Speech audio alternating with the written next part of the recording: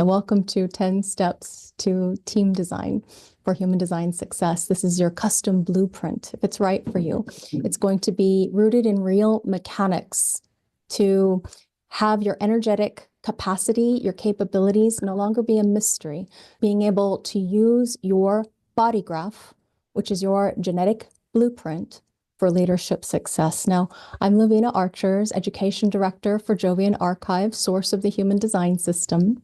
And I've spent the last decade plus of my life using human design professionally, teaching it at some of the highest levels for the big names in the industry. And I want to let you know that developing a practice like this does take time. It takes a lot of dedication. It takes a lot of support. My team is the reason why I'm able to do this work. And so demonstrating by example, I'm going to show you how you too can build a team around you, because this is the teams webinar. So it's about having the right strategy that is rooted in your mechanics, your genetic code, your blueprint. This is not fluff. This is about you building a sustainable business or practice. So if you want to know how to stop building somebody else's dreams, build your own teams, you're in the right place. Because using your genetic potential is one of the coolest things that I have seen. And there's no other system on this planet like human design, especially for business. It shows you who to team up with, who to avoid. It shows you how to create exponential growth, the results that you need with the right people in the right places rather than dragging around dead weights. And this is about ensuring that you're moving with the changing, shifting times, because the way that we built our businesses before is dead or dying, depending on where you live or what your industry is. And nobody's coming to save or rescue you. We've got to give you the tools so that you can unlock the success secrets of your human design. And one of the things in this program is going to be software that will help you learn how to use the best of the tips, tricks, techniques that come straight from Ra Uru Hu, his source material for human design, and of course refined over a decade by myself, working not only in the industry, but teaching as an instructor, helping teams and team leads, managers, people who are entrepreneurs just like you, so that using the human design system for you and your business can help align you, not only to turn these open places or spaces in your design into wisdom, but also profit potential. It is going to be part of the immediacy of you signing up and going into that material for free. If you feel like you want to just dip your toes in the water and try it for 30 days, there is a 30-day money-back guarantee. So the way that the old world built our leaders, it's shifting, and the walls are crumbling, as in that glass ceiling that most people talk about is, I got to get through. There's so much more in store for you if you can use your genetic potential to be an entrepreneur that is building a team around you, so that together you can go further. The framework for leadership success in these rapidly changing times is built for the new era. It's helping you unlock your work success keys, your design in teams, so that you can grow without the guesswork. How you're going to decode not only your own auric blueprint, but that of your team on all levels, the foundational setup of operating correctly, being able to make decisions in alignment that you can trust, is the tone of success that we want to ensure that you're ringing that bell. So step one is installing a new operating system when it comes to knowing your type strategy. This is the most important key, so that you're not making decisions like a blindfolded quarterback. That would suck, because you're not going to get the ball into the end zone. When you operate in alignment or accordance with your type, particularly your functioning within the grouping, you use your strategy, resistance is going to drop and flow is going to begin for you, as in things are going to change. And this big shift that we're going through right now is leaving behind the old ways of telling people what to do and coming into the new era of empowering people to decide based on what's true. Alignment starts here with you. It's got to begin with you. This is the only way it's going to move forward correctly, as in you're going to make money in building a team around you. So our objective first is to ensure that you know yourself and also your team when it comes to information assimilation. That's part of the name of the game. It's part of your definition, which creates your type, your strategy. So definition is going to be absolutely one of the keys to help you learn to be your own authority, as in making decisions so that you know how to make decisions that are right, not only for you, but also to guide your team to succeed. Decision making is always going to be the key to lead correctly. So listen up. I'm not going to make your decisions for you. I'm not going to tell you what to do. I will advise, mentor, coach, consult, whatever hat I need to wear within this program that's going to help you decide on your own 2 feet and know that it's the right thing for you to do so that you can unlock the work success secrets of Teams design. We're also going to include for you all of the information on partnerships, because partnerships is really the core fundamental key to making teams work, because teams work in rotating partnerships. When we put 2 body graphs together, there's a certain rule as far as genetic code that shows up, and you really don't know each other. You only know the thing that 2 of you become, and that's the thing that we're going to educate you on. So within the workplace success dynamics, we're going to talk about real world impact when it comes to money, growth, expansion, momentum. First things first, we've got to get you on track with your own leadership. This is ensuring that you've got alignment with the material driving force within yourself as well as your team so that you have correct energetic flow. There are certain business roles when it comes to having a larger grouping. The moment you've got 10 people, if this force isn't present, available, responsive, informed, recognized, aligned, the team may still work hard, but it's going to feel like people are going nowhere. And unfortunately, if you don't have somebody who's absolutely responsible for implementation and education and management, your boat's going to sink. Your capacity and place for people to come to love their work, be themselves, you don't got that, you don't have competitiveness within the group or the business. If you don't have somebody who's in charge of finance and planning to go in the right direction, unfortunately, you're not going to go very far. And when it comes to actually getting the work done, the business, environments, and investigation, in order to have the right interaction, to have those people that generate experiences, it is going to be bringing people into the fold, if you will, and educating them with security, the recognition, so that there's a logical enforcement and protections in your business. And also, too, there needs to be some structure and ordering when it comes to bringing forth innovation so that you have the rocket fuel.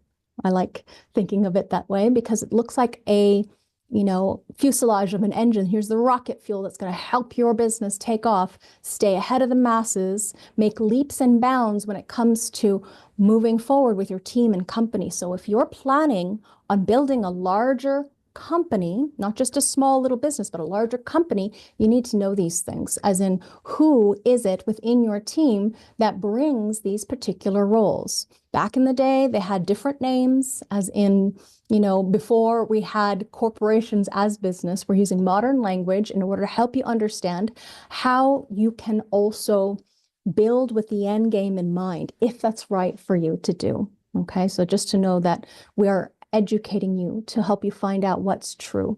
Now, step 2 is trusting your decision making, as in being your own authority.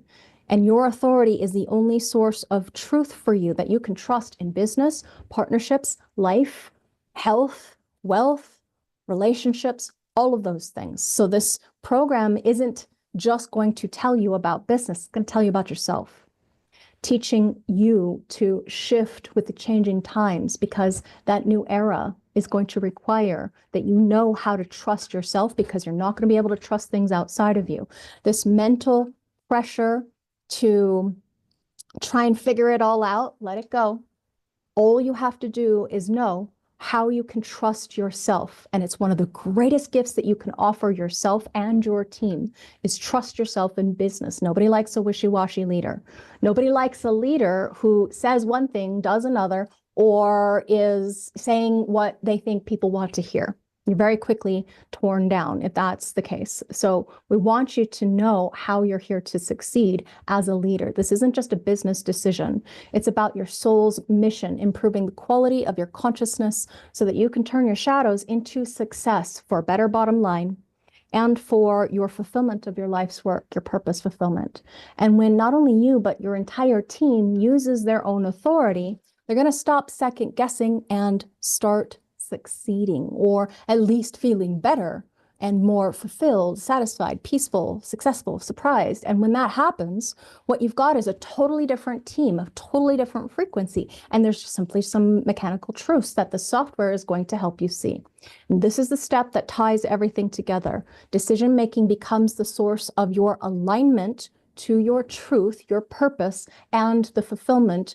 To have a business means turning a profit, but nobody just wants to make money for money's sake anymore. People want to be fulfilled. They want to have the expression of their meaning, purpose, passion, not just profit, because profit for profit's sake is kind of soul-sucking. When it comes to making money and evolving with the shift, we want you to be able to lead this evolutionary revolution when it comes to you operating in alignment. And so if you're one of the leaders, we invite you to join us. The old way of working is collapsing. When it comes to leading the charge, we are at the forefront of this revolutionary times that we're in the evolution of humanity. So what I'm offering to you is a roadmap for how you're here to thrive in the new era, in the new world, building it before everybody leaves you behind. Your business not thriving or it's tanking, you know something needs to shift. So being an alpha means that there's a responsibility. An alpha simply meaning a leader, kind of leader. We'll describe more for how that works depending on which work setting or context you are in based upon who's around you within your team. Because the way that we work is evolving and the 2027 mutation is already vastly underway, knowing how to lead through this shift is essential, and positioning yourself ahead of the curve in that you're understanding the deeper recognition, realizations, having an awareness of how you're here to succeed as the cross of planning is breaking down and the cross of the sleeping phoenix is on the rise. The breakdown of traditional group dynamics, you can already see it. There's so much evidence. So by first building you up as a leader and understanding how you're here to be yourself, not only when you're working on your own, partnerships, small group and large group, these are the 4 work situations that I'm going to give to you, your genetic code or success keys, because every single team member has a unique place that their sweet spot is as far as where they're designed to operate. So if you immediately had a note next to each one of your teams and you knew exactly how they were best wired to operate, you would stop trying to force them into boxes that don't fit. So putting somebody in the wrong work environment, not just doing the wrong work, but the wrong place, wrong timing, wrong people, you're going to waste time, energy, and money. I know you don't want to do that. I want to save you some of that grief and get it right so that everything in your business grows and accelerates at a different pace. It really is a sweet thing to see when you've got these 4 contexts nailed, and everybody functions differently depending on their unique design. I'm not just talking about type. I'm not just talking about their role that they're playing. I'm talking about how you're here to thrive within whatever matrix of people that you're going to come into contact with day in and day out. So your chart is going to tell you, we're going to advise you to experiment with certain things so that you can see it for yourself. This isn't just theory. This is not paying lip service to something. It's actual practical tools and tips. We can tell you based upon your genetics what to experiment with so that you can see what's right for you to do. So you can start growing instead of guessing to have workplace success. The most powerful tool in human design for business is your own body graph and your own authority so that you can unlock the right place to be. This secrets to comparative analysis. I've created a master class for you because it's one of the most valuable things to know. And it's on our website if you want to go ahead and dive in. If you have not yet heard about those masterclass series, all 3, solo, small group, and partnership, I gave to you as far as how you're here to be successful. Where are the breakdowns in productivity, profit, communication? Where are they really coming from? Oftentimes, it's just simply that you're not aligned. You're not in your groove. You're not in that flow. So step 4 is going to unlock your leadership frequency. Now, your leadership has to do with very specific genetic potentials in you. And this is about being aligned. You're not broken. If you've tried to make something work and you think, so something wrong with me or something wrong with them or something wrong with the world, that's not true. It's just timing oftentimes. Sometimes there's fears that hold you back from truly stepping into your power. We're going to help you let go, see through the lie and disbelieve the ego's I, as in what it thinks you have to do in order to succeed. Because what your mind is telling you and what your heart, your gut, your emotions, your will is telling you can oftentimes be very different. So we're going to give you those keys to be able to unlock your leadership potential so that true energetic influence, not control or force, not pushing, not scraping the bottom of the barrel to try and make something work. This is about embracing your power as a manifester, your energy to initiate. As a generator, your energy to build. As a projector, your awareness to guide, one person at a time. And when it comes to the reflector, the awareness of their large group, as in what's different, who's different, what's working, what's not working, that kind of thing. Now, on the screen, you're going to see that I have some colorful keys that I'm going to explain later on in this, but this is one of the leadership potentials that you need to know when it comes to how you're here to lead and who is within your framework of having your back, as in who are the people who are going to be behind you all the way because they're within your what Ra called power base. This is one of the things that we're going to give to you as an analysis of awareness through the material, the courses that I'm creating for you. Okay, so step 5 then, so back to that in a bit. Step 5 then is to lead by your profile. Everybody has a different role that they're here to play. Profile, we call that the costume that you wear. It's kind of like your character in a movie. And when you own it, your role is really clear and it's respected because this is the way that you're here to make money as a leader. Helping your team members step into their own natural roles as well makes your collaboration smoother, more productive when you know how to manage them because you know what motivates them. There are 2 things that motivate people: fear and moving towards pleasure, which can be more money, accomplishment, accolades, whatever. So those are some of the keys that you're going to learn. If you're like me and you love to know what makes people tick, then you're going to have a lot of fun with this because there's a lot of information. Why this is key is because, again, depending on what set and setting or context that you work in, as well as your genetic potential, you're going to either have people who kill your business's potential, profits, or you're going to have people who build you up, who build something great with you. And if your internal people are tearing things down because they're not happy, they're dissatisfied, they're frustrated, they're angry, they're embittered, they're disappointed, they're not communicating with you, they're not being clear and articulate or honest with you, you've got a real problem. So you've got to become a trustworthy leader. This is one of the keys to the new era, to know yourself so that you can trust your decisions and know your people so that you can trust their decisions too. So if you want to bring your team with you, this is the right place to be. No matter how talented you are, if you don't got your people on track or in alignment, they're going to be maybe looking like they're working harder, keeping busy, but not really moving the needle forward to where you all really want to be.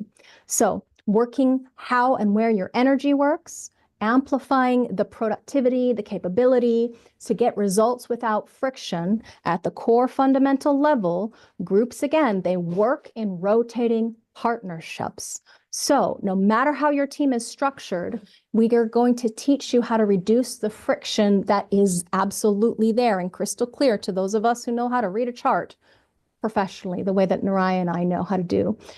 We're going to show you and give you the ways in which you can reduce that friction and instead help your team, yourself as well, of course, but align with the truth of how these people operate best, either together or separately.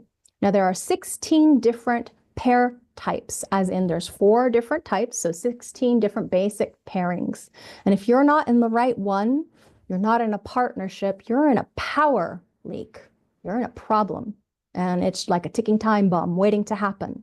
So with people, the kinds of people that you're mostly going to find, there are certain people that are not designed to be controlled, like manifestors who initiate. The generators, they're designed to be asked in order to build and respond. They have this energy to create. The projector is here to guide and advise, not necessarily do all the doing all by their lonesome. These two actually work best together. It's the most productive partnership you're going to find in all of the workplace, generator and projector. So you're going to learn about the keys for how these different types, because there are subtypes, work together best when it comes to partnership and rotating teams. Reflector, they are here to know who is different. They're best in the large grouping. We'll tell you more about that so that you don't try to force square peg, round hole, so that you can train and educate your team correctly, how and where they're designed to be. To experiment, not telling them what to do, but experiment if they're interested. Now, if this brings up a good point here, if your team's not into it, you are, just come in at the basic level, learn as you go, and at some point when you're ready, upgrade to the team level. You can get the software, you can get the analysis, no worries, okay? So step 6, when it comes to building a team around you, clean interactivity for your team's synergy, as in the melding that happens unconsciously, unawares, between you, me, everybody, when we're in a group of 3 to 5 people, okay, 3 to 5 people. If you don't operate correctly, if you're not in alignment with the right team, you're an energetic puppet, quite frankly, unfortunately, too, because every place inside of you that gets sucked into somebody else's trip or dominated or lorded over by what is the top of the hierarchy, maybe. If you don't know about those downfalls or pitfalls, then how the heck are you going to avoid them? And you're just going to be a funnel for somebody else's agenda. And I don't know anybody who wants to be used in that way. If you're a leader like me, you know that you want to be, because you are designed to be, probably at the top of the hierarchy. Now, there's hierarchical ladders everywhere. Certain people are at this end of the spectrum over here versus over there. And that's why some of the large group dynamics are coming into play, so that we can show you at the end of the day what you're headed towards, based upon whether you're designed for that grouping or this grouping or not. So it kind of like is a secret key code. If you've ever played video games, you remember how you can just buy the book, you get all the secret key codes. This is that book, but it's for life and your business. So until you learned to spot the problems and stop the energetic leaks, the gaps, the problems, the flaws, somebody else's life is going to be built, not yours. And I don't know any leader who wants to build somebody else's life. You got into business so you could be your own boss. You either take control of how you're doing your work by aligning to your authoritative principle, or somebody else is going to dominate your work or make you think that you're not worthy because you're not actually achieving what you set out to do or who you came here to be. Now, definition is, again, one of those things that's really going to help you understand and know what's true when it comes to the group dynamic. A lot of these things are interweaving to help you find success in business so that you know how you're here to lead successfully. It has to do with your genetic hardwiring, and certain ones of us, there we go, certain ones of us are designed to work best depending not only on type, but also definition accordingly. So I'm not going to teach you everything. That would be impossible. It took me 10 years of working professionally to get to this top and really know it inside and out to where I can instruct others how to do this work for themselves professionally. I'm not doing that for you. I'm doing it with you to help guide and advise you so that you know how to do it for yourself and your internal team, okay? Your personal blueprint and those of the people around you. And that's why we have live coaching to help guide you so that you know how to move the needle forward, so that you can awaken within the matrix. I'm calling step 7, awaken the phoenix within, because this is part of the new era, the new background frequency. It's from 2027 to 2439.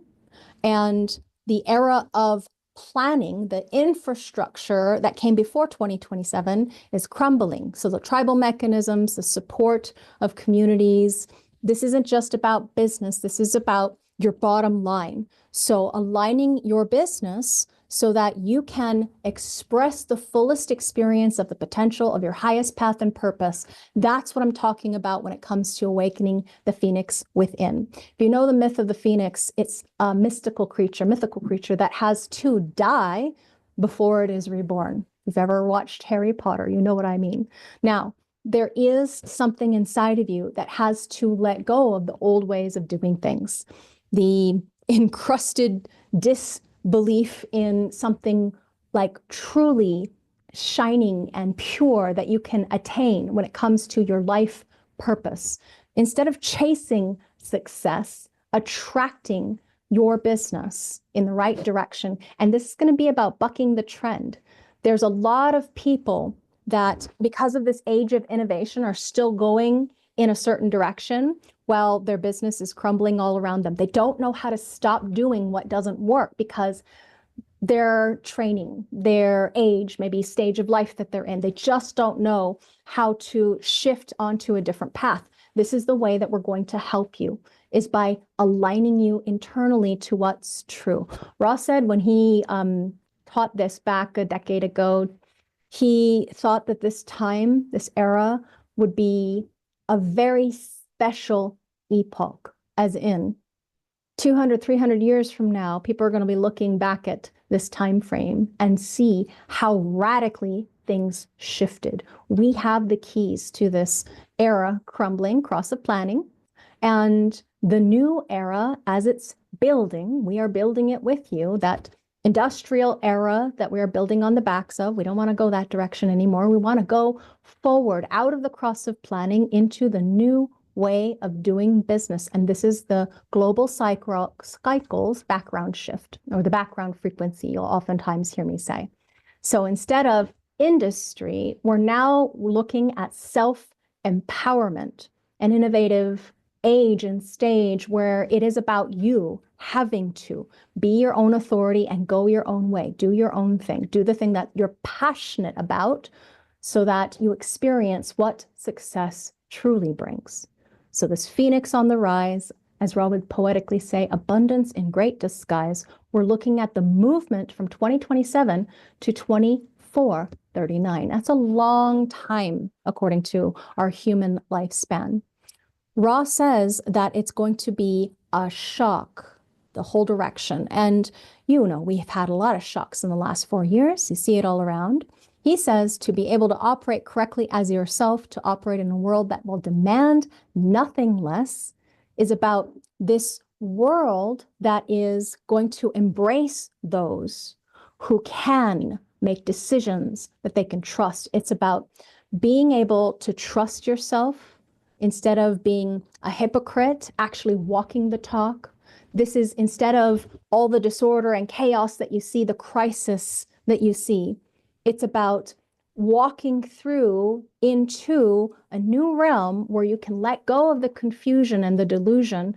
Everybody nurtured and all of these dependency in the past, it was about giving up your own authority. And this is about you striding free to do the thing that's right for you instead of following the pack into the crumbling era. The herd is going one way, and this is going to teach you how to go your own, build your success your way in an empowered way.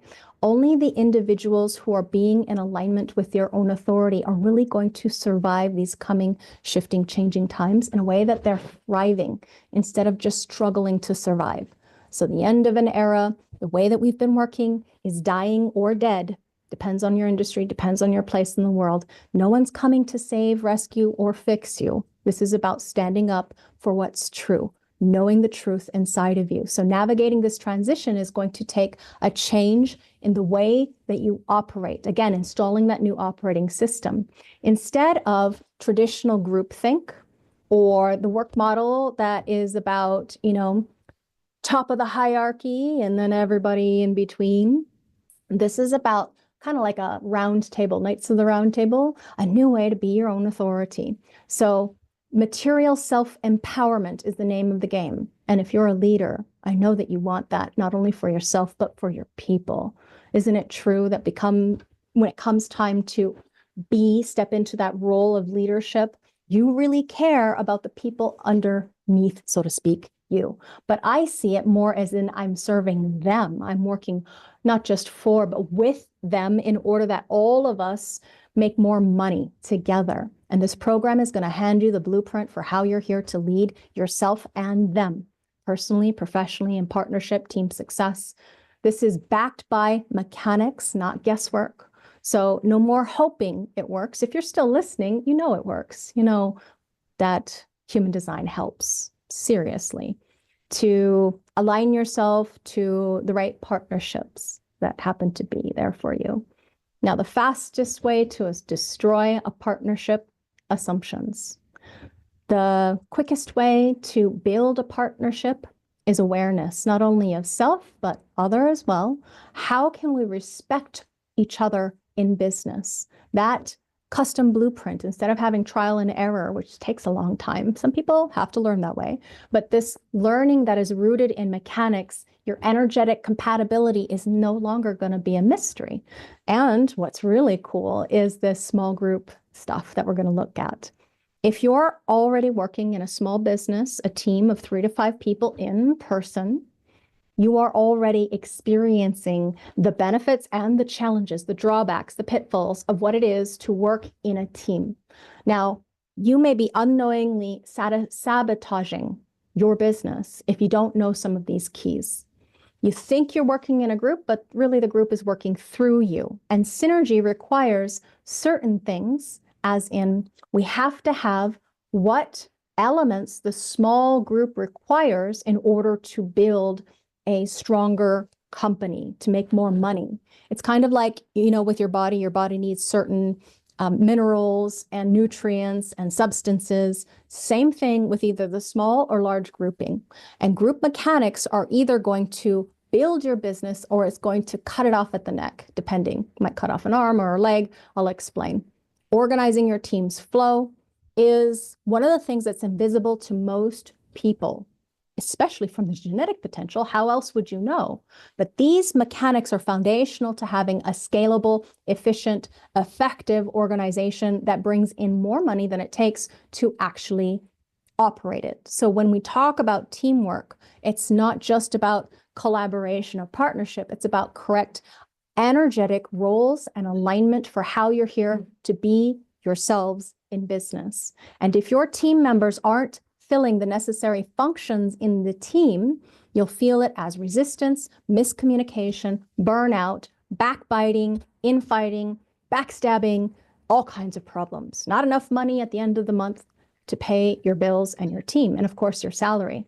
Who else out there has ever not paid themselves because you got to put your team members first? Otherwise, those teams are going to leave, right? Those people, they're not going to stick around if you're not paying their salary. So it's really important to see how your business works visually, because every single position has a role. And when we look at the analysis and engineering, hi, I'm an engineer, helping you, guiding, advising you to know what the key functions are within that grouping. That absolutely, this brooks no argument. It has to be filled to activate your business's full potential for making money. Otherwise, that ship's going to sink eventually. You get more and more business loans, you get more and more fancy, let's say, titles or courses or funnels, and still you're not moving the needle forward. What gives? This is one of those things that you can experiment with and see what availability it brings to making money, more money, because this is the way that we human beings, creatures, are designed to function. The building blocks of the basic fundamental groups of humanity, 3 to 5 people. So we're going to diagnose and design the right team dynamic setup for you, the business working environment.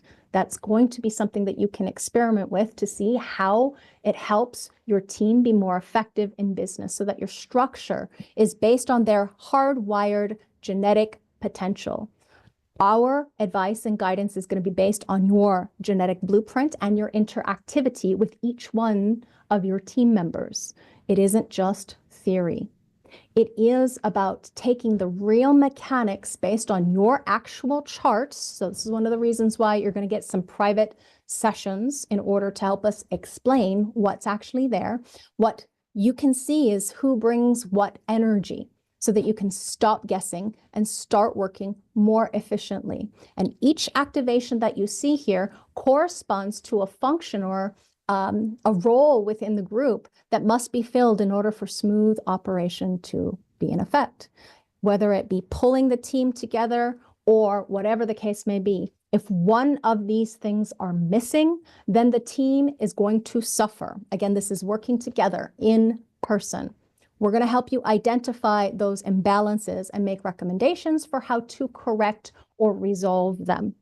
When you apply this framework to hold that team together, something incredible happens. The team is going to start functioning as a singularly purposed, solely focused organism on gaining more resources into the business. The material driving force is the whole movie, the whole game. You wouldn't be in business if you didn't need to make money. It is part of the way that our current reality, still shifting, but yet we still have to pay the bills, right? So we're talking about money, people, all the different ways that resources come into your business. Could be the ability to have access to things that aren't owned by you, but used by you. So the ways that resources get put to good use. This is one of the things that's really important. When you've got people overseeing operations, the communication improves, energy flows, everybody's going to feel seen and effective. When we have planning operations, we're not just managing people, we're ensuring that we're activating team potential, your business potential, so that we have a healthier small business, so that there's somebody who's pulling, not only bringing forth this team direction, but pulling people into the business, marketing to clients, keeping everyone functioning by ensuring that we have a business, because we're not there as a volunteer. To do that, we need an influx of clients. We need fresh new faces who want to use our services. And that means everybody needs to know their roles, be managed in a way that's in alignment with their design, so that we can be in harmony. And when somebody's aura or energies is not meant for the role that they're playing, what can happen is there's tension, inefficiency, disconnection if you don't have them correctly set up for success. And that has a lot to do with how you organize their working environment, their scheduling, when this person comes in and works with that person, so to speak, depending on how your business is laid out. Are you virtual? Are you working in person? Are you hybrid? That kind of thing. So we'll look at each case, each business on a case-by-case basis, okay? Now, step 9, we've got to channel your power through these channels. The channels are the life force within a company. Now, your team's competitive edge has to do with not hiring more people. It's about activating what's already there. So sometimes partnerships, you can put people together based upon their genetic blueprint and get even more of a creative boost to your productivity, to your capability for making sales, for being competitive, for perfecting the form of your business, for attracting attention on your business, for moving the needle forward as far as having new experiences and developing talent and being able to build a company that's going to be sustained into the larger grouping.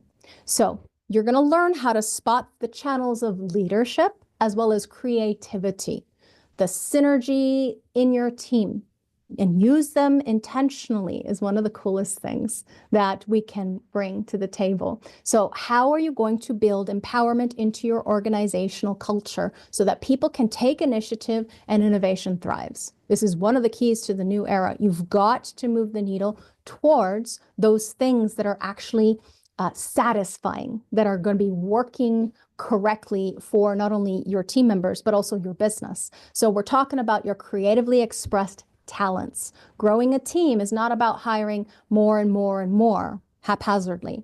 It's about channeling their energy into creativity, again, leadership and synergy. Our system gives you the edge because it's going to show you how your people actually flow into each other, and so you can know who's responsible for doing what truly, especially if you're a hybrid operation or a completely virtual operation, because you need to know what these people have to offer. Because, nowadays you got their LinkedIn, you got your resume, you got all these things, but where's the actual viable genetic proofing? We see it in their body graph. So here's an example. I am the spokesperson of individual knowing. I am someone who's inspirational as a creative role model. I'm the creative expression of individual knowing that is designed by nature to be the representative not only of a small grouping, but creatively inspire other people to be themselves in business, especially. Got a lot of business activations in my design. So knowing that about somebody when you're hiring means that you can groom them to eventually step into a certain role if they don't have that particular training or capability. But you know what you've got, the raw material there in order to work correctly and move the needle forward. It's about understanding how your existing people or the ones that you're potentially hiring are wired. Like this one as an example, we have the individual centering circuitry where we have the channel of initiation.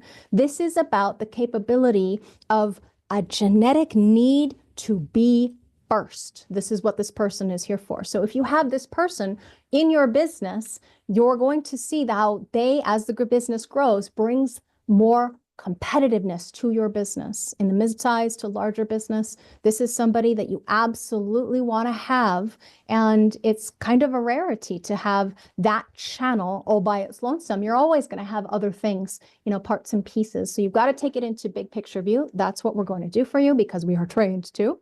In this program, I'm going to teach you techniques that turn your team into a productive, synchronized, well-oiled machine. As long as it's right for you to bring them along too, you're going to find that things are going to change for you. Now, it might take some time. That's why this course experience is over a year long.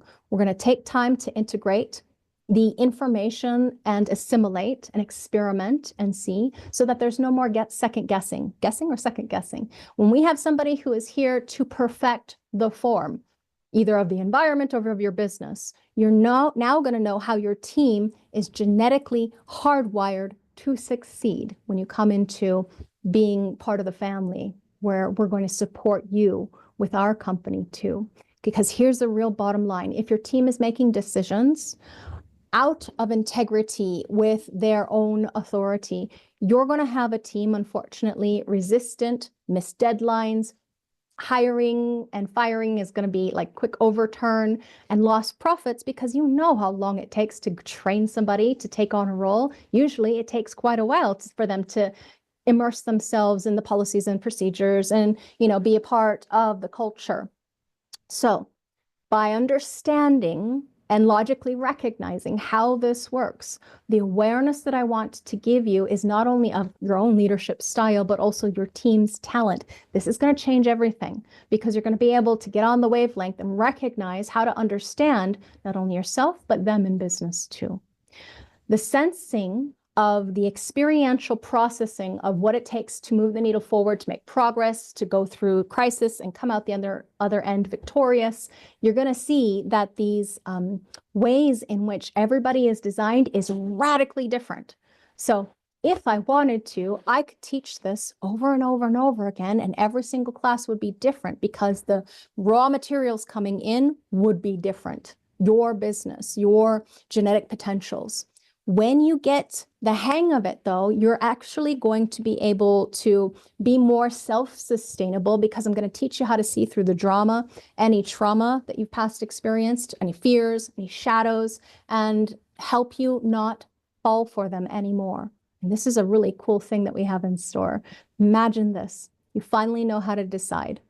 You know what's best for your company without a doubt, and how to support, guide, advise, initiate, build with the team that you have, and you know exactly who you need to hire. Wouldn't that be nice to know exactly who you need to hire so that you can surrender your business to this well-oiled machine that's moving the needle forward? It has to do with not having to operate with you.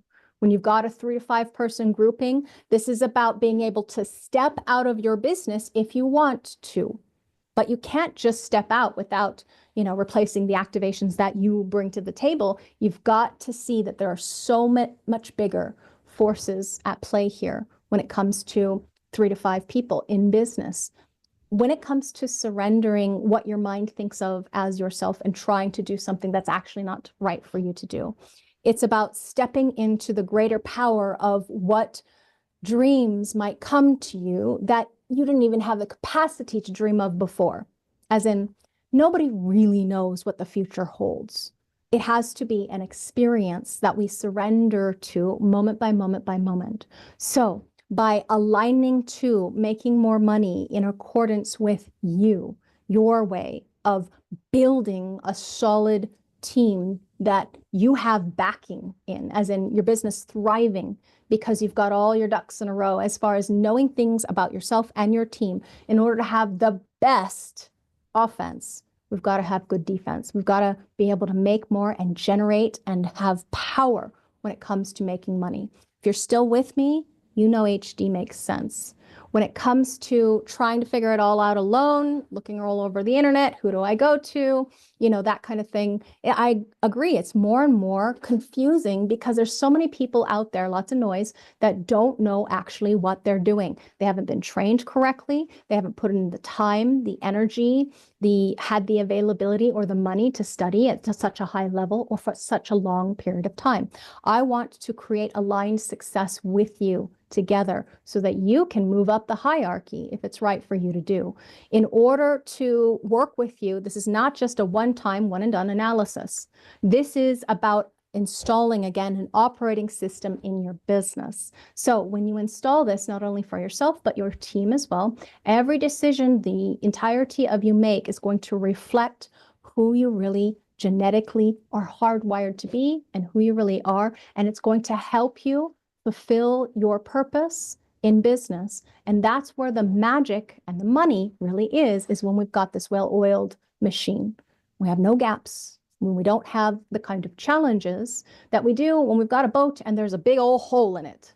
Really easy to plug up that that hole in the boat, but that's just the first step.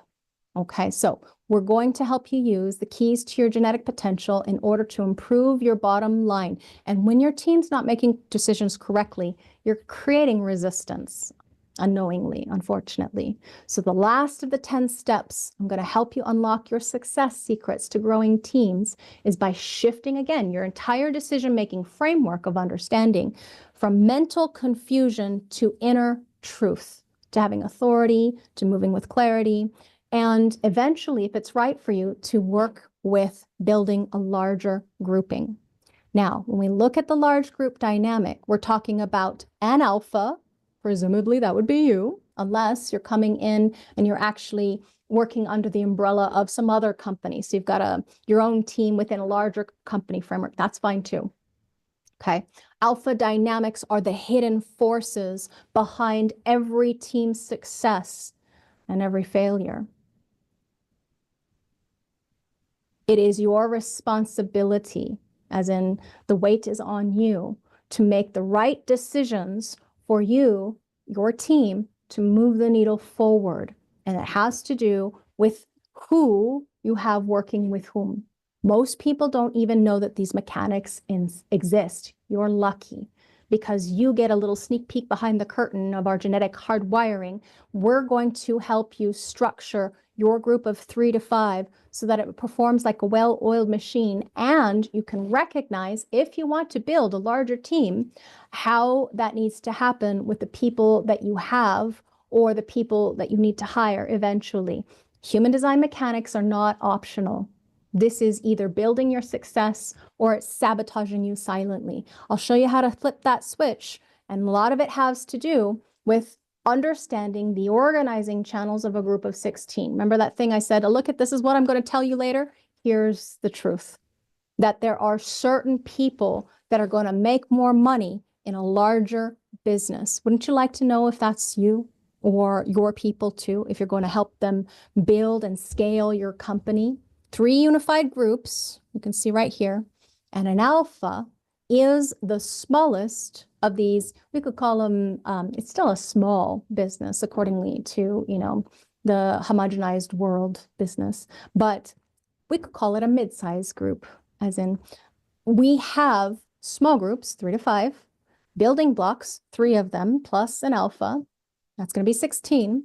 And you can see in these larger teams or organizations, using this OC16 framework is where real business leadership meets mechanics. So you have people at the top of the hierarchy, the people who are the powers that be, the people who are upper management, and then you have people who are middle management, the people who actually get the work done.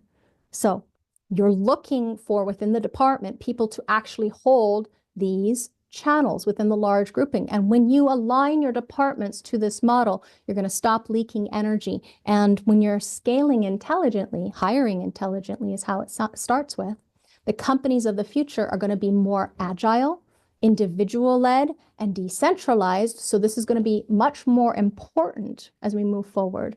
The big behemoths, are not going to have the same kind of support. Corporate structure, as an example, governmental structure, you can see that they're starting to crumble. So we have to begin with you, the leader, and build that team around you. Again, the group of 3 to 5 people where you're the alpha, eventually stepping out so that you can operate outside of the confines of that grouping. Okay, that group needs to be able to operate without you. And how do you do that?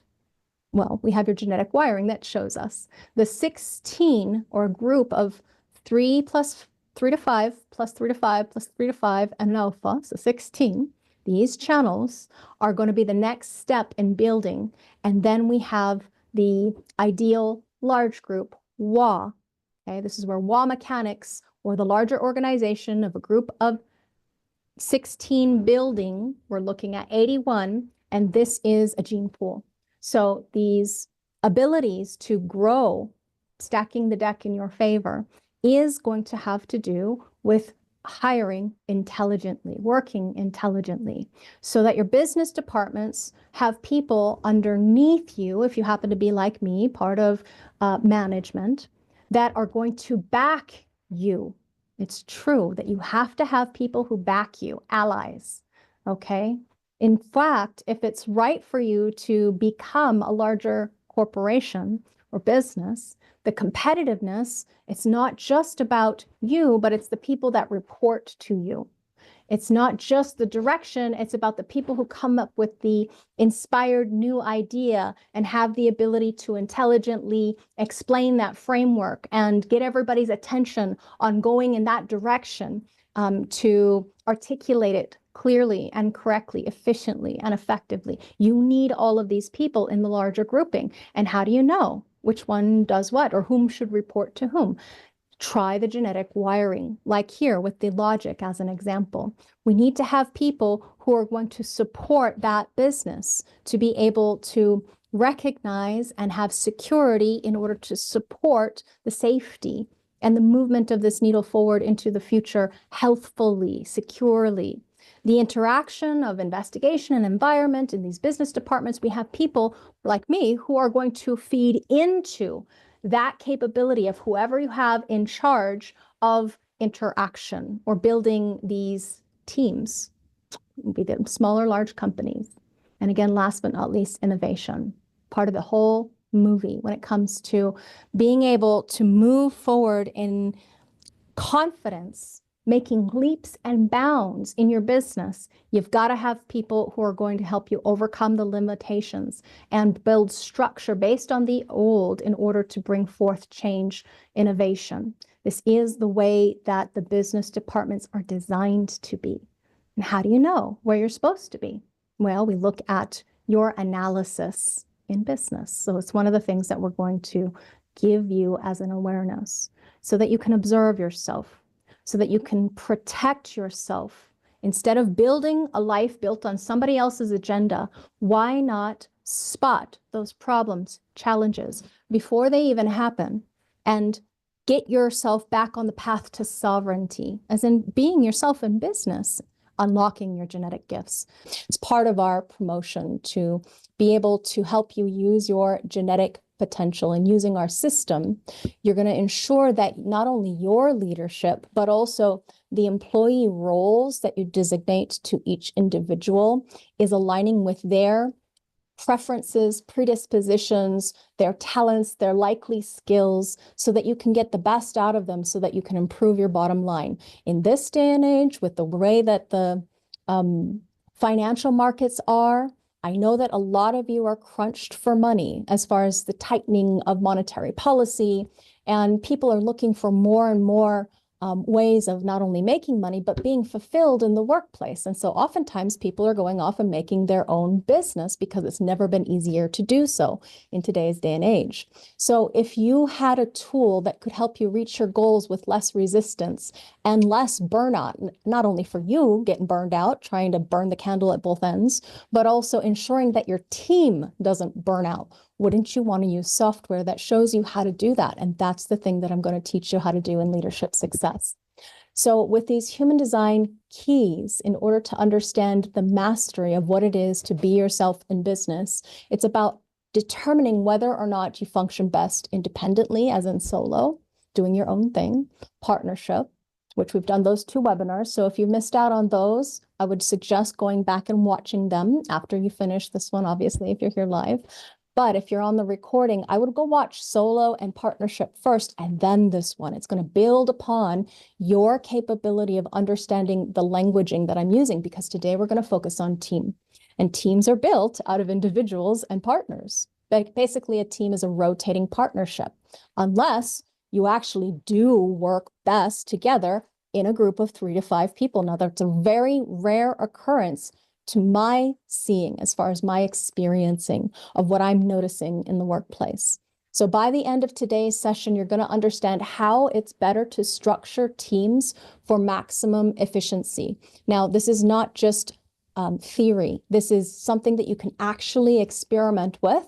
You can observe in your own day-to-day life, and you can use our software. I'm going to explain to you why you want to use our software, and also our expertise as career and business, not only analysts, but engineers, so that you can achieve this kind of success, satisfaction, peace, or surprise that arises from the abundance inside. So again, solo is the first step.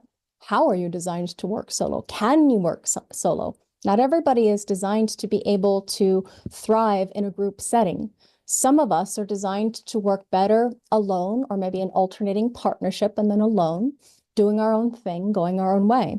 And to understand each individual as they work on their own is a really important part of teams, because if you have people that you have spread all over the world and you expect them to be able to just take things and run with it, you're going to be sorely disappointed if they don't have a design that actually does work well solo. Sometimes we call it, oh, they're a self-starter, or they're really great without having to be managed or micromanaged, that kind of thing. We can see that in somebody's genetic mapping.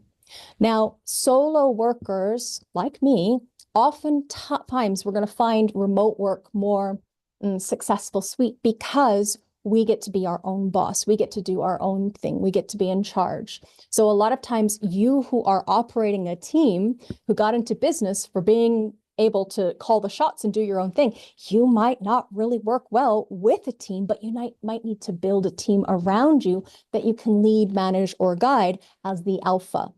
So that's an important concept here. Naraya, would you like to explain to us what an alpha is as far as person who is in charge in this grouping? What we're talking about here for an alpha is anybody who is managing a group, a small group of 3 to 5 people. They don't necessarily have to be within the group. They're outside of the group. So that way they have the advantage of being outside of these group mechanics. And typically what an alpha does, it'd be a manager, and they don't have to be a manager, but they pull people one at a time to help guide them to do the best they can at their job and then put them back. They don't necessarily go into the group and announce to everybody what to do, because it's much more efficient for a leader to individualize their leadership with a person one-on-one. It doesn't necessarily, oh yeah, sorry. It doesn't necessarily have to be anybody with the alpha channel or the alpha cross, or even a projector. Like some people say, oh, well, I'm not a projector, I can't be an alpha. And that's not true at all. Anybody can be an alpha. I'm so glad you did a really good comprehensive job of what that means, as in anybody can be an alpha. And we're using very specific terms here. An alpha in human design is somebody who is in charge of either a small or large grouping. So anybody can be an alpha, but not everybody is comfortable in that role. So if you struggle with being a solopreneur, entrepreneur, a small business boss, our analysis and our software can show you whether or not you're designed for it and how you might be designed better to be able to perform as a team lead, manager, guide or coach, or whatever it is that you happen to call yourself.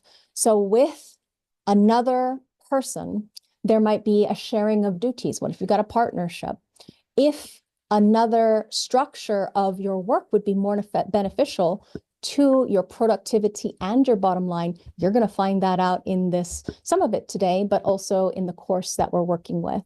So success in partnership was the thing that we covered after solo. And I would highly recommend that you hone your partnership skills in addition to your leadership skills if you want to be successful in business. Because if you don't have allies, if you don't have loyalty, trust, support, empowerment, then you're going to find the rug pulled out from under you when things get hard. Because in this current day and age, especially as we move closer and closer to 2027, we're all going into our own trip. And so everybody's going to be more self-absorbed as far as what their own process is, more aloof, more involved in being busy for themselves and not really caring about other people.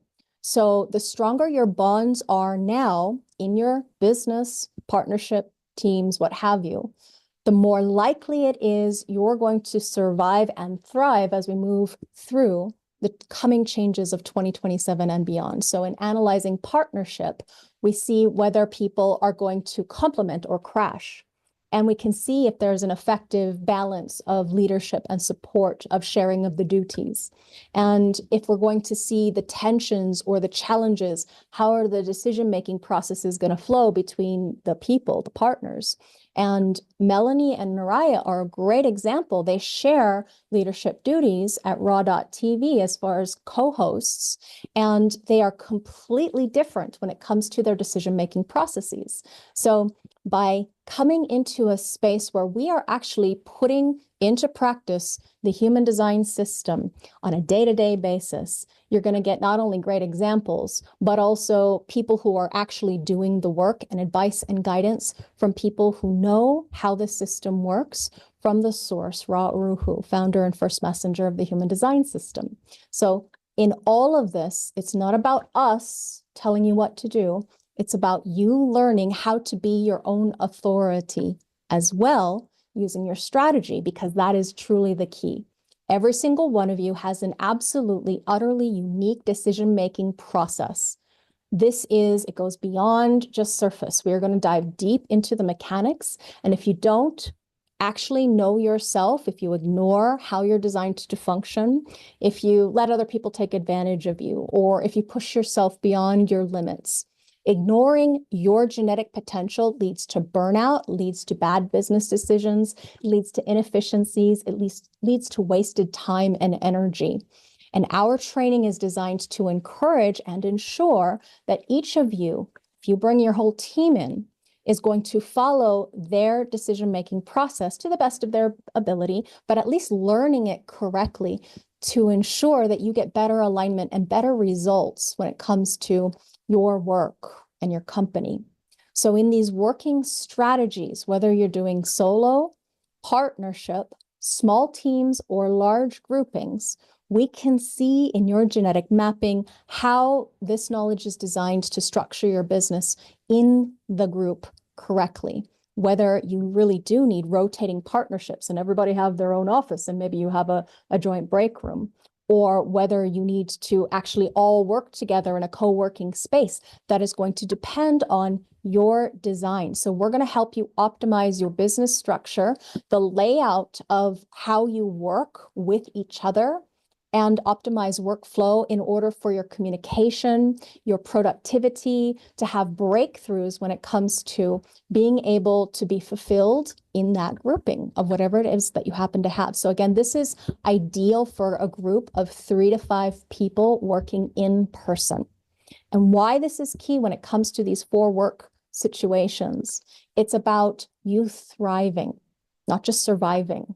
It's not about trying to scrimp and, scrape in order to get to the bottom of the barrel and then discover that, you have to close your doors because you cannot sustain paying the bills of whatever it is that it takes for you to be in business. So it's about placing your people in the correct work environment. If they are in the wrong work environment, you're going to find that they're dissatisfied, that there's loss efficiency, of course, which means financial loss. And the software is going to make it much more simple for you to determine the ideal working conditions for each person. And this is the key that I'm going to tell you today. It's some of the stuff that you will not find anywhere else. It's incredible what human design for business will do for you.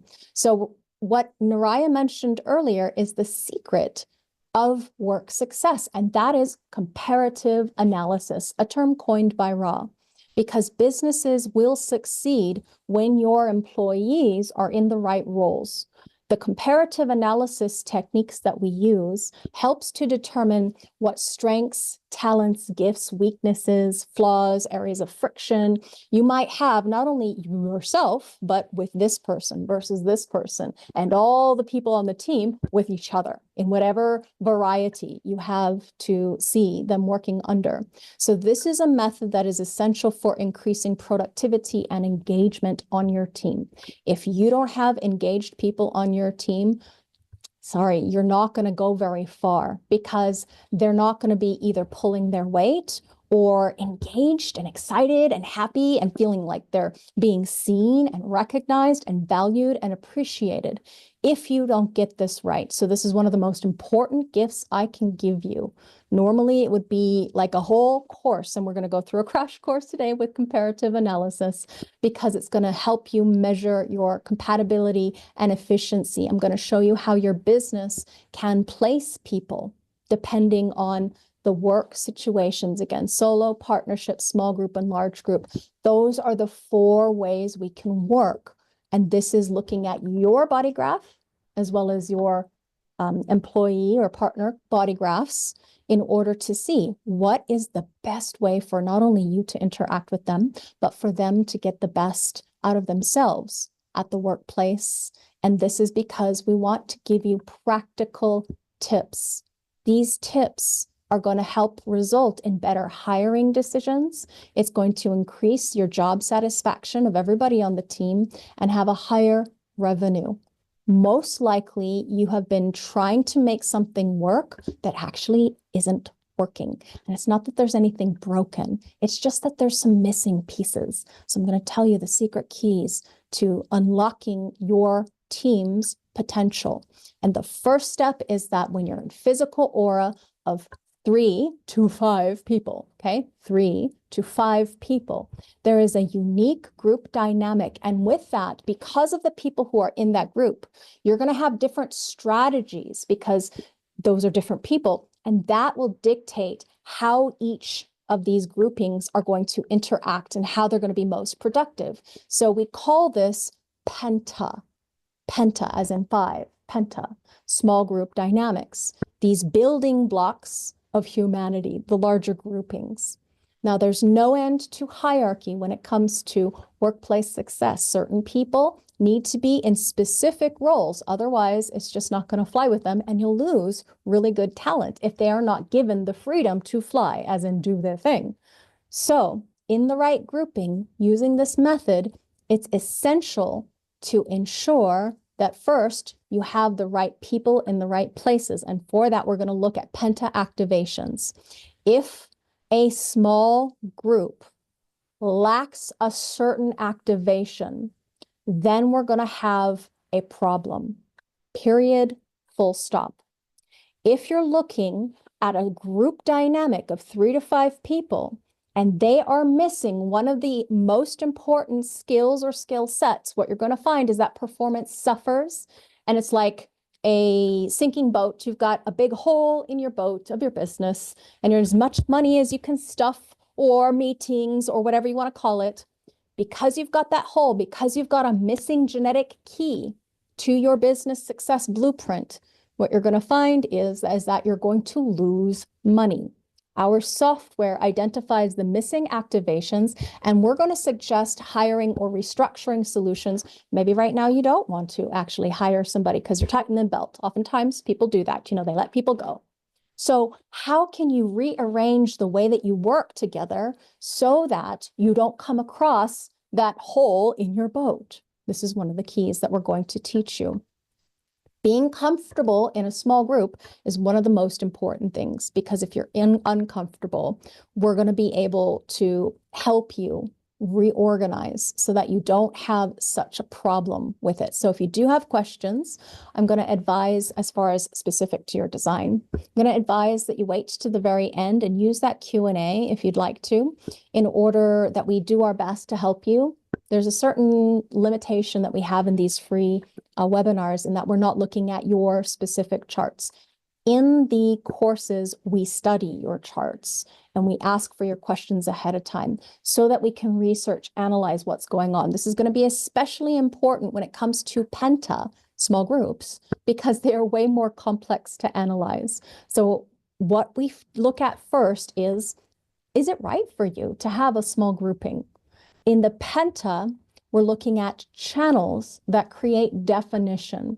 If you have a channel, you're more likely to thrive in that small grouping. If you don't have a channel, then you're going to struggle in small teams. Now look down at these body graphs, if you would, for me, please, and also look at yours. One of the things you're going to notice about this group of 5 is that 4 out of these 5 people are actually going to burn themselves out if they have to work in that group for 40 hours a week. They're not designed to work day in, day out in the same small grouping, all up in each other's face, aura. So what happens is oftentimes you're like trying to fit a square peg into a round hole, trying to make yourself fit, trying to cut off other aspects of yourself in order to belong. And you are slaving away at building a business that keeps falling through the cracks because things don't necessarily get done in the way that they need to be, because you're missing the right people in your team. So when it comes to being able to treat your team members with respect, this is not about seeing, oh, you don't belong in the small group, let's fire you. It's about repurposing them or having them work in a different situation so that it doesn't feel like drudgery to work in that small grouping.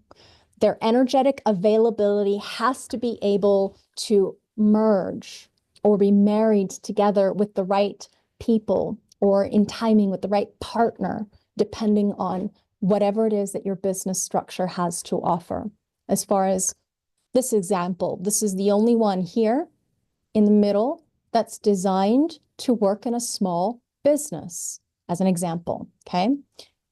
The other ones, 3 people to 5 people, day in and day out, burnout. is likely the result.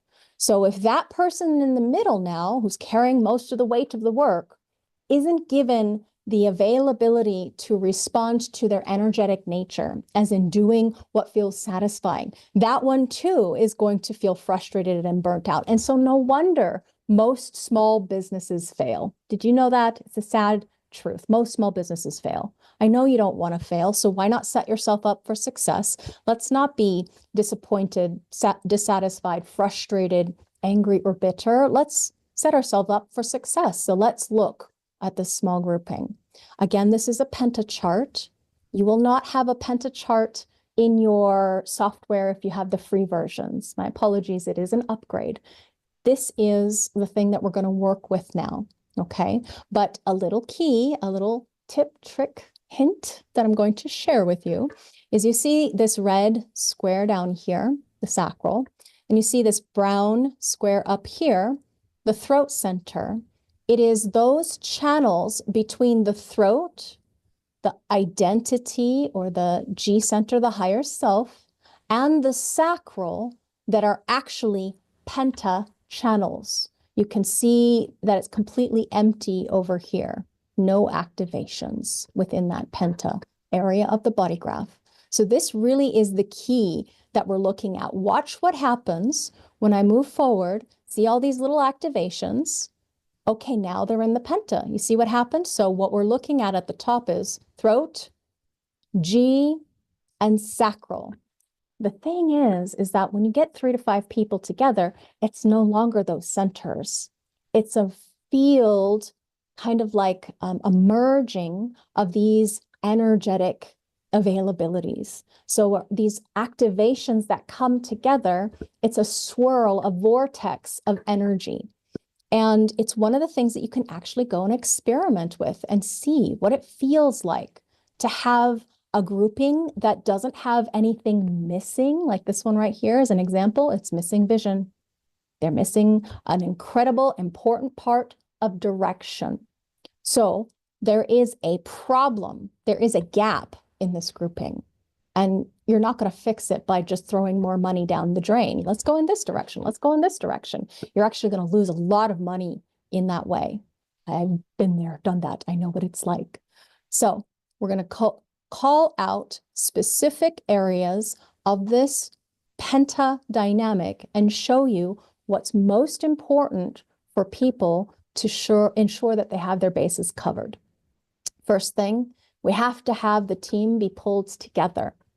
Second thing, we need to hold that team together. Third thing is we need to have resources in order for that small business to thrive. And they need to be spent or go in the right direction. There are 3 different directions that can go in. It can go into overseeing operations. It can go into planning for operations. And it can go into marketing to clients so that we ensure we have customers in order that the business thrives and brings in more money than it takes for the business to be run. You know, there's so many expenses when it comes to making money in business. There's all these different tools and things that you need in order, not to mention taxes and so forth and so on. So if you are missing any one of these areas, what you're going to find is it's really hard to make money. It's like, again, your boat is sinking. And no matter what you do, you just can't seem to make the bills and actually make more money. So this is one of the keys to making more money, is to see someone like me or Naraya as a small business analyst and engineer in order to ensure that you are not missing vital, important aspects of what makes a small business thrive. Now, when you look at your body graph and you say, well, I don't have anything down there. Does this mean a small business is not for me? Well, it depends. It depends on your type. It depends on your aura. It depends on what else is going on in the entirety of the body graph. So please don't draw any conclusions of anything that I'm saying. If this, then that. That's not the case. Okay, so please stick with me. We're going to see that what happens is if you are in aura, certain people are not going to be seen, valued, and appreciated for certain aspects of themselves. And that can feel incredibly frustrating, angry-making, embittering, disappointing. So why put yourself in a situation that actually isn't right for you, that doesn't help you thrive? It's showing you, if you don't have activations, full channels there, that it's less likely that you're going to feel good in that small grouping. So don't force yourself in there. Don't push yourself into the small grouping. Don't try to work in the team day in and day out. It's just going to make your boat sink. Instead, it's about leveraging your genetic potential. As an example, any projector, particularly one with energetic imprints outside of the pentic area, is going to work best one at a time, one person at a time. So rather than attempting to work day in and day out, fastest road to burnout I know of is to be in that grouping constantly as a non-energy type, the projector. Okay, so your body graph is going to show you a lot of the keys, clues, tips, tricks, techniques of how to make decisions correctly. If you're new to this, definitely start at the beginning. Work with the My Body Graph software in order to know how to make a decision that you can trust. Now we're looking at your genetic blueprint or your mapping. So again, I'm going to highlight the place where our pentadynamic gate activations are. You see right here, look down at your body graph. What are the activations that are there? Now I'll tell you, they're not all equal. We are not created equal. We are created different and unique. And it's about accepting your uniqueness and not compromising your integrity of being yourself for yourself in business or to guide other in their business, what have you. It is about ensuring that you know what is it that you bring to the table so that you don't accept anything less than what you deserve, which is respect to the nature of what you bring to the table. Now, that's all the activations that go from my body graph into the pentagraph. I bring a lot to the table. It's incredibly valuable. That's not to say that I'm better than anybody else. Please don't misunderstand me. It's just that some of us are built for certain things, form follows function, while other people are built for other things. We're all unique. And it's about succeeding in the small grouping, if it's right for you to do, by bringing what you have to offer to the table and not trying to do those things that are not right for you. As an example, you can see the activations that are completely open in Levita's pentagraph. These are not my skills, my talents, my gifts. Now, working in a small group, as an example, with Mel and Naraya, when we're working together, if we were in person, they would take precedence over me with very specific activations that they have. It's not an accident. Oh, I chose them, as in the reason why they're with me is because one is forward-looking, one assesses the past, and I'm here standing for the present, as in being the spokesperson of the business. So we all have our situational context. And what happens is that I don't necessarily get access to my capability of what I bring to the table, nor be seen or valued or appreciated.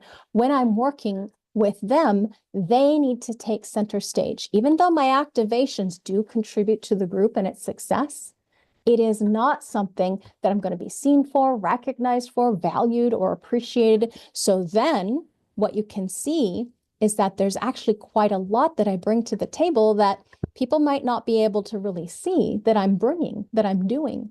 I know, but they might not see it because there's somebody else that's shining in that spotlight, rightly so, because it's their genetic potential to do so.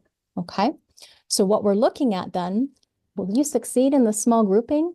That's ultimately, again, up to your strategy, your authority, being someone who can make trustworthy decisions. If you can't make trustworthy decisions or be seen as trustworthy when you're waffling, wishy-washy, saying what you know somebody wants to hear rather than like really laying it out there as far as this is the truth or this is my truth or whatever it happens to be, unfortunately, you're not going to be trusted as a leader. Okay, when people can see right through you, and most people at work or, not very consciously aware of what's happening can oftentimes think that they're doing the right thing to the detriment of their authoritative principle or their authenticity. So it's, again, always about being your own authority. And that was the first thing. What penta channels do you have? Besides the fact that we need to look at your career type and definition, which we have briefly seen already in the last couple of trainings. So let's talk a little bit more about penta channels. If you're comfortable in the small group, you might not even be worried about being here because they're not, I've got that mastered. But if you're having a little bit of challenge, either making groups stick and be productive and happy together, or, trying to make it work in a small group for yourself, you want to stick around because check this out. It's really not that complicated. If you have a defined channel in the penta, the answer is going to be either yes or no. That means a lot. So let's go take a look at it. First things first, if yes, you may enjoy working in a small group. However, what happens is there are some exceptions.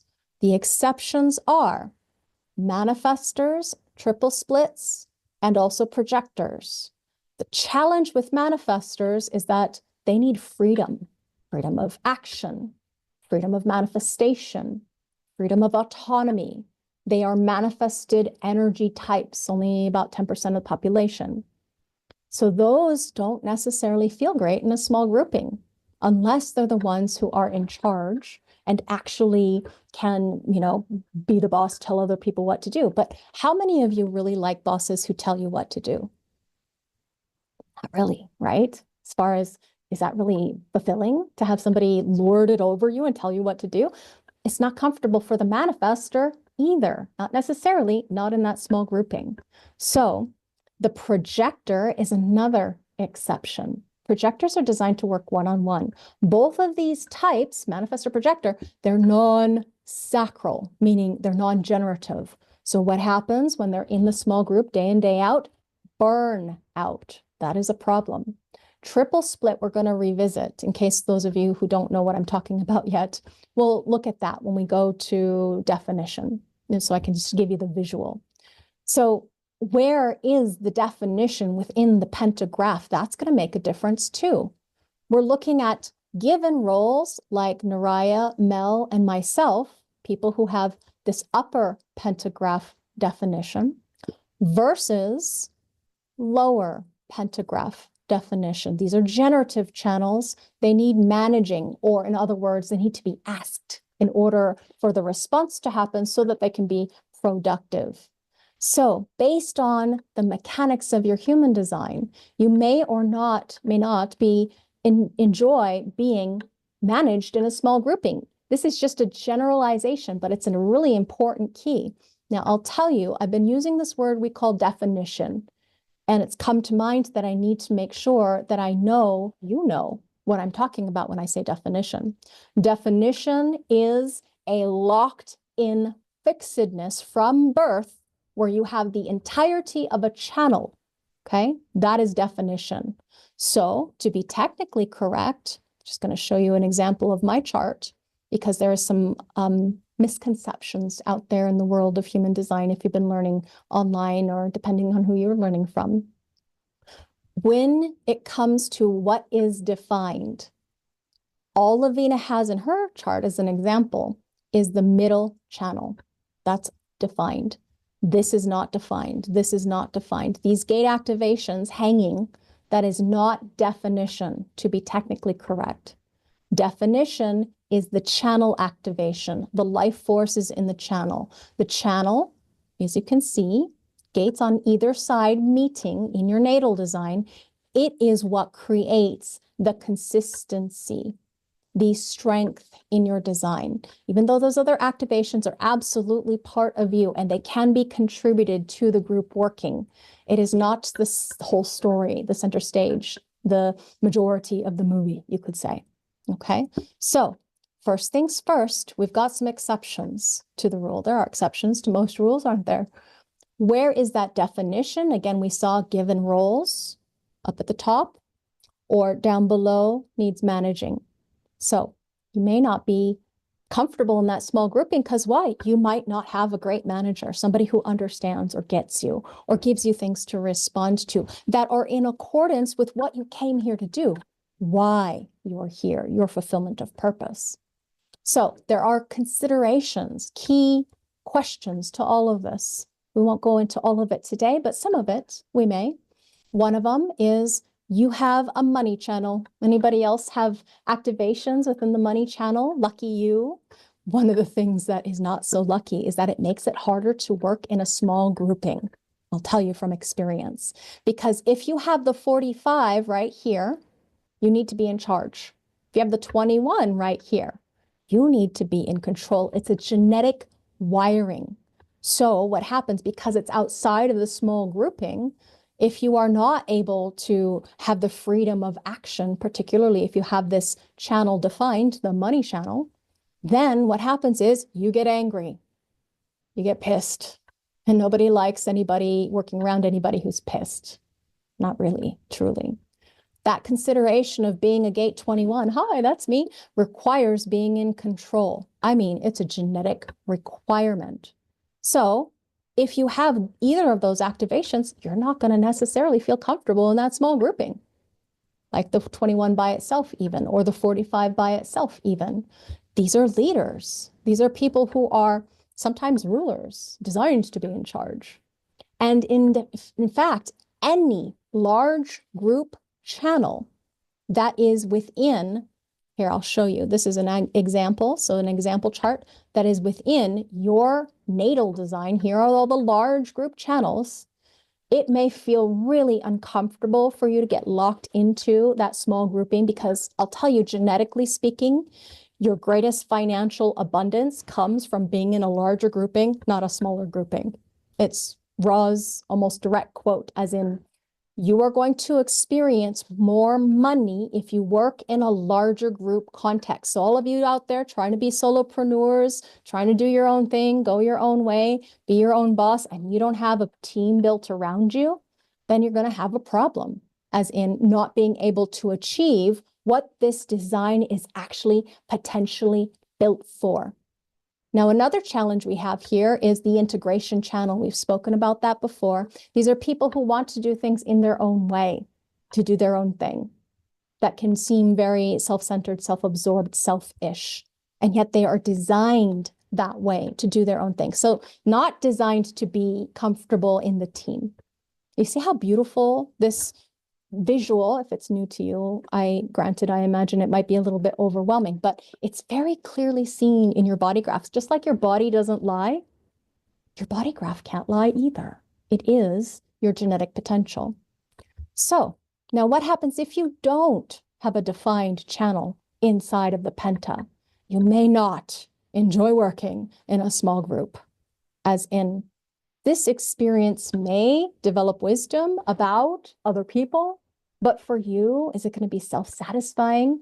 Something that really brings meaning to your life? Not likely, not really or truly. Experiment with it, try it and see. But can you imagine that if you look down at this body graph as an example, we see a basic split definition, because the definitions areas are split apart from each other.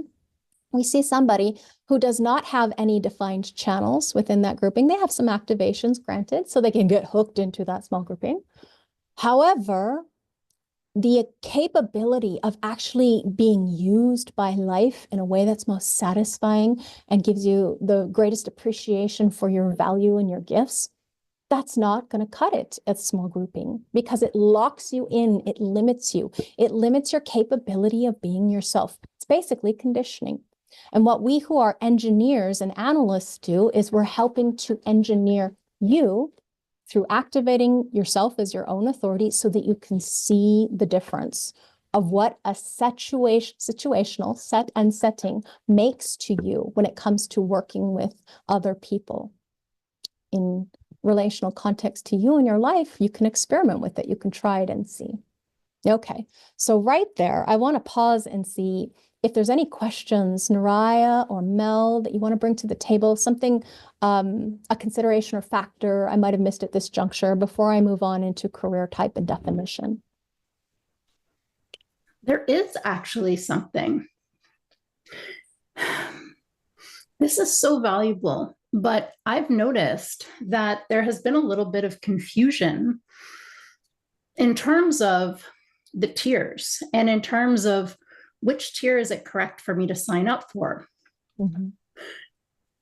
And so what I've seen is that there are individuals who may interface with small groups of people, but they may not necessarily be in a position to sign up for the course with those people. So I just wanted to say that if that is your situation, you could still learn all about these team dynamics, even joining as a solopreneur. Yes, that's a great point. We made it so that even the solopreneurs would learn the information that is going to be given to the team's tier or level. It's just that the software, you won't have access to the team software, and you won't have access to the team analysis. You won't be getting a team analysis. You'll still have the information, though. You'll still have the lectures. I will still train you on the software. And if by the end of the course, you're like, I'm ready to buy the software, you can absolutely arrange for that separately with Jovian Archive if you would like to. You just have to let them know and they'll figure out how it is that they're going to sell that to you for the subscription. It is a year subscription. So thanks for bringing that up, Mel. Anything from you, Naraya? Well, there is something that I think would be a really good thing to address at this point. We do have a question that says, how can we ask potential employees for their birth info in a compliant and legal way? And this has been something, we've discussed over the years. So I think that would be great for you to address it. Yeah, sure. I don't ask the people for their birth data unless they're already in human design and totally into it and they want to share it with me. Totally fine. What I do is I say, here's a website. It's not mine, mybodygraph.com, easy, free. Can you go ahead and send me your body graph, your mapping, your snapshot of your genetic blueprint so I can see, whatever image it is, however it is you want to say that. Can you send me that image so that I can see how best to work with you? Because if I don't know accordingly to what I'm hiring for and what they're actually going to be able to do for me, then I feel a little bit like in the dark with it. Now, for me, I don't hire people as a wage earner, a W-2. It's not my thing. If you are a W-2 person, hiring, that might be tricky business depending on where you live in the world, right? So different countries have different standards. The vast majority of the reason why people are asked not to use birth data is because there are rules in my country anyway that you cannot have a discrepancy against hiring somebody who is an older person. It's not about what their human design is. It's about, well, you don't want you to discriminate against older people. Fine, I get that. So with the actual image itself, I'm not seeing their birth data, not at all. So I don't know how old they are. That image is just a picture. So if they want to share it with me, most people are quite happy to do so. And that's how I've gotten around it over the years, using Fiverr, Freelancer, Odesk, Upwork, all those places where you hire or outsource. It's never been a problem. People have usually given me their data as far as the image, not the data itself, which accordingly to privacy laws, I get that would be a concern. Anything you want to add, Naraya? I do. And I think this is such a brilliant way to go about it because I know that you have had people apply for a certain position and they send you their picture, their body graph. And while it's something that you decide they're not really somebody who would be great in that position based on a variety of things, a lot of times you find a position for them because of what they see and you ask them, is this something else? Like you look at a different strength and then you ask them, is this something you're interested in?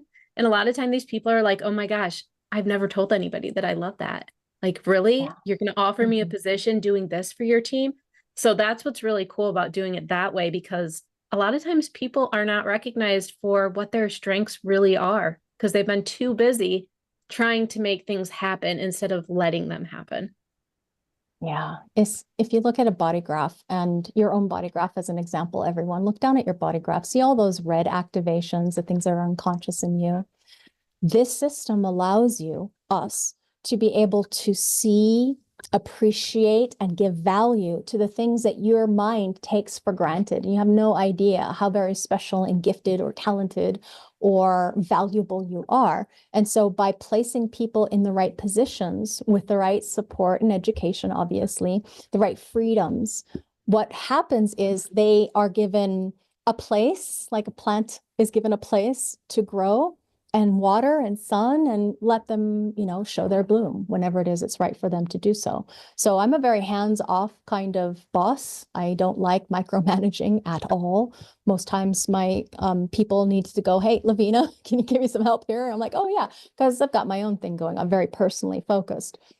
And Raya brings up an excellent point for you as a manager, if you are somebody who is actually doing this work, to see that, oh, this person, even though their training might be in this, I can see that their value is here. And so the training, yes, that might be something that their mind is really interested in, but they might be so much more satisfied, successful, peaceful, surprised when they're over here doing this thing instead, and given the freedom to grow in alignment with whatever is right for them in context with that business or corporation or company.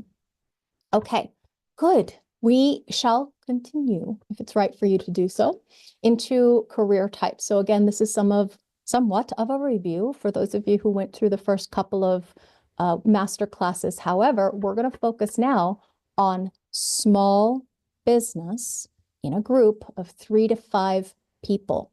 Physically, 3 to 5 people. So if we were to compare type with type, which we can't, they're not equal, they're very different. But to compare, the generator is at the top of the hierarchy in that they're going to more likely feel the most comfortable in a small grouping. Reason being is because their auras are not personal. Their aura is like this giant energetic bubble. It absorbs, and not absorbs, it broadcasts, emanates, it expands, it's expansive, and it is here to respond to whatever is around them. So they're not very specifically focused and honed like projectors.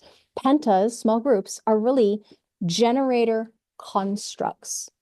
Generators are going to feel better when they're in the grouping. And you might find out there oftentimes that generators want to go out and do things with other people in a group.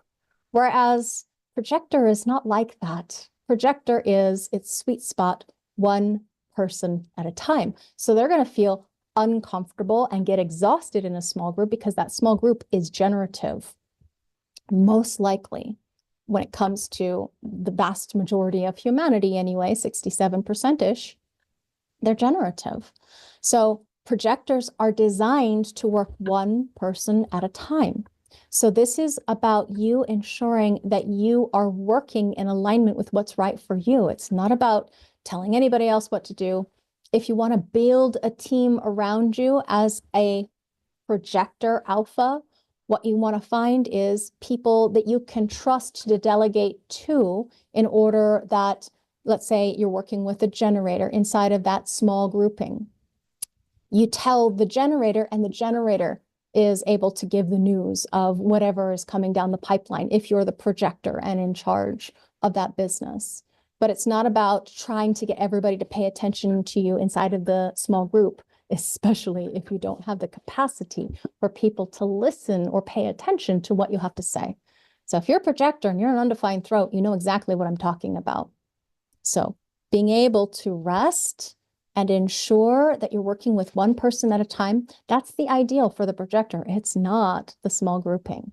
It really isn't. Short periods of time for experience, yes, especially if you've got a small group channel like each of us here leading this group have. But when it comes to working in the small grouping, the projector is really going to suffer day in and day out. We're really going to suffer if put in that for long periods of time. Now, the manifester is going to be angry, irritated, uncomfortable, feel restricted, and get angry in the small group when they're not given the freedom to do what they need, want, have to do. Manifestors are not generative, but generators and manifestors are both energy types. So they have power, they have energy. Manifestors have impact.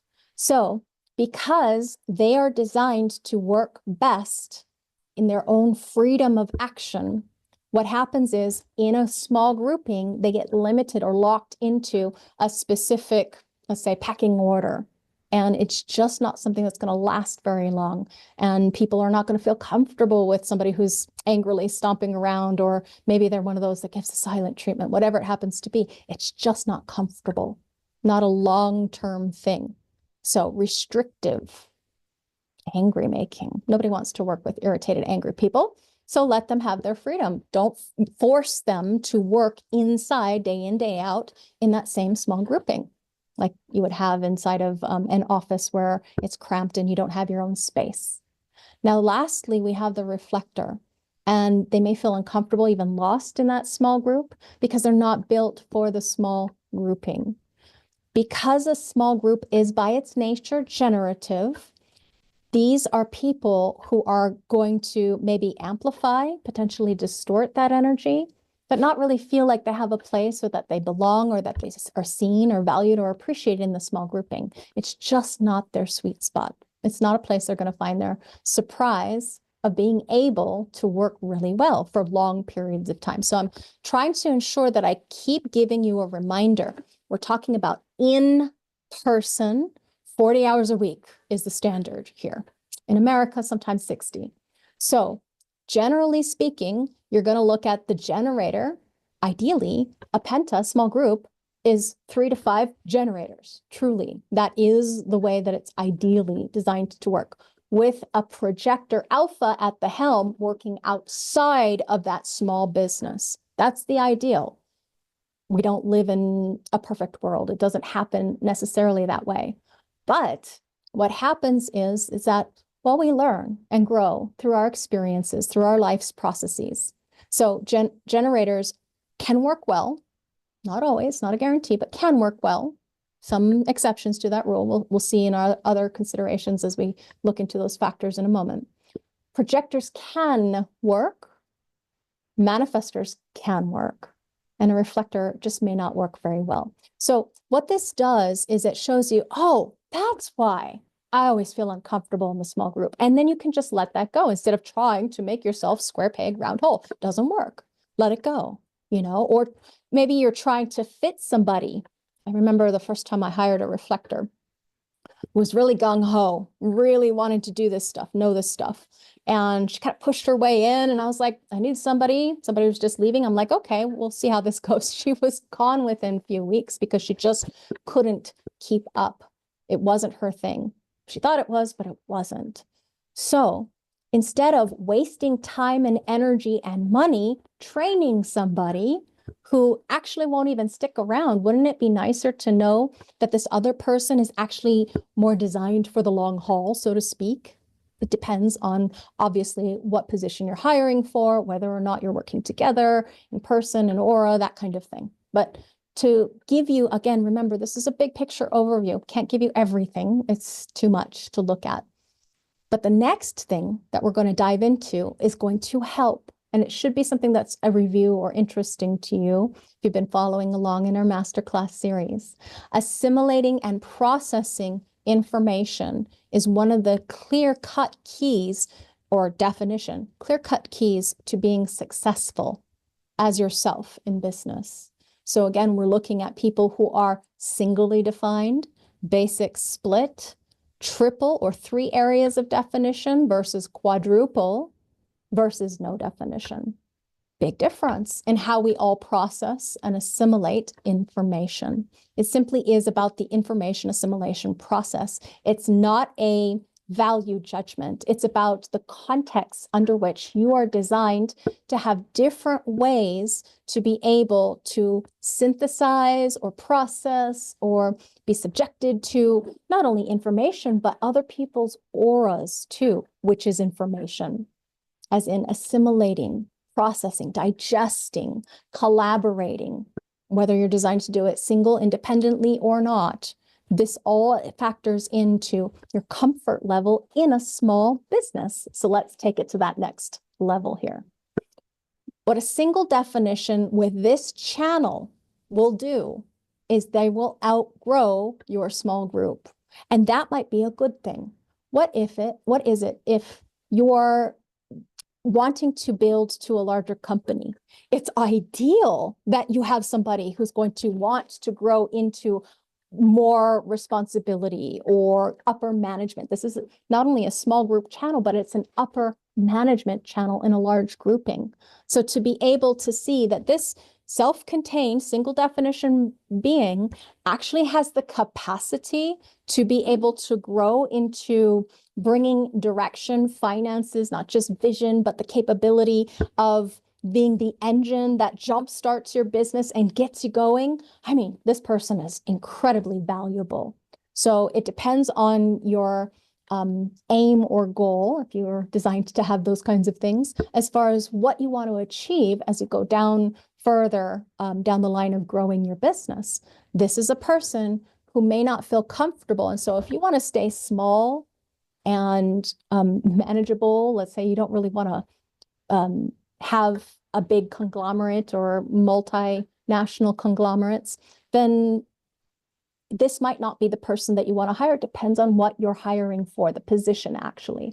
So you'll learn more about that should you continue on in this course, in this series.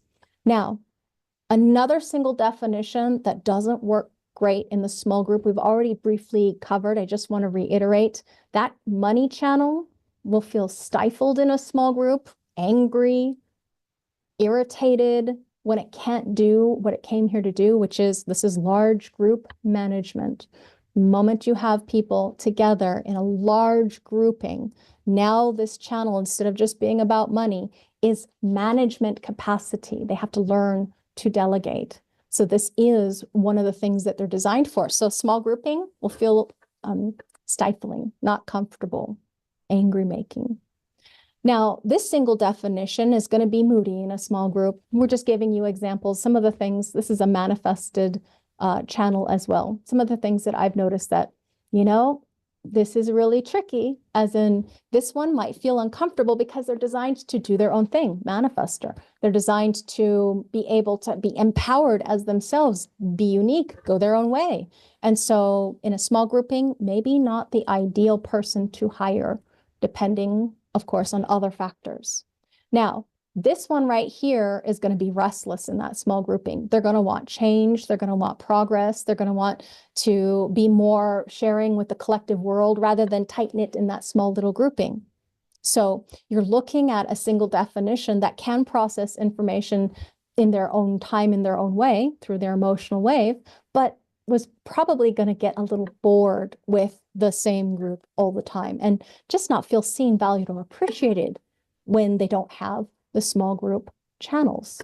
So just an example, we're going to go through a few more examples to show you how there is a difference of focus when we talk about small grouping. This example is somebody who may respond to lead a small group, but again, like that single definition we spoke about earlier, is designed to move to middle management. So this is somebody that ideally you can hire with the end goal in mind of building a larger group, as in going beyond just the 3 to 5 people in Aura. So this is somebody who is going to work better together in that small grouping because they are generative. We remember small groups, great for generators. Also, basic splits, these are collaborative people, as in there's a genetic requirement to connect with another in order to have that communion and that communication, in order for them to collaborate and process information. It's better that they work with others. So you're looking at somebody who has that capacity, even though they're very strongly individual. These are group individual channels, one small, one large. So that's a different story. Comparatively, again, designed to grow to middle management. Now, if we look at this basic split, again, a manifested channel, we're looking at somebody who can get irritated or angry, somebody who doesn't have a channel in the penta. This is not somebody who's going to work well for a long period of time in the small grouping if they have to be confined to that same group day in and day out. So if you've ever wondered, like, I wonder why they didn't stay, you know, your mind might give it a reason. Well, they just seem so irritated all the time or angry. Now, you know, it's not your fault, their fault. It's mechanics. as in they're not mechanically designed to stick around in that small grouping if they don't have freedom of action. This again is a manifestor design. Now, this is another generator, and I picked one of these in order to show you that yes, generator can work in small groupings, but this one is part of integration as far as this channel construct. And both of these are strongly individual. So this person is not designed best to work in the small group. They're designed to partner, to be asked and respond, to be empowered and be an archetype of what it is that they're here to be for themselves primarily, so and individually. So partnership, yes, absolutely. But small group, you might want to pull them aside and work with them separately. Maybe you have your projector and your generator working over here together, partnered, your team, little team there, because that's the ideal, most productive type interactivity. Projector and generator, there we go. Projector and generator is the most productive, okay? Now, if we look at this example, these are two projected channels, the most common you're going to find, two of the three most common channels you're going to find. This is not a person who's going to work well in that small group. One-on-one is best because we're looking at a projector basic split, so designed to partner, but a projector that is not a small group projector, like Mel, like Naraya, like myself. It's just not going to work in the long term. So why not save yourself some grief, as in let your people know who they are for others, for themselves, for the world, by educating them, either, going through this yourself and then, informing them, or making sure that you bring everybody on board. We have a really immense and impressive discount for 3 to 5 people coming into this particular course for everybody to learn how it works for them. The triple split, as an example, so we're moving from basic to 3 areas of definition, not best in the small group day in and day out. This particular one actually happens to have large group channels. Triple splits, the most important thing is they need movement. So same thing, another triple split needs movement. We're looking at somebody who might feel trapped in a small group because they're designed to move in and out of groups or multiple groups. This one is not a group dynamic person, whereas this one is larger groups. So even within the triple, different subsets of definition configurations are going to have different appropriatenesses or ability to be comfortable inside of the grouping. And so you can see then that's one of the reasons why I'm saying big picture view, don't get caught up in the details. We're going to look at you in the course if it's right for you. As an example, this one's not best in a small group. However, you're looking at somebody who does have a small group channel. So short periods of time for experience, they can. However, this is somebody who's a projector. This is a non-energy type. So one person at a time, sweet spot. And then having a given role within the small group, absolutely. So configuring their workspaces, your workspaces inside of your company as far as where the desks are or what hours people actually come to work is one of the things that is like a little secret key to be able to help you, or this being, as a triple split, not feel trapped because they don't have the freedom of having movement, their ability to be where they need to be in order to get the work done.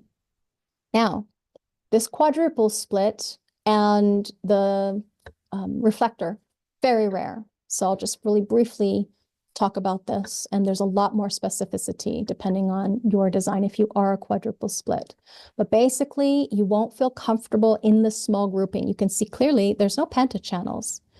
And what happens is that it's difficult for you to flex to a group of people because you have so much definition and you process things slower. The more splits that you see inside of a person's definition, the colored inactivations, creating a channel, the more splits, the longer it takes to process information. So you need to go more slowly. And oftentimes, in the ads back in the day, showing my age, used to read ads, fast-paced environment, right, in the newspaper. This is not a person that's designed for a fast-paced environment, period. So if you're looking for somebody like that, you wouldn't want to hire this person because they are very fixed accordingly with their genetic potential, and they process things more slowly. Again, the reflector, not designed for small groupings. Again, you can still learn wisdom. However, if that being is there for a long period of time, burnout is generally the result, and quickly. Now that because there's no end to hierarchy, I have only showed you like big picture surface view. There's a lot of other details, nuances, subtleties. No matter where we look in human design, we can see that there is no end to hierarchy. So it is about ensuring that you are being your own authority so that the hierarchy actually doesn't matter, that you can operate in freedom from the illusion. So when we're looking at the definition, again, just a quick recap, it is about you aligning to your truth. So is it true for you? Do you have a penta channel? If you have a channel within the penta, you're either going to have a given role, upper penta, or need management, lower penta. Remember that? Now you know. And if you are somebody who is managing now those people, you know that the people who have the given roles, like myself, Mel, and Naraya, as long as we know our role, we're good. We don't have to meddle. We can just do our thing, but the stuff underneath, the things that need management, and this is not a negative, this is ensuring that that person is asked with respect to their sacral so that they can respond to do the thing that they came here for. And then they're satisfied, and then they're an engine.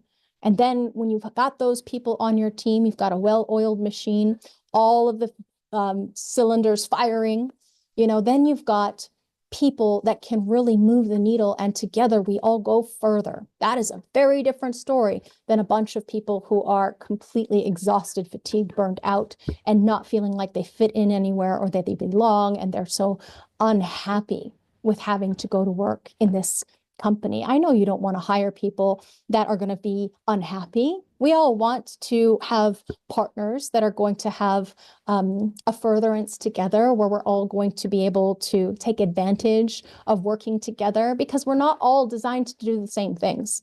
We absolutely require each other at different times and in different places and spaces. No one can do it all alone. It's a fallacy. So when it comes to a small business, you actually make more money in the small business and in the large business, generally speaking, than you do on your own. Now, in this day and age, it's a lot of challenges and changes. Things are moving so fast that there are incredible technologies, tools, AI is an example, where you can actually have certain things be done for you that you used to have a person for. So granted, there are some exceptions. There are certain industries where you can work solo and actually have a bunch of people, AI, working for you, that you no longer have to pay the kind of money that you used to, just because of the technology changes. This is not about trying to figure out how to make it better just for yourself. This is about the entirety of the team. And when the entirety of the team is actually working together in a way that's satisfying, in a way that is successful, you're going to see that now the influx of cash increases, because you don't have any gaps in your business where previously money was just going down the drain. So this is the thing that you want to take a look at in your business. If you run everybody's charts together, do you see that you have problems within that team?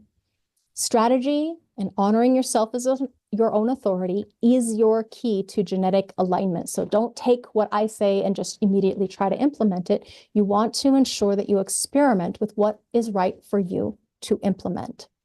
Because I am an implementer and I'm a teacher, but I can't make the decisions for you.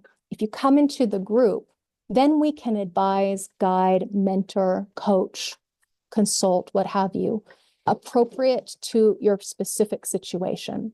And ultimately, we're going to teach you how to fish, as in your strategy, your authority, so that your best decision-making about that particular team, and indeed your capability of fulfilling your life's work, is more likely to be assured.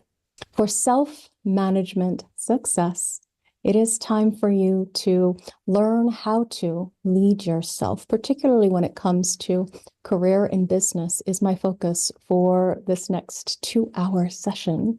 The keys to your genetic potential, to unlock your genetic potential. This particular class today is going to be about working remotely, especially for those of you who like to work at home in your own aura, doing your own thing, being in charge, your own boss, so to speak. Now, that's not as easy as it might seem.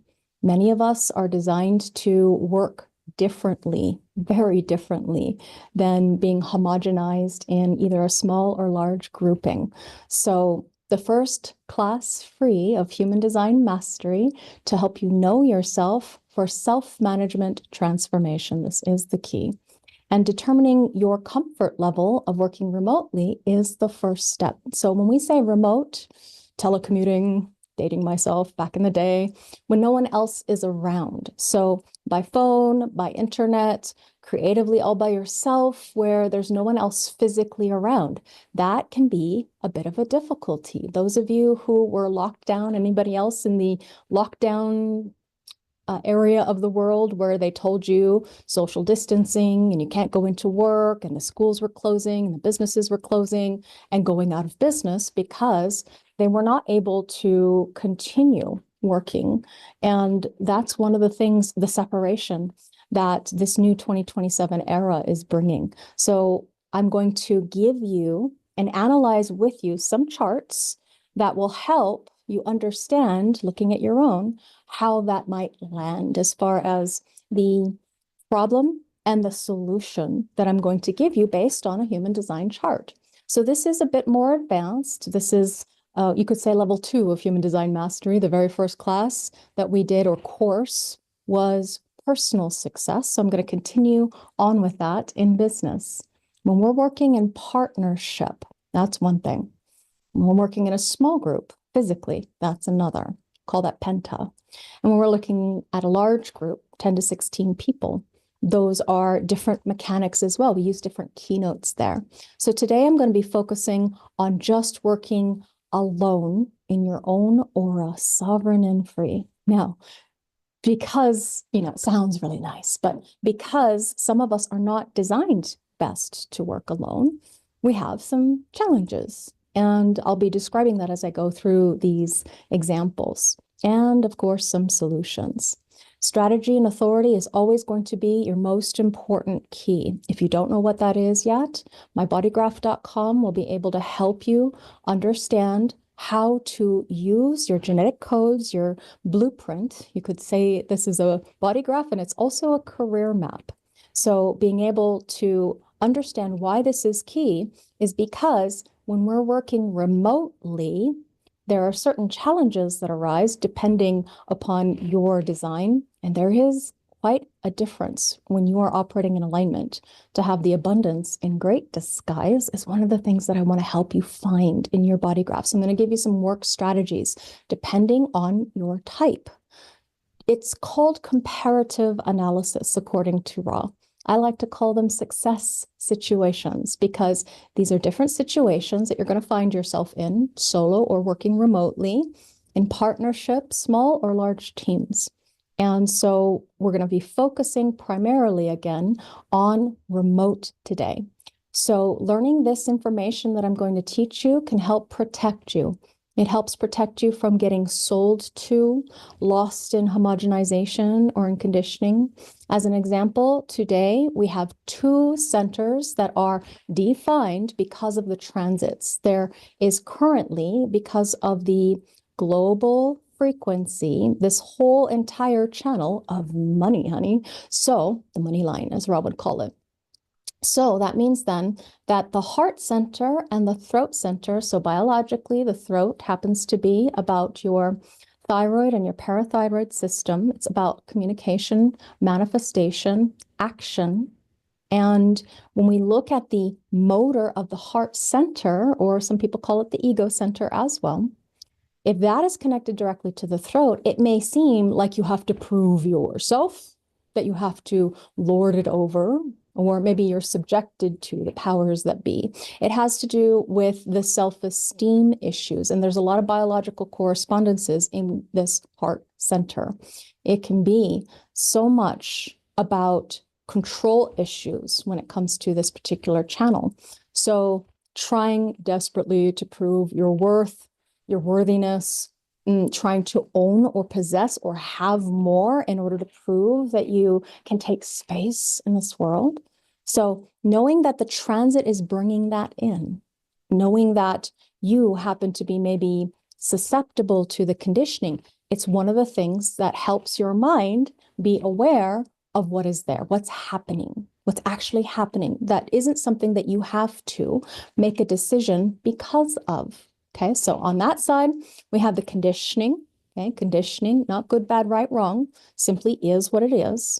And conditioning can be flipped on its head, turned on its side, turned on its ear, and turned into wisdom potential. It helps you align your work to your life's purpose if you can get over the adaptive conditioned strategies.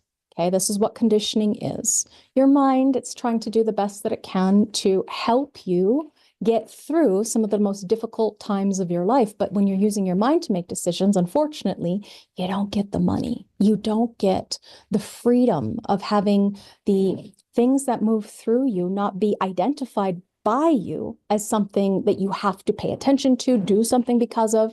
And the moment that you can stop operating from conditioning and just see it for what it is, this is where we get the wisdom potential, okay? And the wisdom potential specifically, especially when you look down at your body graph and you see line 3s in those line qualities when it comes to living out the fullest experience and expression of your wisdom potential, those are your primary money receptors, okay? So that's the thing that I covered in personal success. That's not today, but just so you know, if you want to learn this information, 2 ways you can learn about it from myself and Ra Uruhu. We have at mybodygraph.com a personal success analysis that is included with this program, or you can buy it separately. It helps you understand your profitability or your profit centers. Look down at your body graph. Any open centers, white, not colored in, those are your profit centers. If you imagine your body graph as a business, it's where you're here to make money. Okay, so more about that in personal success. Today, we're going to talk about leveraging technology and your body graph. Now, the allure of remote work lies in the freedom it offers individuals to manage their schedules. I know for me, myself personally, I absolutely adore working from home. I have rented offices or gone to different places in the last 13 years of my career working with human design for business, especially in the last decade. And I can tell you that being in other people's aura, their frequency, isn't what's best for me. I've learned that the hard way. Also, too, working for someone else, when they're lording it over you and telling you what to do, it's not fun, is it?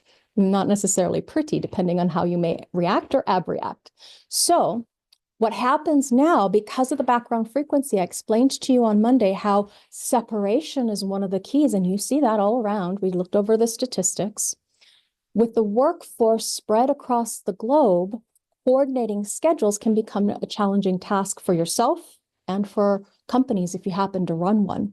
So it's really a crucial thing to do to establish clear guidelines and use tools, systems, tips and tricks and techniques. When it comes to working on different teams, we've experimented with a lot of different ways. Personally, for me, I like to use Telegram and Trello. For Jovian Archive, we use a lot of the Google management system and also a tool called Mattermost in order to communicate. So when you're working either for yourself or with others, finding the right technology, and generally these communication guidelines, you want to make sure that you are doing the thing that's right for you to do, whatever tool or technique that you're using to communicate.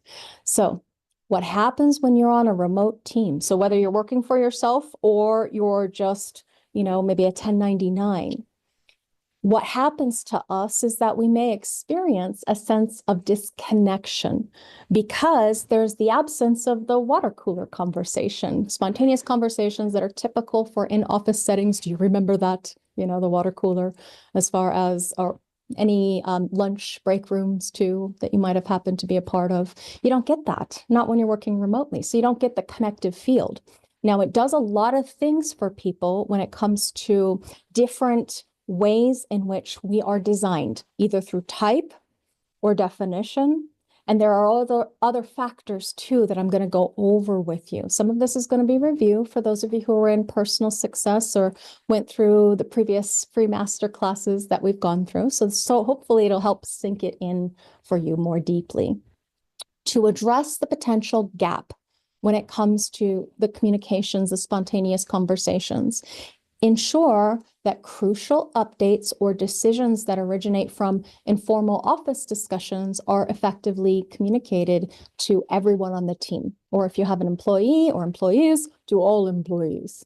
Because if you don't, then people feel disconnected. They don't feel like they're really on the team or part of the team. They feel like they're in the dark. You know, there are assumptions that are made. The most dangerous assumption is that, oh yeah, I talked to her or him or they. You know, I talked to them, I told them, but when you're just texting, it's not communicated in the same way. You may assume that the person is on board or on the same wavelength, and yet it's not really. And I'm just as guilty, as in this happens to me too sometimes, you know, when you're going a little bit too quickly, you've got a lot on your mind, you've got a lot on your plate, it happens. So to do your best to establish guidelines on messaging rules, especially when it comes to how you would prefer to hear things. So my students who take classes with me, they know I would prefer to hear their frequency, and they have permission to message me with audios so that I can hear them physically. That makes all the difference for someone like me who has a lot of fives in her design, fifth colors, fifth tones, line qualities, or sorry, individuality, which is very much about frequency.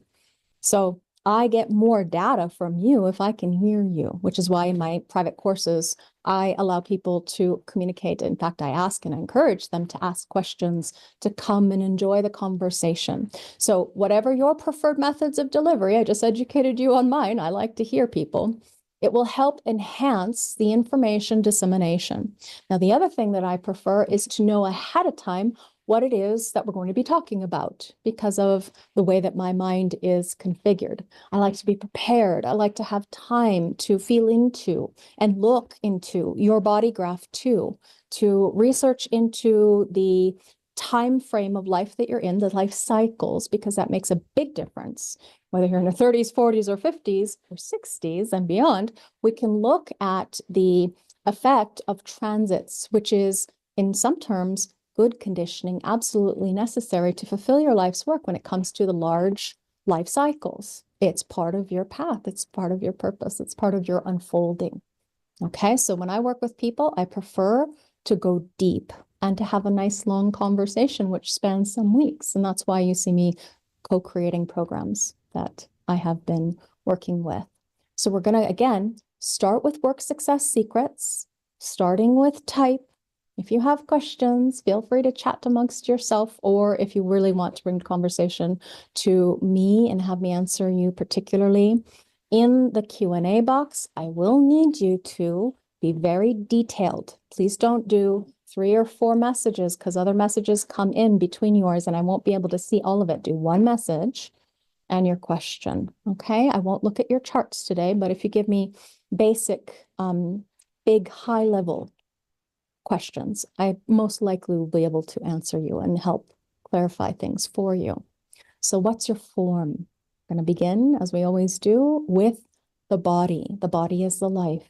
This frequency, this vibrating eminence of what it is to be you, sovereign and free, to experience the life purpose, the life work, the signature of success, accordingly with your type, is the aim and goal. When you are operating correctly, you get exactly what's right for you materially, no more, no less. So we'll begin by looking through each of the types and Look down at your body graph, please. If you think that you are a separate type, a manifesting generator is a generator, okay? It is not manifested in the same way that a manifestor is, okay? So there are 4 basic types, and each one of these over here, these 3, they have subtypes. A manifesting generator is the type that sprung out of the reflector. Way back in the day, before there were types, truly, we had the reflective type, very open, very in touch with nature. Then we had the manifesting generator, out of which sprung the manifestor and the generator. Okay, and then we had in 1781 the mutation of the projector. Now, we're going to begin with looking at how all of these work together. The manifestor, get things started. They're here to initiate. Without manifestors, we would not have the human design system because Ra manifested it out into the world. Generators then provide the energy to pick it up, work with it. They're responding. They're creators. They're builders. The projector is designed to advise and guide, most specifically and particularly, one person at a time. That's the best way that their projector energy penetrates. It's the only way, one person at a time at the end of the day. And then we have the reflector, and they're like human barometers of what the environmental context happens to be. So we'll go into each of these most particularly and specifically. A generator, when it comes to remote work, that means working at home alone in your own aura. My asking of you, because you are designed to be asked, is, do you have others to ask you questions so that you can gauge a response? Obviously, if you're at home alone working in your own aura, you're going to need to use technology to get that to happen. So using, if you can you use or have you a coach? Maybe you have a mentor, projector. Maybe you have a consultant that you hire. Maybe there's mastermind groups because you do well with groups. Or maybe there's an app that you can use to schedule coordination. As in, let's say you've got gate 5 like me. This is fixed patterns. What's better for you physically is to have a pattern to your day, rather than if you have the gate 15 to have the extremes and to just kind of go your own way. When you have a gate 5, it's better to have a set schedule. So the scheduling of your environment, your life, your work can be very helped by having some kind of timer. So for me, what I do is I have timers for almost everything that's really important that helps me to remember to do the things that allow me to move my needle forward towards my goals, the projects, the things that I am happily doing. But I also take time for, life gives you a left curveball or whatever it happens to be, or somebody around the house may need you. Of course, that can also disrupt your productivity too. So we remain and keep our flexibility, yet we make sure that when it comes to the most important things that we follow our authority. And for you, 2 things. It can either be your response in the moment, you have that red sacral center colored in, or you're emotional. And that means you need some time to feel into things. So a generative being, you see any one of those channels, the life force is in the channels, your consistency, your fixedness, your job description is in that channel as far as what you're here to respond to. Okay, so what is it in you that's going to feel satisfied when you go ahead and do in response? These are the things that are right for you to do. So by knowing thyself, by getting analyses, by learning about the most important thing, you can fulfill the highest path and purpose of what this body, being, and even the soul imprinting came here to do in this life. And that's what's most satisfying for you. We're going to come back to the openness after I've finished all the types. Now, with the projector, when it comes to working remotely, unfortunately, this can be quite difficult to do. Is it right for you? First, the most important thing is to master a system of guidance. Okay, however it is that that system, you can learn to make money off of it by being or having systems mastery. One of the reasons why I call this program Human Design Mastery is because in order to get to that place of mastery, you have to learn, you have to implement or be able to practice and experiment. It is part of the stream that creates mastery. I have 2 activations within that stream. And that's one of the things that can create the transformation that will bring a projector to success. Then once you have systems mastery of whatever it happens to be, usually it's helping others in their business or in their work, guiding others. But it might be something else, you know, that you eventually create a course or some kind of class or book or way of being able to turn what you know into the way that you guide others to their success. Can you position yourself then, once you've had system mastery, as a trusted advisor, working with others in partnership, as in they can come to you for guidance, you can help them course correct or whatever it happens to be that's in your design, and then off they go. And you don't have to do the work because you're here to see big picture view, okay? Depending on what your design is showing you and what you're seeing and recognizing to be able to guide the other to do. Now, projected channels, there are the most projected channels in the body graph as far as type. You recall that we saw the generator channels, okay, all lit up, anything that touched that red sacral square to light it up. Anything else outside of these 3 channels, which are direct manifestation, all of these are projected, okay?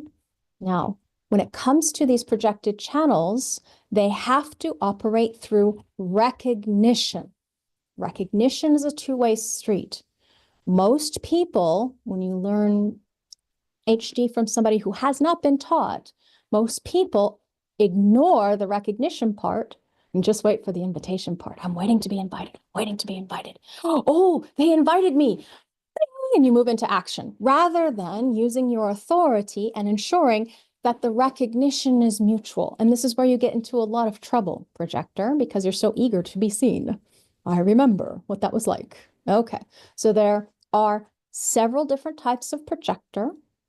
We're looking at 3. Okay, so we have non-energy projectors, we have energy projectors, and then we also have just mental projectors, just the stuff colored in from the throat to the head. We learn more about that in personal success. Already been there for those of you who have signed up for leadership success because it is included.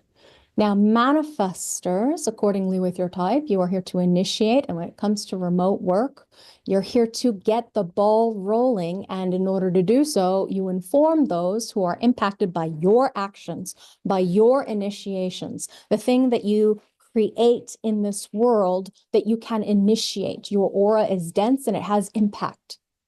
Now, you are an undefined sacral being, just like the projector was. Generators are sacral beings. Delegate anything off your plate so that you have freedom of an action to initiate, to accomplish other things that you want to impact the world with in peace. And from the manifestors that I have worked with, most of the time they get to that place, they're lucky especially, where they can see the difference that it makes to surround themselves with the right people who allow them to be free to be themselves. And this is the most important key for the manifester. When it comes to manifesting, there are multiple ways that this can show up in somebody's body graph. You can have direct manifestation, and each one of these centers are different kinds of authoritative processes. We go over that in the Personal Success series. When it comes to being a manifester through projected types, that's a different thing. You see the energy bringing it up to manifestation. This is one of the ways that, where this is the way that Ra was defined, as far as he was an ego manifester with splenic authority. So he had the spontaneous gumption to go at it and do the thing, just get it, done. The great doers before Ra created the words of the different auric types In the beginning, it was just the doers, manifestors, and the rest were waiters, as in waiting, to be initiated by the manifestor, by life. Now, if energy does reach the throat, it has an impact, but it's reaching the throat through projected channels. So there are recognition capacities there for these beings who are aware. Now, the reflector, not the least important, definitely very important. We're going to have probably some difficulty always in their own aura working remotely. Reason being is that they're best in larger groupings. So is it right for your reflector to take advantage of a larger group for the energy? Maybe you do co-working if you're at home alone in your own aura. Maybe there's networking events, the library, cafe, marketplaces. Depends on the way that you're designed to interact quite truly and really.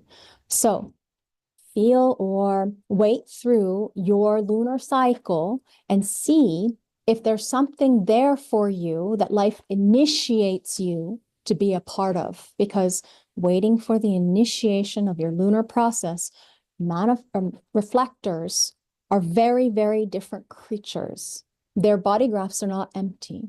It's full of wisdom. And every single one of those hanging gate activations gets lit up by the moon like clockwork every month in a particular pattern. So one of the things, the keys that Ra would give you, reflector, is to see if you can create and leverage intellectual property, because you're a non-energy type. So being able to utilize intellectual property to take advantage of your wisdom potential is one of your keys to material success, if it's right for you, whenever it's right for you to do. So reflective channels, please look down at your body graph, everybody. Do you see any white channels, completely white, in your body graph? Guess what? You have a reflected channel. That does not make you a reflector. So I'm going to dispel one of the myths. If you've got your body graph in any kind of software and you see just the conscious personality versus the design, and you see that it's all white, you are not a personality reflector nor a design reflector, because the types have to be read through both activations on the conscious personality, your soul imprint, and the design, the body is a life. They have to be read together. So you're not a personality reflector if you see it open. It does mean, though, that you have a lot of variability, a lot of openness, a lot of inconsistency mentally or physically. So the reflector, you would think, this person, my God, so vulnerable. No, they have a dense Teflon aura, and each one of the types has a specific frequency. The chemistry of you aligned to your path and purpose. And what happens to be with the reflector is surprise. The projector, it's success. Now, the success is about the recognition to help the other know themselves. It's not about you knowing yourself too. No, it's not. The projector and the reflector are non-energy types. What that means is, sometimes people call them awareness types. That's not to say that generators and manifestors cannot be aware. Please understand, there is no comparison, nothing to compare. Every individual is utterly unique. This typing system of understanding the auric frequency and the compatibility and the relational dynamics simply gives us a strategy, okay? Strategy, and the authority comes from not only type, but also whatever activations and definitions happen to be in the body graph. The side where we have energy, generators and manifestors are energy types. Generators can respond in order to build our society, our businesses, our lives in a satisfying way. That's their signature. That's their frequency. Correct aligned frequency. Manifestors, these are people who are designed to be able to operate in peace. How many manifestors do you know that are angry, not peaceful? Very different frequency. So, what is your type? If you are generated and you're frustrated, you're off track. What to do? Experiment with you, your ability to wait for a response mechanism and operate from that in order to find what's satisfying for you. Because if you keep on initiating through the frustration, you're just going to get more of the same. It's kind of like if you're a manifester and you're really angry, you're running around rageful. What are you going to get? People running from you or pushback, getting right, angry right back in your face. So it makes sense, yeah, not to try and initiate from frustration or anger, or for the projector, bitterness, for the reflector, disappointment. Those are signposts that you're off track. Okay, so if you're more on the off track side, you really need to learn to experiment with your human design. And you have to wait to clarify all of these years of initiating out of integrity from your mind, which you think is doing you a favor, but it's not. It's not. Now, when it comes to remote work, manifestors are more comfortable. They are way more comfortable because they're not group people. They're not small group people. They're not large group people. They can get used by the group, but as far as their freedom of action, groups constrain, restrain, they change you. They can smother you. It depends on your design too. All of you, everyone. But some people are more likely to be comfortable in groups, and that happens to be the generator. They're less comfortable in remote work then because they're more comfortable depending on partnership or group, depending on their design particulars. When it comes to remote work, projectors, less productive. Have you noticed? It's a little bit harder to get up the energy to be productive. You do not have to be as productive, but there is a certain level of advice and guidance that must be had by others in order for you to get your success. Remember, success is the frequency for the other, and that's how you get your success too. Reflector is not going to be very comfortable alone at home in your own aura all day long. You might have noticed. You noticed that? How's this landing? Recognizing? Okay. Definition is the next step. So your body graph is going to show you how you're here to process information. When it comes to information assimilation, some people sometimes call it downloading. When you're with somebody and you're having this great conversation and, ooh, eureka, or wow, got all these cylinders firing. There are different things that we receive, broadcast, and emanate between people. In addition, there's always transits that are constantly moving and affecting all of us. When we look at just a body graph, though, and we analyze the core fundamental nature of your truth, remember, truth is individual, so there's always going to be nuances, subtleties, different times in your life where different things are right for you to do, like working in a small business when you're really not designed for it. Oh yeah, that didn't work. As far as life experience, we experience life through the openness. That's where we develop wisdom. This is where your life is, learning wisdom potential. Remember how I said, look down at your body graph like a business? The open centers being wisdom. There are also places where you may feel somewhat vulnerable. You can get protected by operating in integrity, authenticity, and alignment. This is why it's important to educate yourself on your human design, on your body graph, what you're here for, especially and most particularly if you are so off track. Now, at some juncture, at some point, you're going to get this. In the beginning, I might be saying words that you're like, I don't understand what she's saying. Please do ask. Ask in the chat. What does she mean by this? Ask in the Q&A. I see that there is definitely some conversation to be had there, so enjoy, have fun.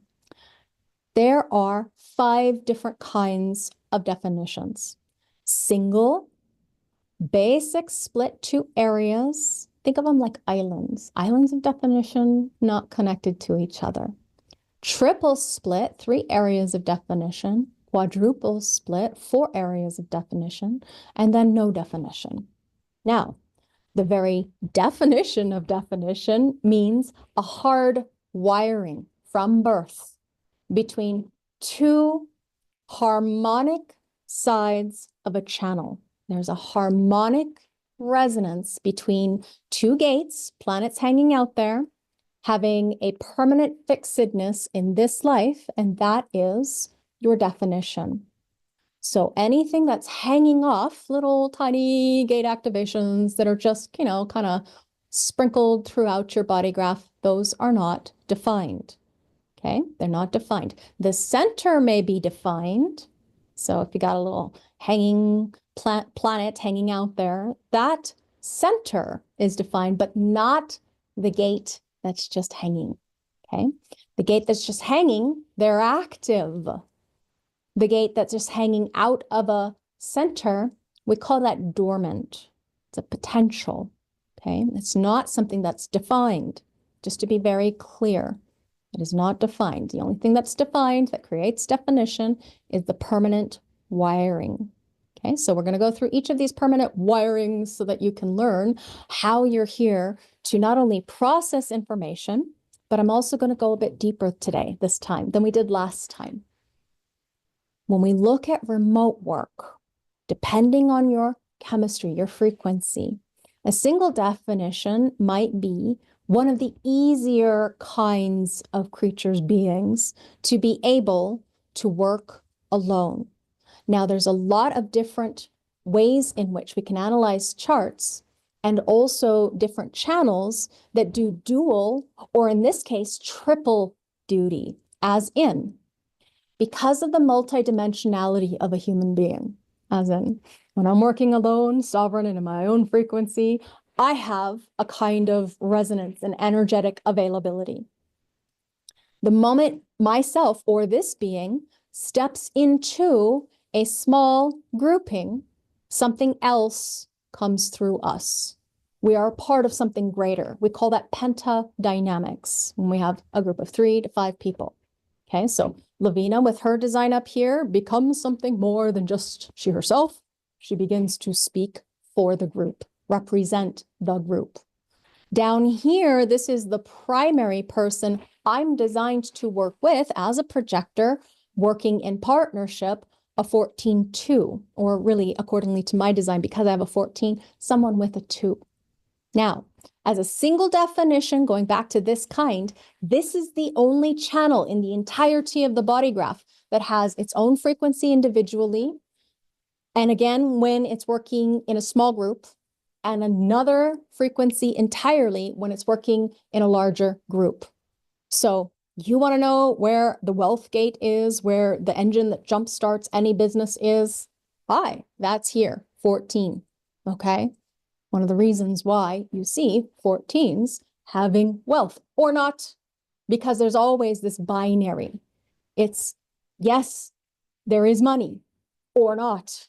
So the vast, tragic simplification and homogenization and dumbing down of human design, it's kind of sickening to someone like me who is, yes, admittedly purist, because there are so many different nuances, subtleties, accents, so many different ways in which we can read a chart, depending on the planet, depending on the line quality, depending on the deepening of underneath the color and tone, the frequency, resonance, cadence. This is about being someone who is marching to the beat of their own drum. So working at home alone, not going to make as much money as if they were working in a small or a large grouping, the right large grouping.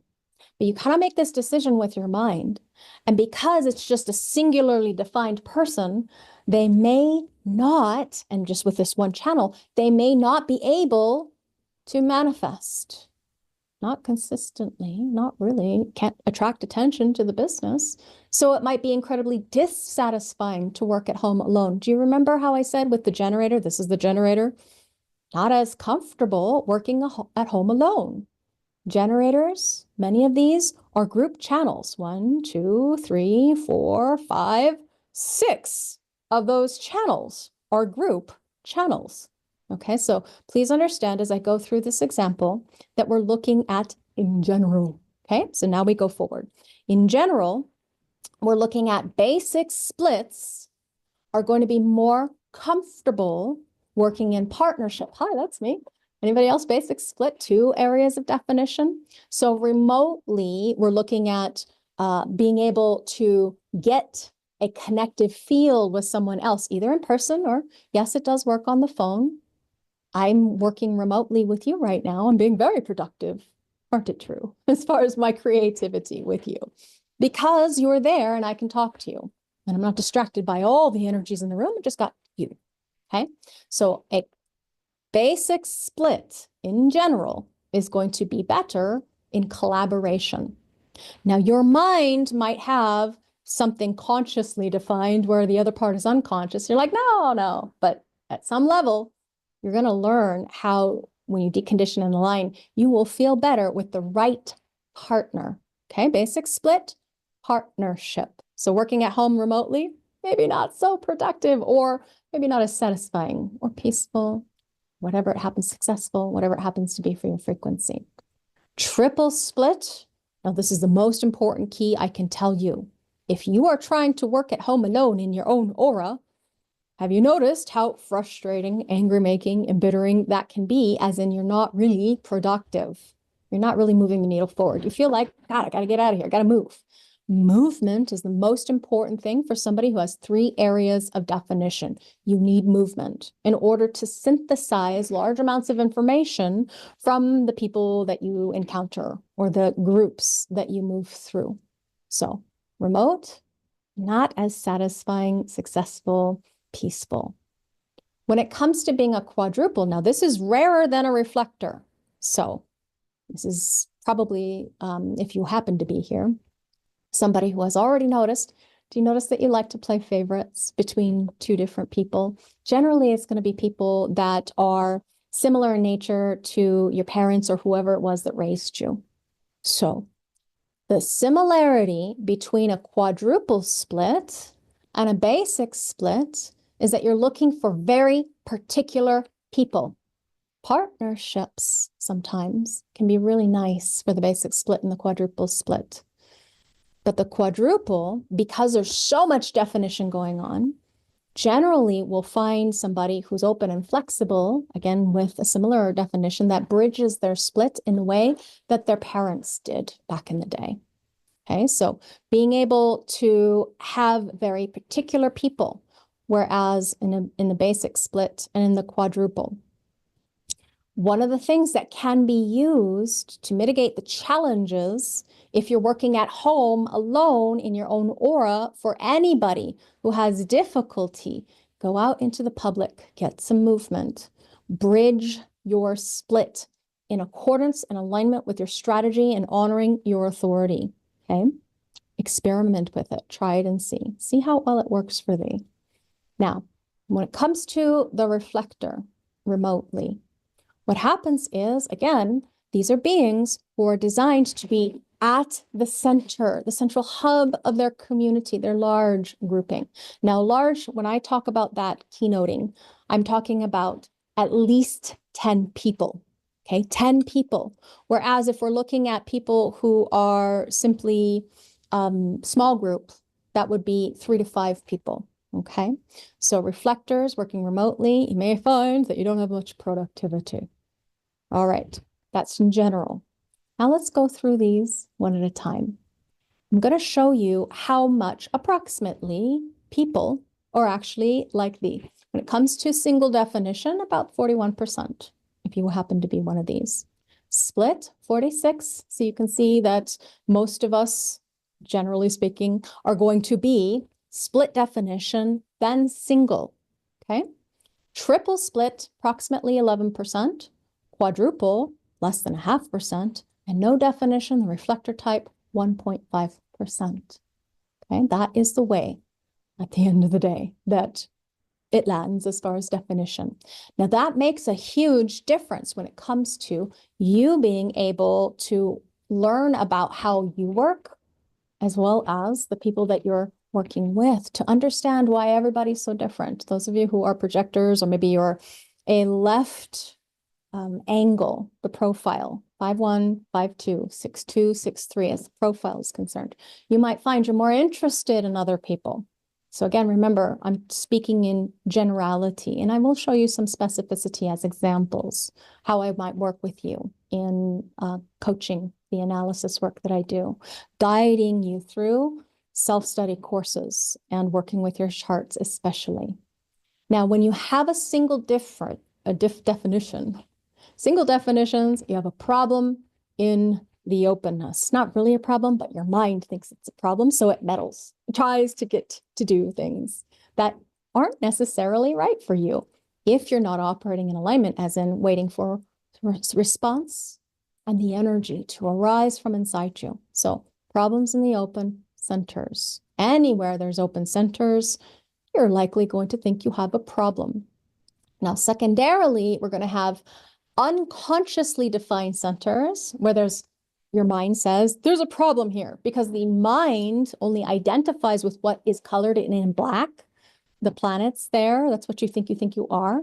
Whereas on the unconscious side, the body, which is the life imprinting, the physical imprinting, the physicality, the physiology, your mind thinks that it has to meddle there too, unfortunately. Sad but true.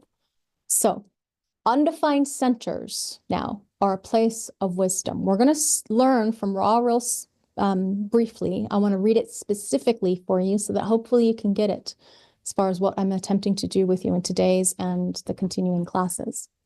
He says, if you're being conditioned by your not self meaning anything in the openness, okay, anything white, everything white is your quote unquote not self. You will never, ever get to make the money that's possible in the not self realm, okay? It's only when you're wise about the not self, the openness, and you're following your own clear authority that in your wisdom, you can recognize how to make money out of that, okay? One of the most important things about an open center is that the moment you get past it controlling your decision-making, which means you don't let your mind decide for you anymore, that is the moment that these open centers become the place of wisdom. That wisdom translates into many things. It's not simply about being able to understand what an emotional wave is as it comes into your body, recognizing it's not yours, and becoming more subtle in recognizing the different kinds of emotions that you take in. So it's not just about recognizing what's coming in, but it's about eventually recognizing what the emotional people need. So if we think about what Ra had as a design, he was open, undefined in the emotional system. That's the solar plexus, the triangle that's on the right-hand side as you're looking at the body graph. So if you got it colored in brown, you're defined, like me. Hi. Those of us who have it open, then you are learning wisdom about what someone like me, needs, desires, is passionate about, how to, let's say, confront when the truth is necessary to help that defined being be able to get what they need or desire or are passionately yearning, longing for. And that's where the wisdom lies. So in the openness, think of us like puzzle pieces. If you've ever looked at your chart and your chart of the people that you love, as in the people that gravitate to you, oftentimes partnership analysis, be it relationship dynamics in personal or professional, they look like puzzle pieces. Oh, they've got this one and I've got this one. We just snap together. You're going to find that these are the places that are challenging and also fulfilling if you get to the wisdom potential. So I'm going to analyze for you deeper, indeed, looking at what's true just from a mechanical perspective, keeping names and numbers to the best of my ability out of the picture. So here we look at a single definition. We see we have 3 different centers down here that form a giant cabal when it comes to ganging up on each other and causing all kinds of havoc when it comes to out of integrity being. Mental decision-making distorts this person's reality. They're going to try and prove themselves, avoiding confrontation and truth, not knowing what direction or place they should be in. And then up here mentally, They're going to be lost in all kinds of inspirational things, running around trying to answer everybody else's questions and pretending to be certain, because those are the keynotes of the not self. So if you're doing this thing, then you will have the wisdom potential to flip into alignment. Alignment for this being, because it's a pure manifesting generator. This is the only channel that is purely manifesting in response. You see that we have a single definition. So this being is designed to respond. Wait for the response. Okay? Technically, the definition of a manifester is energy to throat. But the moment that that red sacral square is colored in, the energy manifestation has to come out of response. Otherwise, it's just frustrating, okay, in general. Now, when we look at the single definition, anytime we look at single definition, we're looking at somebody whose shadows are in the open areas, the white areas of the design, white centers. So then the problem is, because they can manifest super fast, they can initiate, they can, at what cost? They're going to get frustrated. So they're going to skip steps. This person particularly starts too many things, okay? Begins too many things out of their mind, this one. If you're looking at somebody who is an open heart center, you're seeing somebody who promises to, in this case, control and is attempting to be overly controlling. Let's start all kinds of things that we implement in order to prove our value and worth, says the mind. Another thing that's going to happen with this being is that they may not be able to individually make enough money. If they're working at home alone, please understand, I'm talking about remote work at home, alone, in one's own aura, without anybody else to boss around or to tell what to do.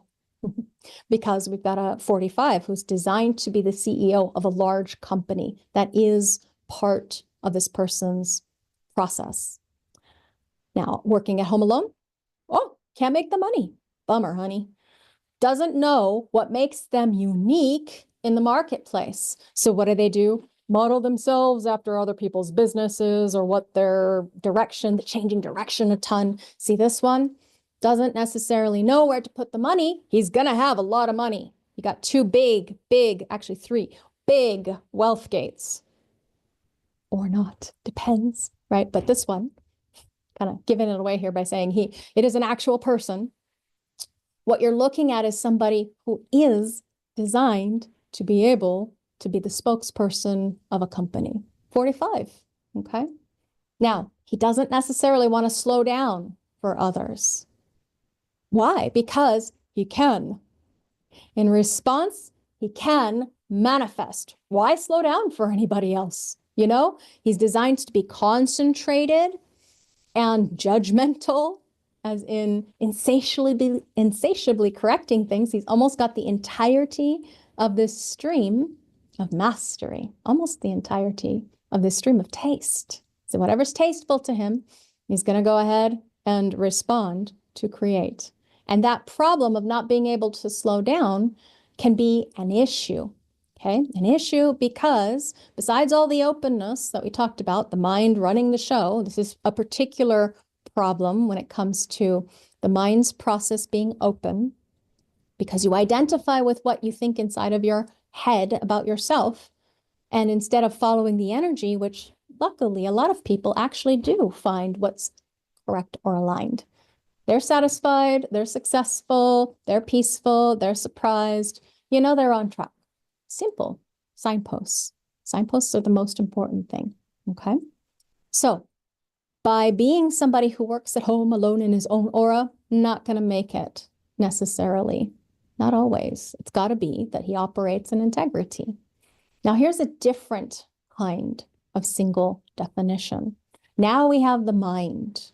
And this is one of the most common things that you're going to see as far as definition-wise, because there are 3 channels in the body graph that are created from oppositions in the mandala, in the wheel. Okay? So there are 3 most common channels, and these are 2 of them. The background frequency currently is in the 3420 as far as currently what we're moving into. I'm already feeling that energy and working with a lot of people who are like this. I happen to have a 23. Oftentimes these 4323s come to find me because this channel, it is about structuring, is the natural guide, and biologically in the mandala wheel, the correlation genetically is very close to each other. They are right close to each other. They're separated by 1 gate as far as their channels are concerned in the mandala wheel. So not only are they common, but they're also going to be looking for the way to be structured, this one, efficient in its productivity or its capability of generating, manifesting in response. And then this is somebody who is absolutely a leader of a small group, however, only for short periods of time, likely because they're not going to feel satisfied because they're not necessarily going to have the freedom unless they own that group to move in and out of the group. Okay. Number 45, the owners or the CEO, the spokesperson of a larger grouping. So you're seeing somebody as a single definition who absolutely, in that example, is going to have a very different experience than this one. So please don't misunderstand me. It is about the specificity always. Always have to look at nuances and subtleties, accents. But you don't have to understand that. All you need to do is experiment. Sometimes knowing the things that I'm telling you about your chart can help you relax and resolve some of the lack of integrity that your mind gets tripped up on as far as trying to do something when it comes to what's happening in the openness. Remember, the openness is where wisdom is. The openness outside of the centers that are all connected is where we have the problem or challenges when it comes to operating at home alone in your own aura. You don't have that connective field to light up the areas of wisdom, the specific learning and wisdom potentials, okay? Learning and wisdom potentials in all of those places and spaces that are open, okay? Open. So definition is a two-way street inside of 2 different center activations that are hardwired, locked in. Now, let's go through each of these centers and talk about the shadows more specifically. It's another example that we're going to go into. When it comes to the heart center, so each of you who have an undefined heart center, approximately 63% of you, look down and see what that vulnerability might show up like. The vulnerability, again, feels like I have to prove. So on the flip side, you don't have to prove, actually. And I know that can be quite challenging. I remember, do not promise? What do you mean? I have to promise. I have to be there on time. This one. I have to be there fast. I have to do it fast. Making healthy ego statements means being very hyper aware of your I statements. The I inside of the head about yourself. Oftentimes it lies. It says, I must control the situation. When in fact, that's one of the things that you really need to learn to let go of out of integrity, out of alignment. You're going to control everything. You're going to attempt to control people. You can't, not really. Now, when it comes to the solar plexus, our solar plexus in the undefined center, we're looking at people who are avoiding confrontation and truth, lying, leading a secret life in order to protect themselves from the potential backlash of the emotional system. Half the population emotional, therefore approximately half the population unemotional. So I want to ask you a question. In a relationship dynamic, is it important enough to tell them how you really feel? You might have a response to that, or you might actually articulate in this case. Is now the right time? If they're storming around on their wave, probably not the right time. Let them calm down. Is this the right way to approach the situation? You see how I'm asking questions, one topic at a time? This is one of the things that you have to learn how to do or educate someone else to help you do for you so that you have that capability of responding. Please don't hide or lie. I know it's hard and difficult, particularly when somebody, see, a defined emotional person like me, out of integrity back in the day, would get really big and threatening, rageful and angry, upset, blaming, shaming, guilting, faulting in an attempt to manipulate the other to get my way. And at the end of the day, that doesn't help anybody. It doesn't. That's a problem. So if you avoid, hide, or lie because someone like Lavina is going to get go down your throat, that's one of the things that, well, one, you learn, okay, that's not a healthy human being for me to be around. But also, two, if they're lording it over you and telling you what to do, that's not going to be healthy, happy for somebody who's a 45. So you learn from the experiential process of what it's like to be with this person versus that person. Okay. When it comes to the single definition with an undefined splenic center, in this case, we're looking at somebody who holds on to things that are not healthy for them. Places, people, jobs, particularly. What is important to learn about is what is healthy, what is safe. So can you relax? Can you loosen up? Can you let go of those things that should not be so in your life? As in, they're not things that bring you satisfying experiences or awarenesses or knowings or sharings or empowerment. This one, remember I said gate 5, routines, fixed patterns, create healthy routines for you so that you don't get dependent on the feel good from whatever addiction may be something that you need to let go of, work or whatever, food, that kind of thing. Pleasure. All right.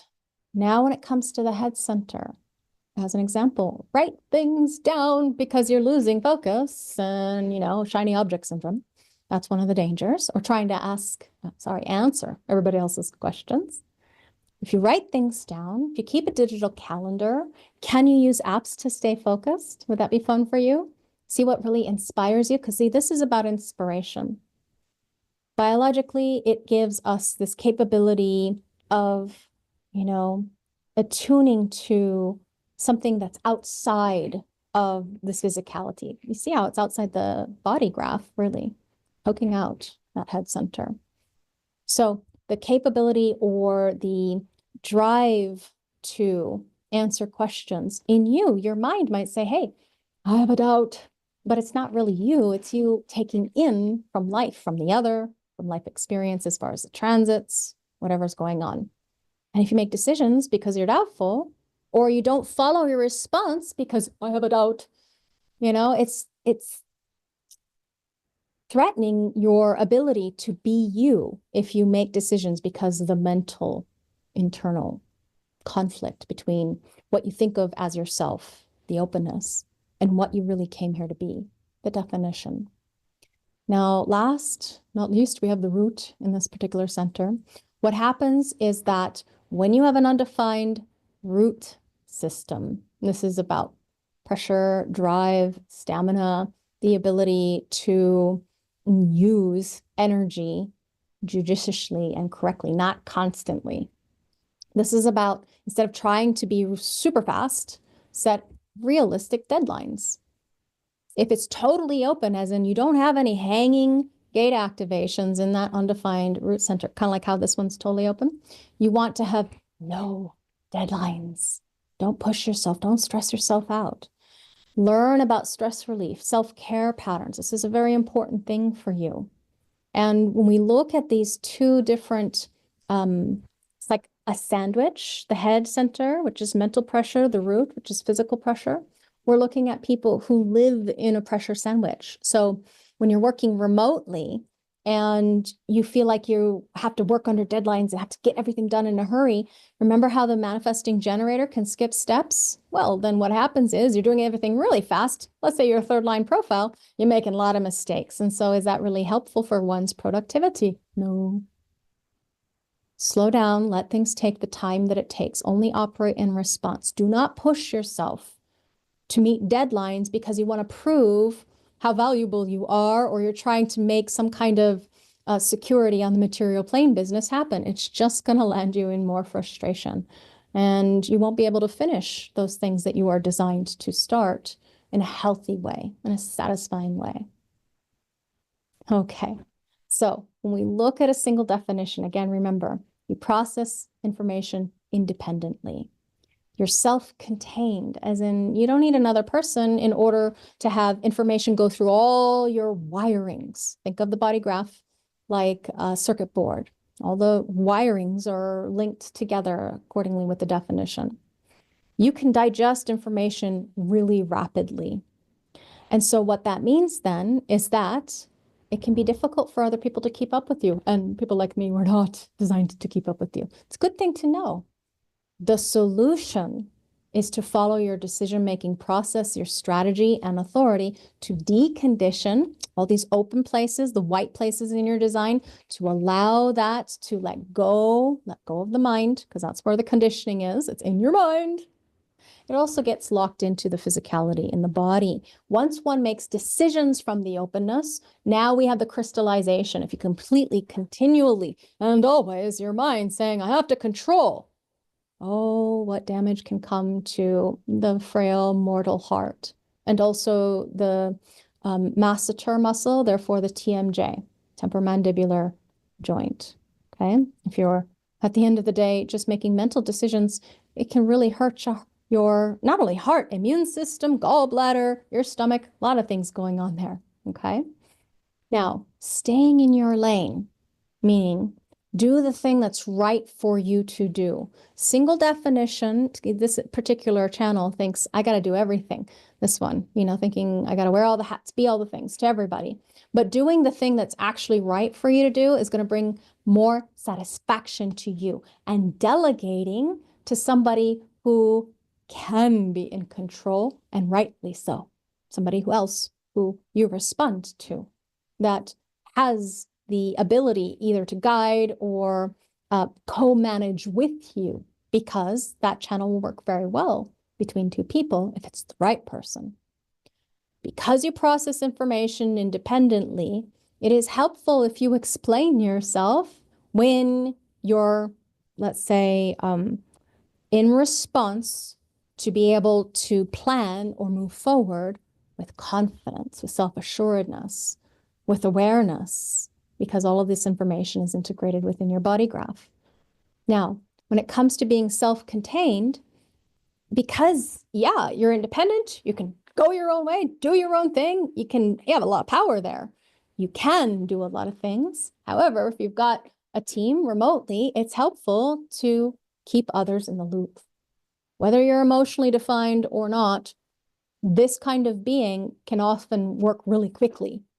In fact, it's worse if you're emotionally defined sometimes, because you've got all this energy and you're trying to make things happen. And if you're not operating in integrity, you're rushing around making decisions on a high or low wave rather than waiting for clarity, which is the authority in somebody who's emotionally defined.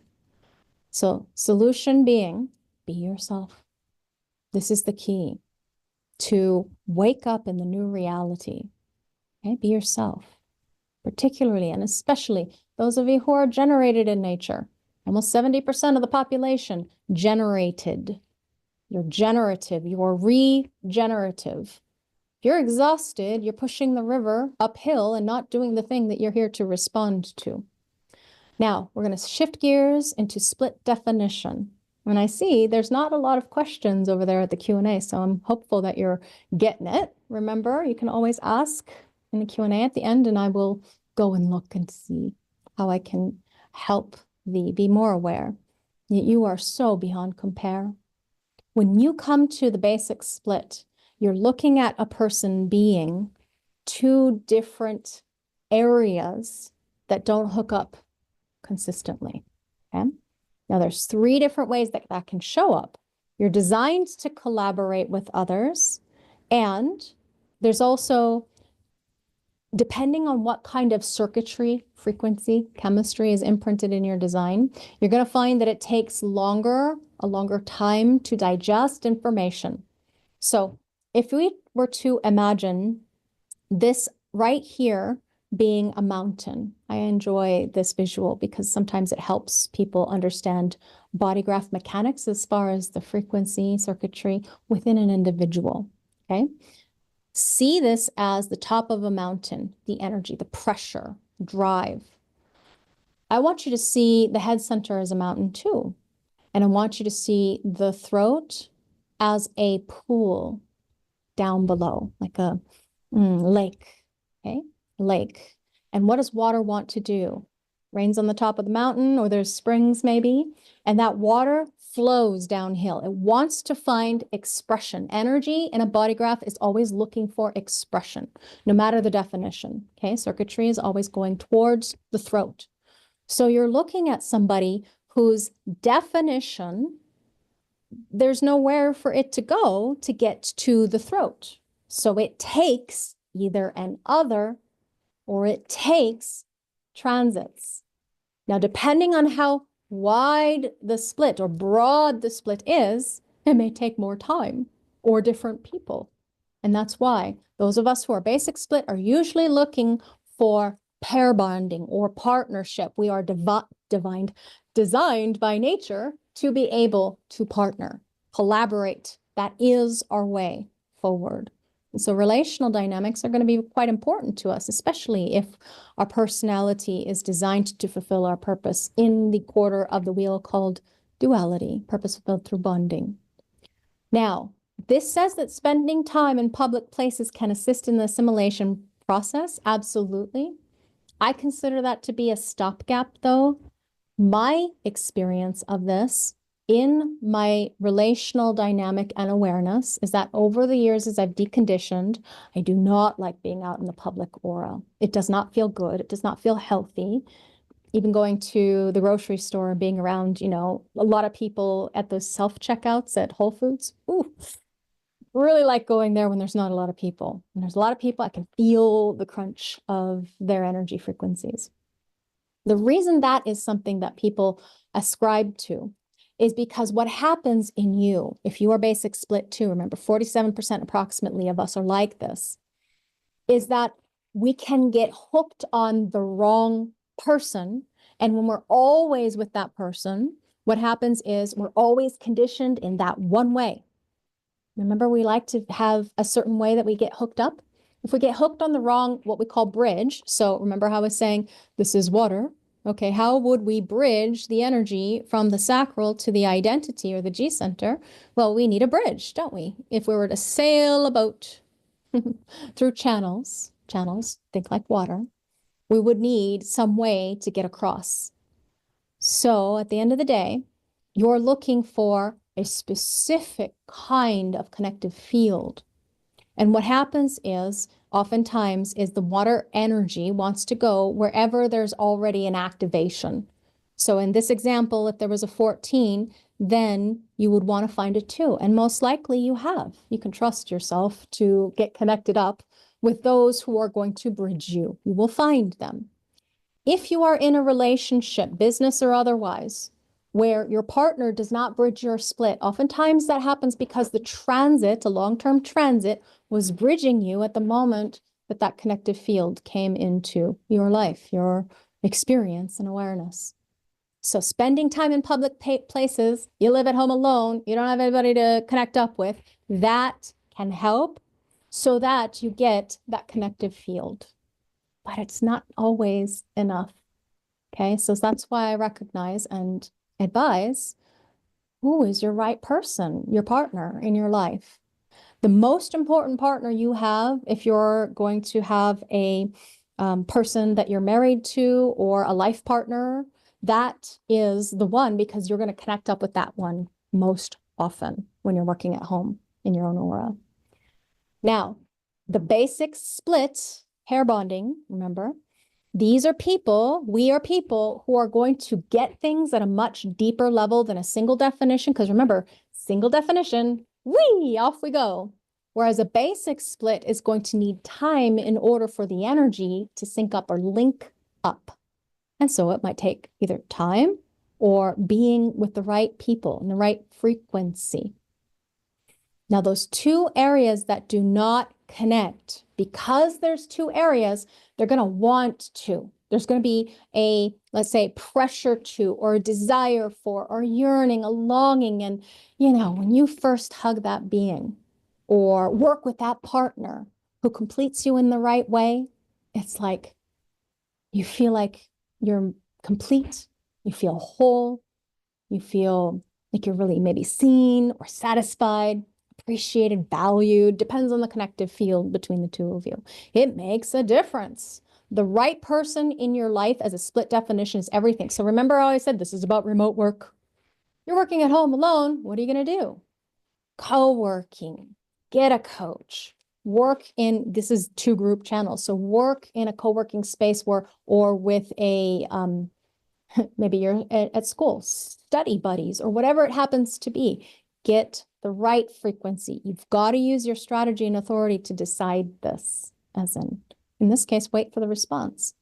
So we're looking at shadows, primarily when you have two areas of definition in the bridging gates or channels. Remember I said if there was a gate hanging out here, then the other side would be one of the primaries, because your mind, where it gets locked into and identified in you, is wherever there's openness, particularly in a basic split where there's just a hanging gate that's looking for the other side. Oh boy, is it yummy, juicy on the other side. It really is, as far as to your mind. And then you might identify with that. I'm a projector, so we identify with other things and other people, is my experience anyway. And you think that you have to have that, you have to be that. And why does that other person have to have that or be that? I want that for me. And that's where we have a lot of problems in partnership. And one of the things that I'm going to be analyzing with you, should you continue in any one of my courses now here with leadership success or in the future. Now, shadows and the bridging gates and channels, remember, it's also primarily in the undefined centers, in the openness. And the openness is where we have not only the greatest places of wisdom potential, but also we have problems, unfortunately. Sad but true. What to do? The key is awareness, following your decision-making process. Now, remember how I said there's three different ways the basic split can show up? Simple, one gate activation. Broad, two gates, a whole channel in this case.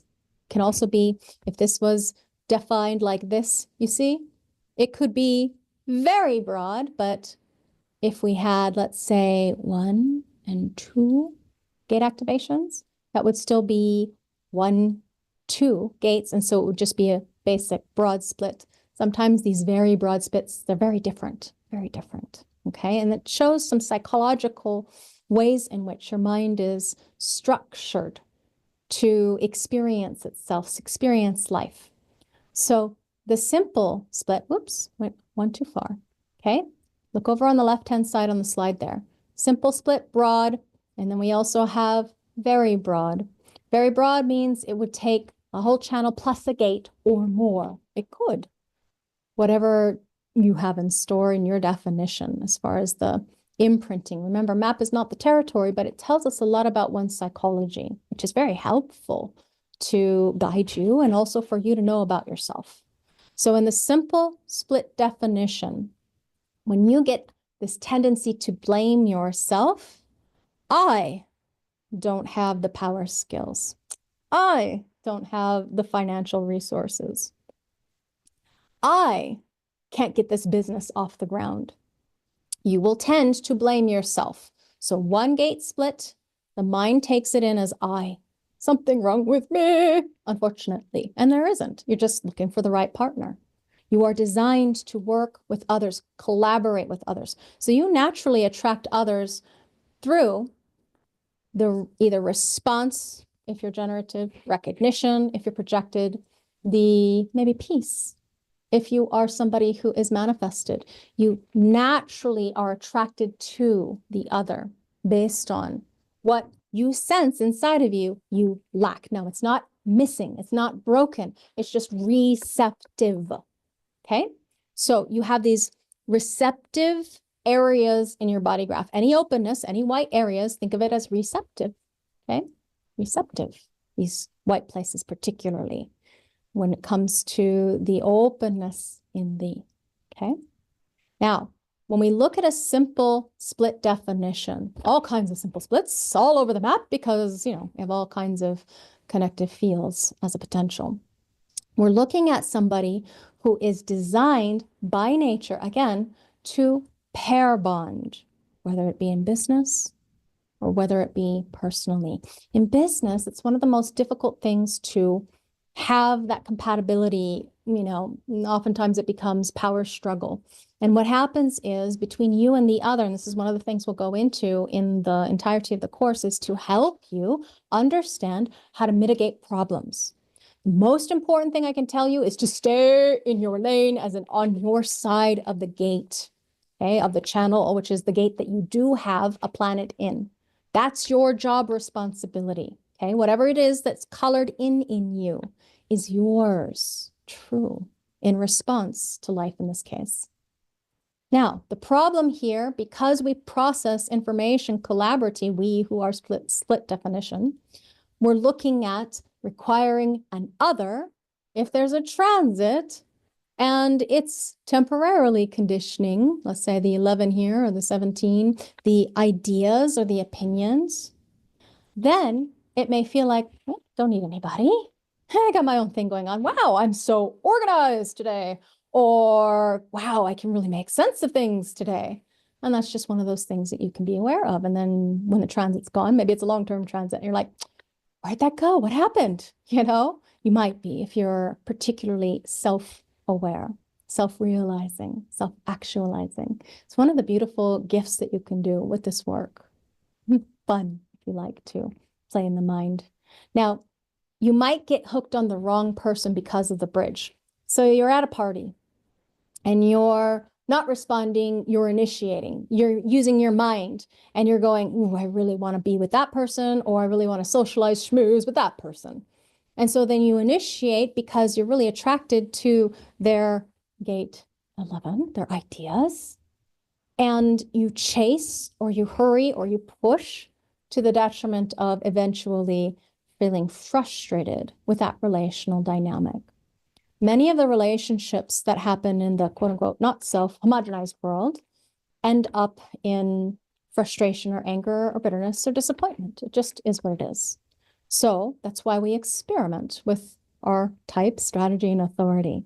Being hooked on the wrong bridge means, oh, not only do you get something that initially feels good inside, but because this is a bridge, we call that an electromagnetic connection between you and another.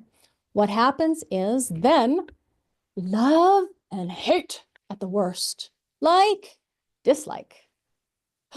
Ooh, juicy, yummy, interesting. Ugh, hell away from me. Why are you always like that? That's the kind of connective field that can happen if you're not operating in alignment, unfortunately. So when we have two areas that do not connect, what's the solution? Instead of getting hooked on the wrong bridge, strategy and authority, always. Don't get rigid about the shadow, the openness, okay? Learn wisdom.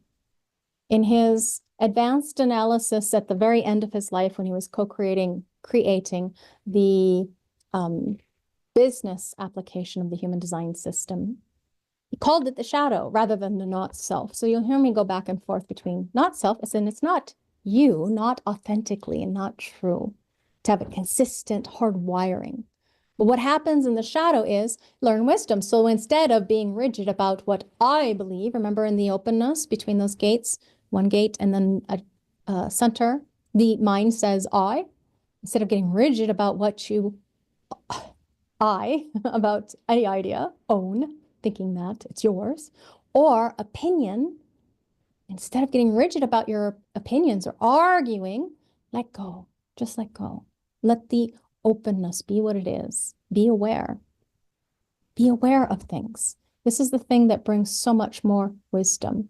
Now, 17 is opinion, and oops, this is 56, gate of stimulation, but it should be labeling the 11. My apologies. 11 is the shadow there. So in the bridging gates, to be aware. Always when it comes to basic split. Now, the solution that I'm giving you is I want you to keep an eye out or be aware of what I'm calling signature partnerships. Is basic split, collaborative. What's a signature partnerships? Sharp partnership. Remember that your signature is you being on track. So when it comes to your signature here, it's satisfying. So who is it that you're with in your life that you feel satisfied to be with? Who is it that asks you questions that feel satisfying in you to respond to? Gives you something to respond to that you feel satisfied in being with. That's all. Easier said than done, you think, you say. And yet, at the end of the day, it's simply this moment by moment experiential process of experimenting with your strategy. The moment you stop trying to swim up river or push a river uphill, near impossible, let it go, right? And then allow yourself to flow, being able to be in your own flow, to go where you go, be who you be for yourself naturally. When it comes to signature partnerships, again, I'm talking about maybe a business partner, doesn't mean you have to have one. Your trusted advisor, it might be your relationship, a business coach that you hire, friends, family, whatever it happens to be. Who is it that you feel like you can be yourself with?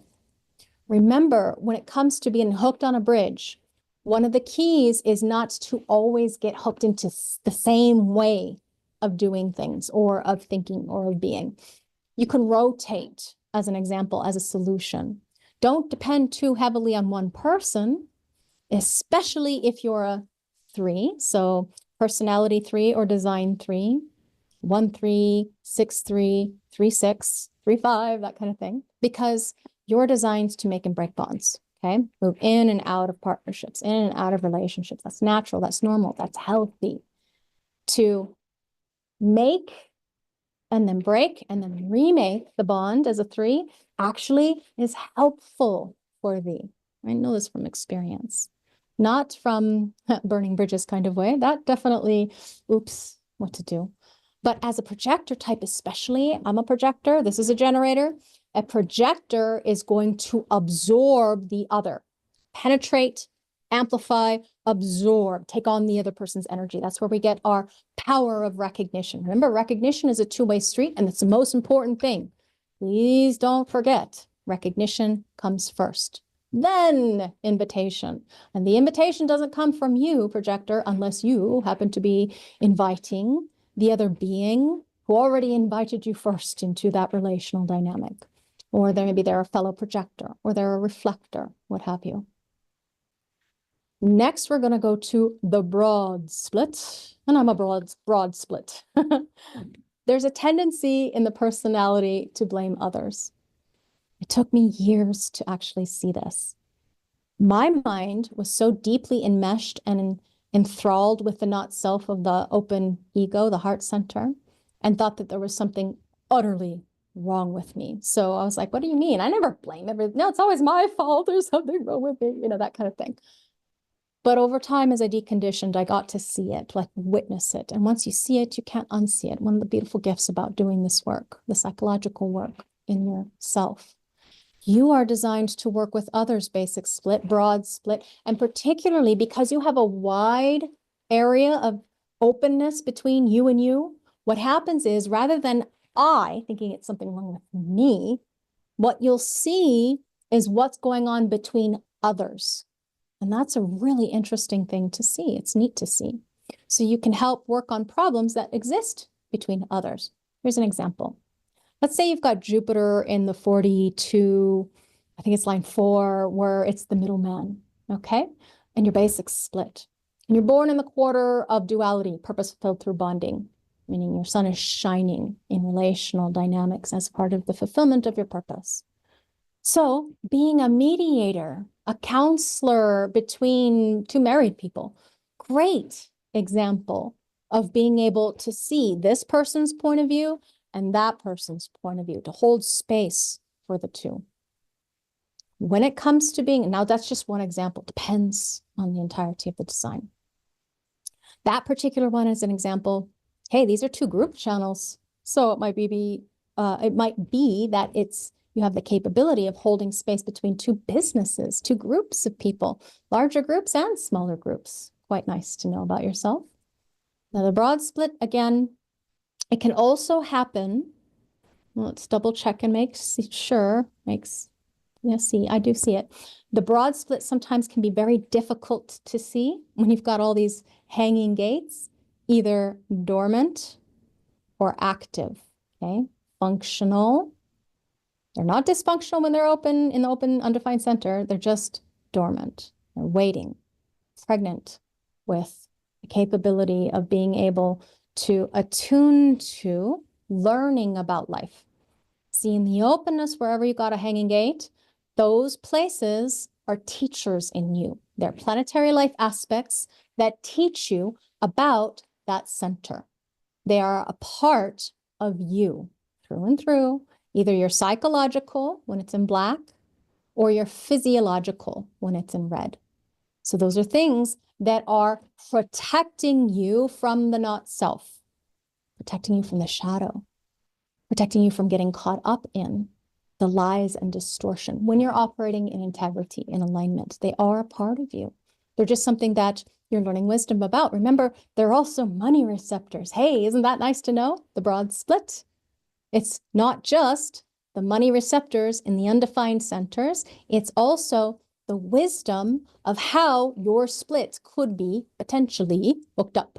Now, there's a lot of different potentials here. We could go this way, we could go this way. Remember, we're looking for where's the energy want to flow. So we could go here and here, like steps, you know? We're looking for the ways in which that connective field can happen quickly, most particularly. There's another one there I see. And here's another one we can see. So you see, it gets really complicated the more broad that you have the split in somebody's design. So yeah, then I'm keeping this simple to keep your focus on the body graph. But in my analysis work, obviously, I've been working with life charts and looking at the very specificities of what those activations happen to have to see where the energy might lead or want to go so that I can help guide you to know yourself, to accept the challenges, to see through the ego eye and its lie as far as the problem that you think you have. And this tendency to blame others, this one happens to go through centers. So then the center is going to lock in part of the problem of what the blame might be. And what happens is because you have this broad split, you can feel lost without the right hookup, right person, the right partnership. I remember every time I lived alone in my adult life, and I moved out when I was very young, late 15, early 16 area, time of my life, got out on my own, and boy, living alone, you can feel it in your body. I gotta go somewhere. I need people, you know, as far as looking for the right being. And also, of course, always, there's this recognition capacity that happens within a projector. For you as a generator, you may respond, okay? With a manifestor, you may initiate with the right person. Now, because we have two gates that it creates here to bridge this particular split, we're looking at a problem the mind thinks it has, also what it blames for the reason why, let's say, a relationship doesn't work, or why things are just not, let's say, in this case, they're not successful because this is a projected design. So because there are shadows in the bridging gates, this person thinks that its insights have to be either explained or initiated, educated to the other, trying to attract attention because it doesn't feel seen, valued, appreciated, approved of, loved. Remember, the unconscious channel definition can still be a problem because the mind takes it for granted. It doesn't even know it's there. It isn't aware, the mind, about the unconscious channels, the red channels. The mind distorts reality when one uses it for the decision-making process. Now, because it could be a channel too, and the undefined centers, there's this complexity in you when you're using your mind to make decisions, unfortunately. Sad but true. Use your authoritative process. In this case, it's waiting for recognition and then formal invitation. When it comes to the big things in life, it's a projector, not the little things. May I go to the bathroom, please? Nuh-uh. It's not that. You know, anything that has to do with just you and you alone and your own sovereignty, go for it.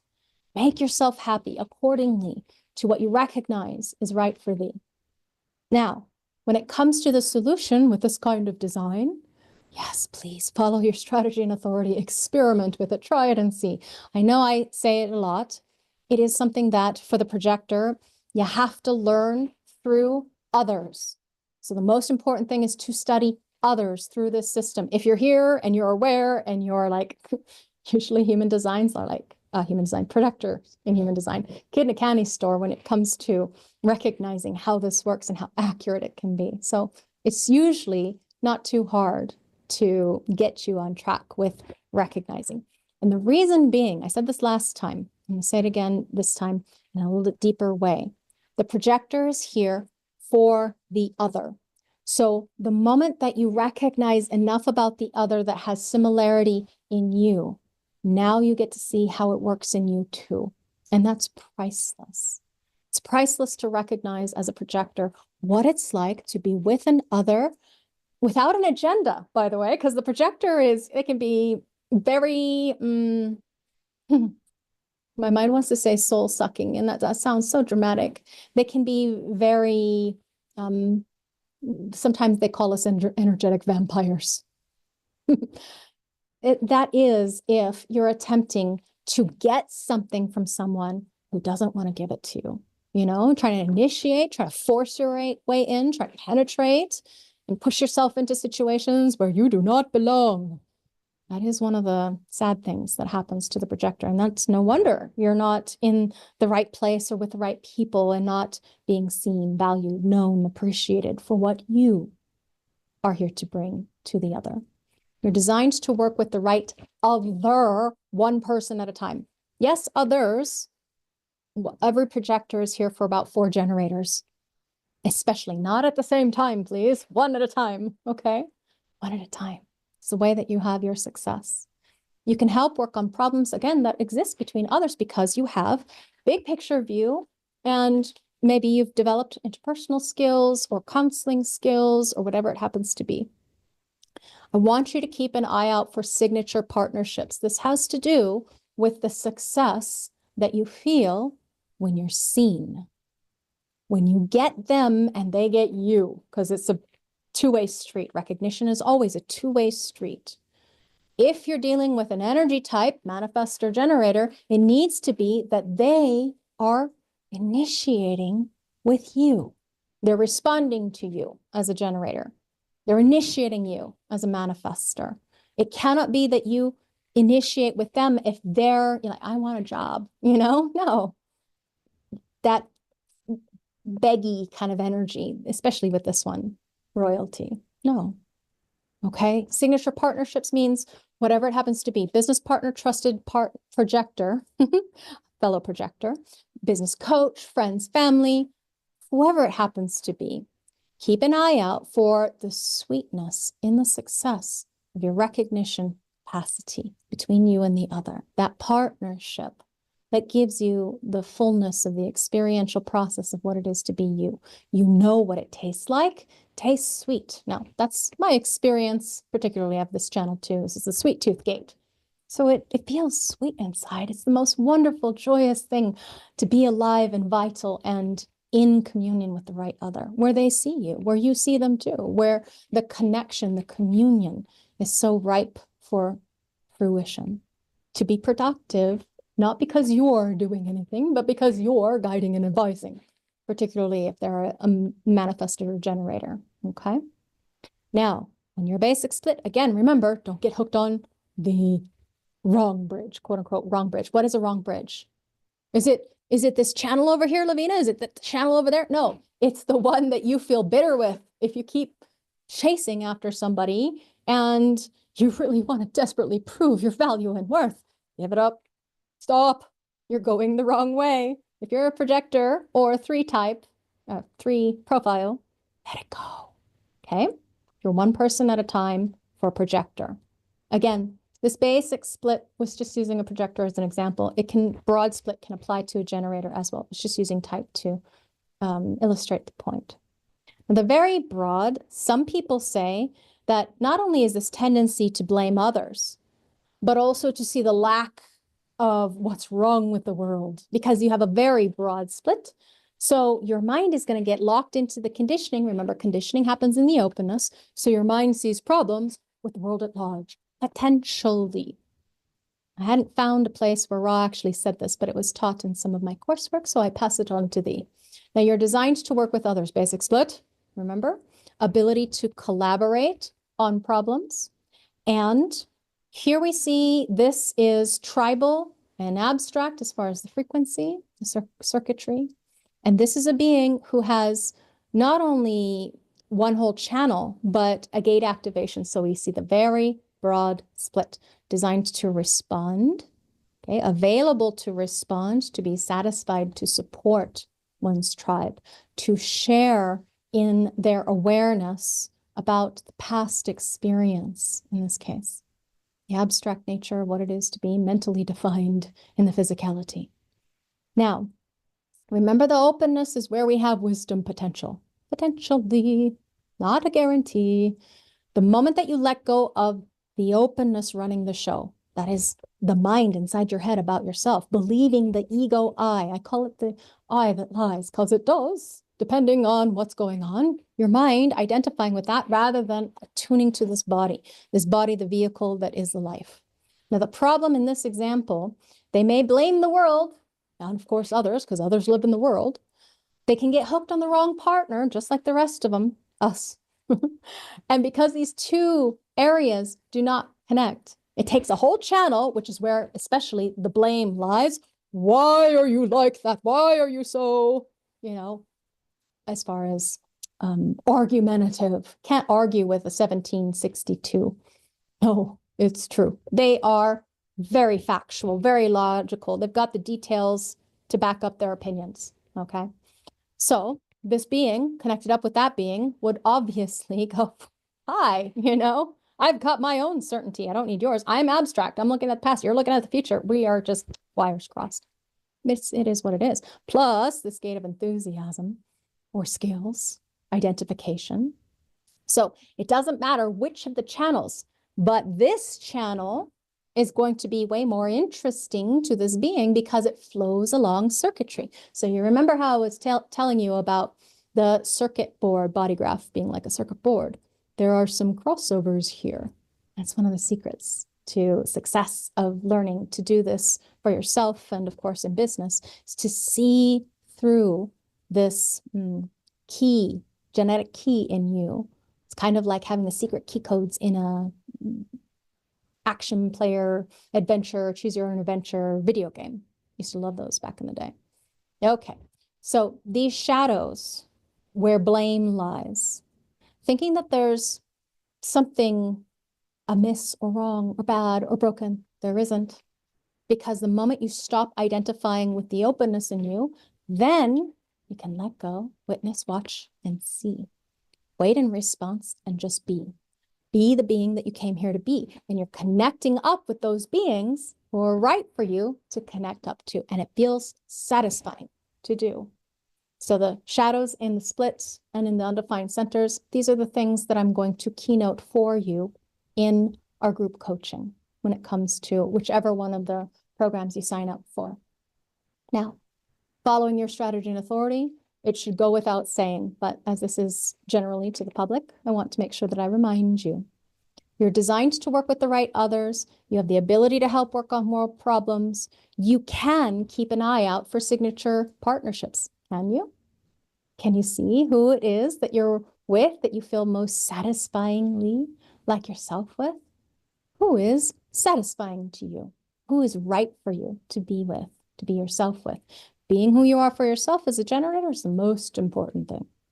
This can be with a business partner, trusted projector, business coach, friends and family. This one has a large group channel, so being in a group aura dynamic might feel quite satisfying. And remember, you've got a large group channel, you make more money.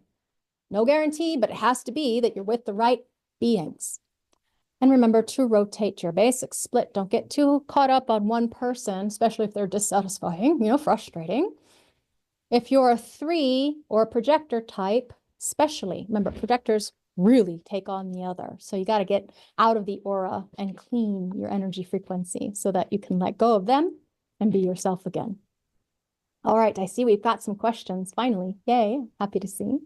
Now, you can see that we're getting close to the top of the hour, so I'm going to go through the rest of these quickly. I went slower because, firstly, those are the most common people. The rest, they're not as common, so it's not as likely that I'll have as many of you in there. If you want to learn more, please come to some more trainings, okay? Now, triple split, 3 areas of definition. Most important thing is to synthesize large amounts of information from a variety of different sources. So the very highest level of the human design recommendations I have for you from top of the hierarchy, movement. Do not be isolated at home alone in your own aura for too long. If you're feeling frustrated, see if you can move.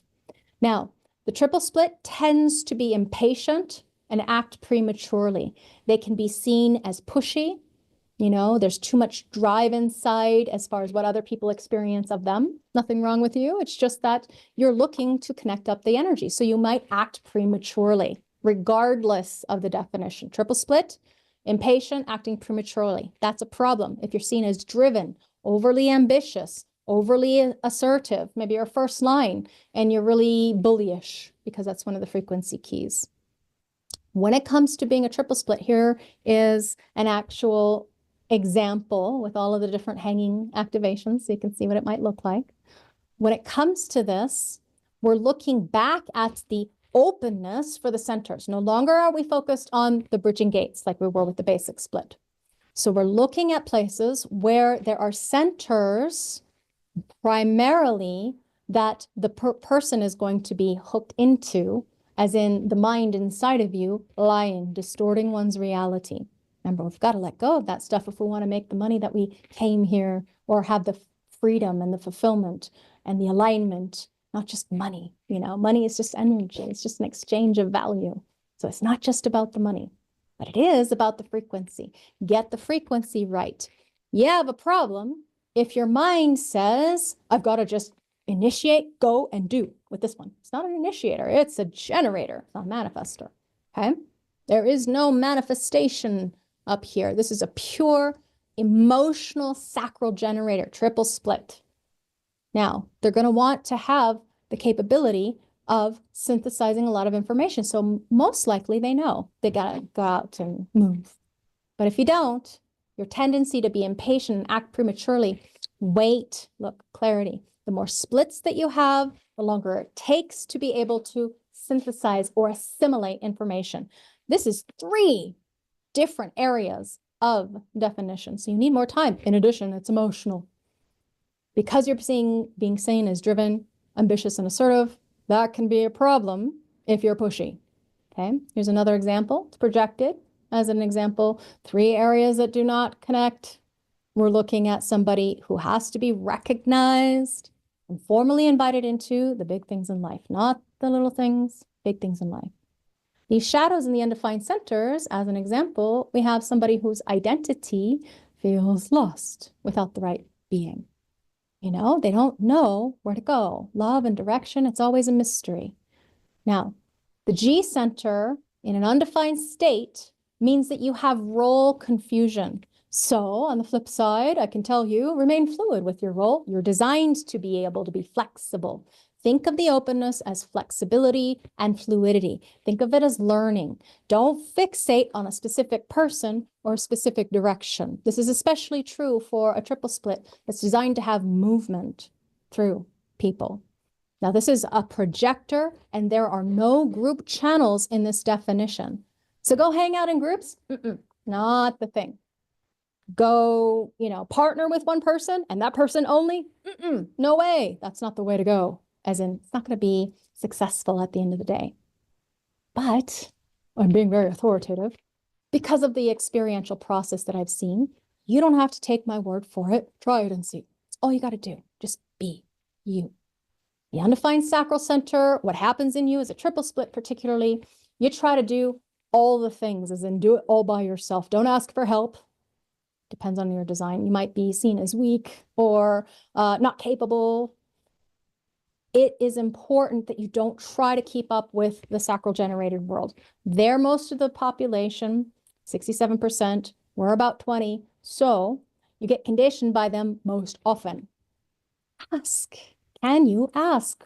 Rather than telling people what to do or expecting them, because I did this for you, you should do this for me, and you didn't say it anything. You didn't like make the bargain clear. And now you're embittered because they're not doing for you what you did for them, but you didn't make it clear. I mean, come on, don't try to do everything alone. Ask. Guide others in their work. It bears repeating that mothers, there's a lot of females in human design, mothers who are attempting to do everything. I'm the stay-at-home mom, and I have my own business, and I'm raising my family, and I'm homeschooling, you know? And instead of asking for help, you're trying to do all the things. No, be yourself. And that is a guide to the energy. In the root center, we're looking at somebody who needs to learn to manage stress, totally open. Don't hurry. No need to worry. Don't get it all done super fast. Super fast? No. Let go of the pressure that's not yours, the stress that's not yours, the angst of identifying with the mind. Deep breath. This too shall pass. Slow down. Wait out your wave. Follow your strategy and authority. When I say wave, it's the emotional chemistry that goes up and down. This one's jacking up like a car getting jacked up and then a crash. What happens for a triple split is that if you have regular outings, errands, group events, scheduling to be with different people every day, it's more likely that you will be able to synthesize those large amounts of information and feel the success, the sweetness of being in the right place with the right people. It should feel like you can be yourself with them. Taking advantage of maybe co-working situations, cafes or libraries to get the general energy. This is way more helpful for a triple split than a basic split. Okay, basic split, temporary stopgap does help. However, events, colleges, mixers, whatever is right for you, whatever, see this undefined G, it's got to be the right place for you to be yourself in. Should feel like you. You can be yourself. You can breathe. Now, quadruple, again, rarer, even rarer. I'm going to go through this one real quick. When it comes to the quad, we're looking at somebody with a very, very fixed way of processing information through their own experience. So they're way more subjective. They may appear to lack flexibility. That's okay. They do. Okay. It's because it's true. They may have a tendency to choose favorites. Not a problem. To other people, why are you always so picky? You know, why are we just those two? Why is so-and-so, if you're a boss, why does so-and-so always get the favors? Well, this is what the quad is like. Okay, so we see their charts can look very complex. Doesn't have to be complicated, although it can look that way. Basically, what you're seeing is, oh, they have so much definition. Well, yeah, they're going to have channels, obviously, lots of channels. But it's still, relatively speaking, way more openness than there is definition. So don't forget that. We all have a lot more openness than we have definition, no matter what your chart looks like. All of those open, white channels and gates are the wisdom potential in this being. So the problem to their mind maybe, or other people especially, because, you know, when you have channels that are red in you, your mind doesn't necessarily know what to do. It has no idea that it's seen as, quote unquote, whatever the other person happens to see them as, blame them as, or shame them, guilt them, fault them as. Because you process information through your own experience and you are subjective in nature and appear to lack flexibility, you may get a lot of flack from that. And then other people might say, well, just work on your own. It might be super simple and easier than working with people. This one doesn't have any large group channels. So what can happen is, yeah, maybe if you're at home working alone and remotely in your own aura though, you're going to need to get some connective field frequency. Remember, the more splits, the longer it takes to connect. So the longer it takes to process and assimilate information. So we need some bridges Having a tendency to play favorites, that's okay. Have two different friends that you can hang with or go and see or whatever it happens to be. Those 4 areas that are not connected, this still leads to shadows in the bridging gates. So if there is, and there would only be one potential undefined center or frequency, that too would be where the shadow is. But first it's in the bridging gates and then the openness, the center, whatever it happens to be accordingly. So as usual, follow your strategy and authority. Work in rotating partnerships. Do not rely on one person to be everything to you all the time. This might be not as satisfying. Most likely you're going to be either generated or projected in this case. Now, no definition. Are reflectors in nature? How beautiful it must be to be a reflector. Of course, I'm idolizing, I have no idea. But to be an awake reflector, magnificent in taking in information in a non-judgmental way, assimilating information by sampling, reflecting, evaluating, can sense the physical, psychic, or emotional health of an environment. And these are beings whose openness is full of wisdom.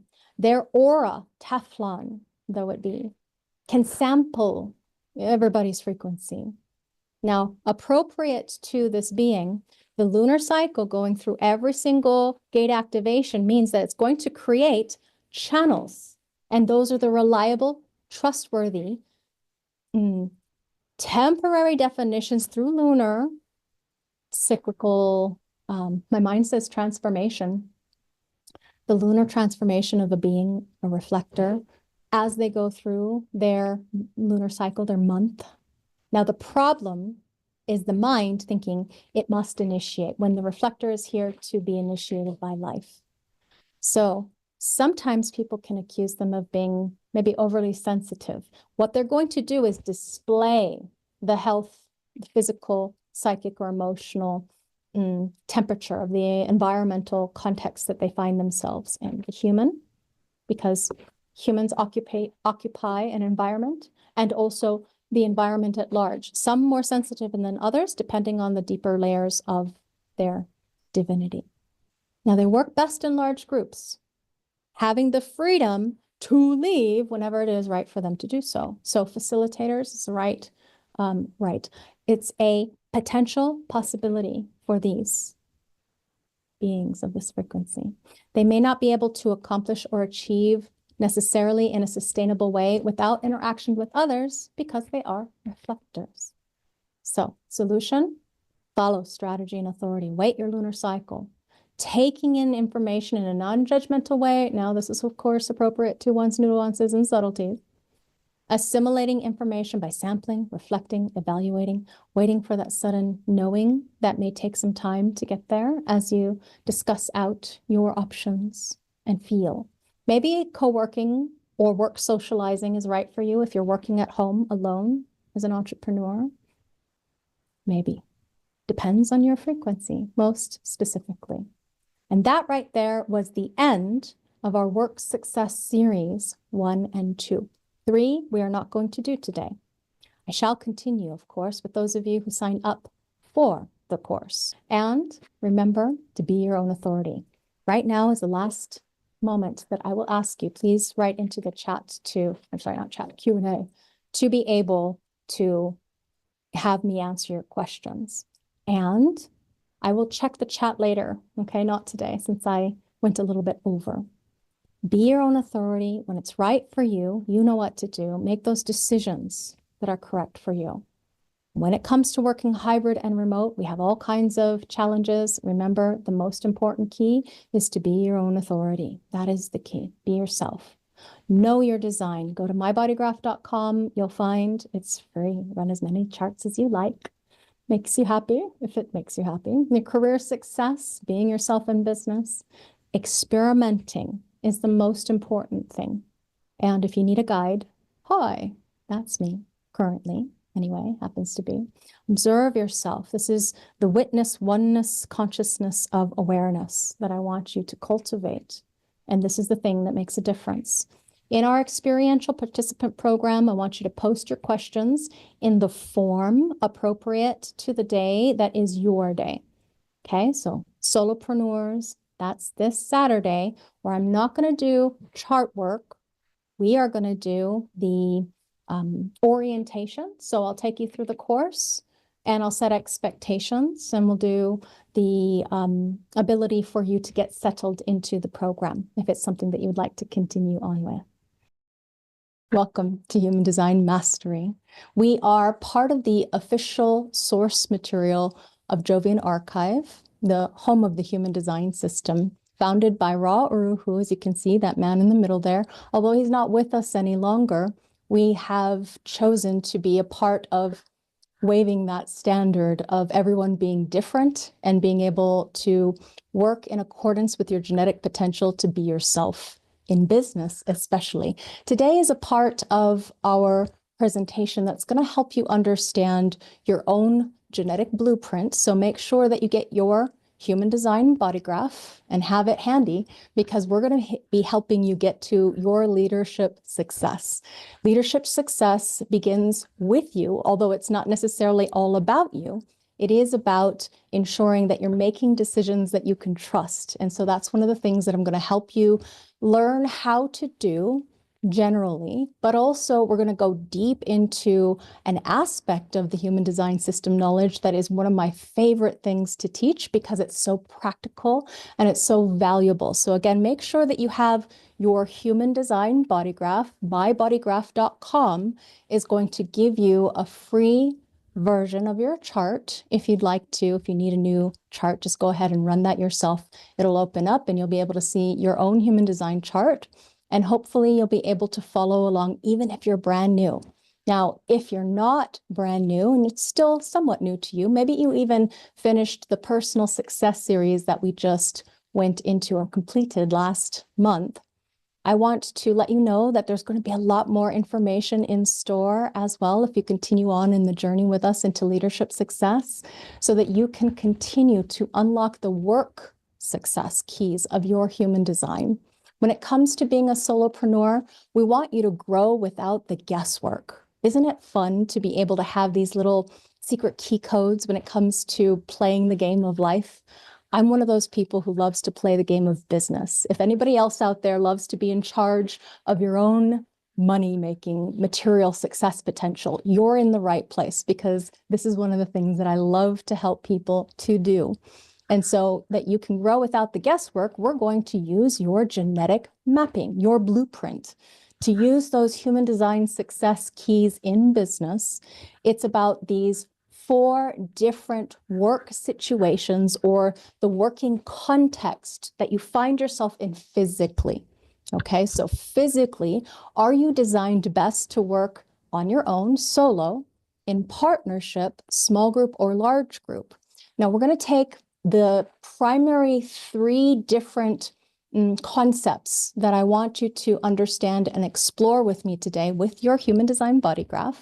And you're going to be able to see at least the big picture and some of the deeper nuanced details too for your solopreneur work endeavors. Now, that again means whether or not you're going to work best on your own, physically in your own aura, or not. And so this has to do with your productivity. When it comes to anybody, we can all obviously work, but is it going to be working away in a position or a job that you hate? Or is it going to be working, coming to work, bright-eyed and bushy-tailed, happy to be where you are and doing the work that you love to do? That's a very big difference, okay? So if you're, as an example, not built for the large group and you're trying to fit yourself into that large group work context, well, it's like pushing a boulder uphill, or worse, pushing a river uphill, quite impossible to do. So what I want for you is to be able to understand that today we're talking about physicality. Where are you going to be most physically satisfied, peaceful, successful, surprised? As far as your genetic potential, the spirit of abundance that arises from inside. This is the thing that is going to make such a difference in your work. So we're going to dive right in.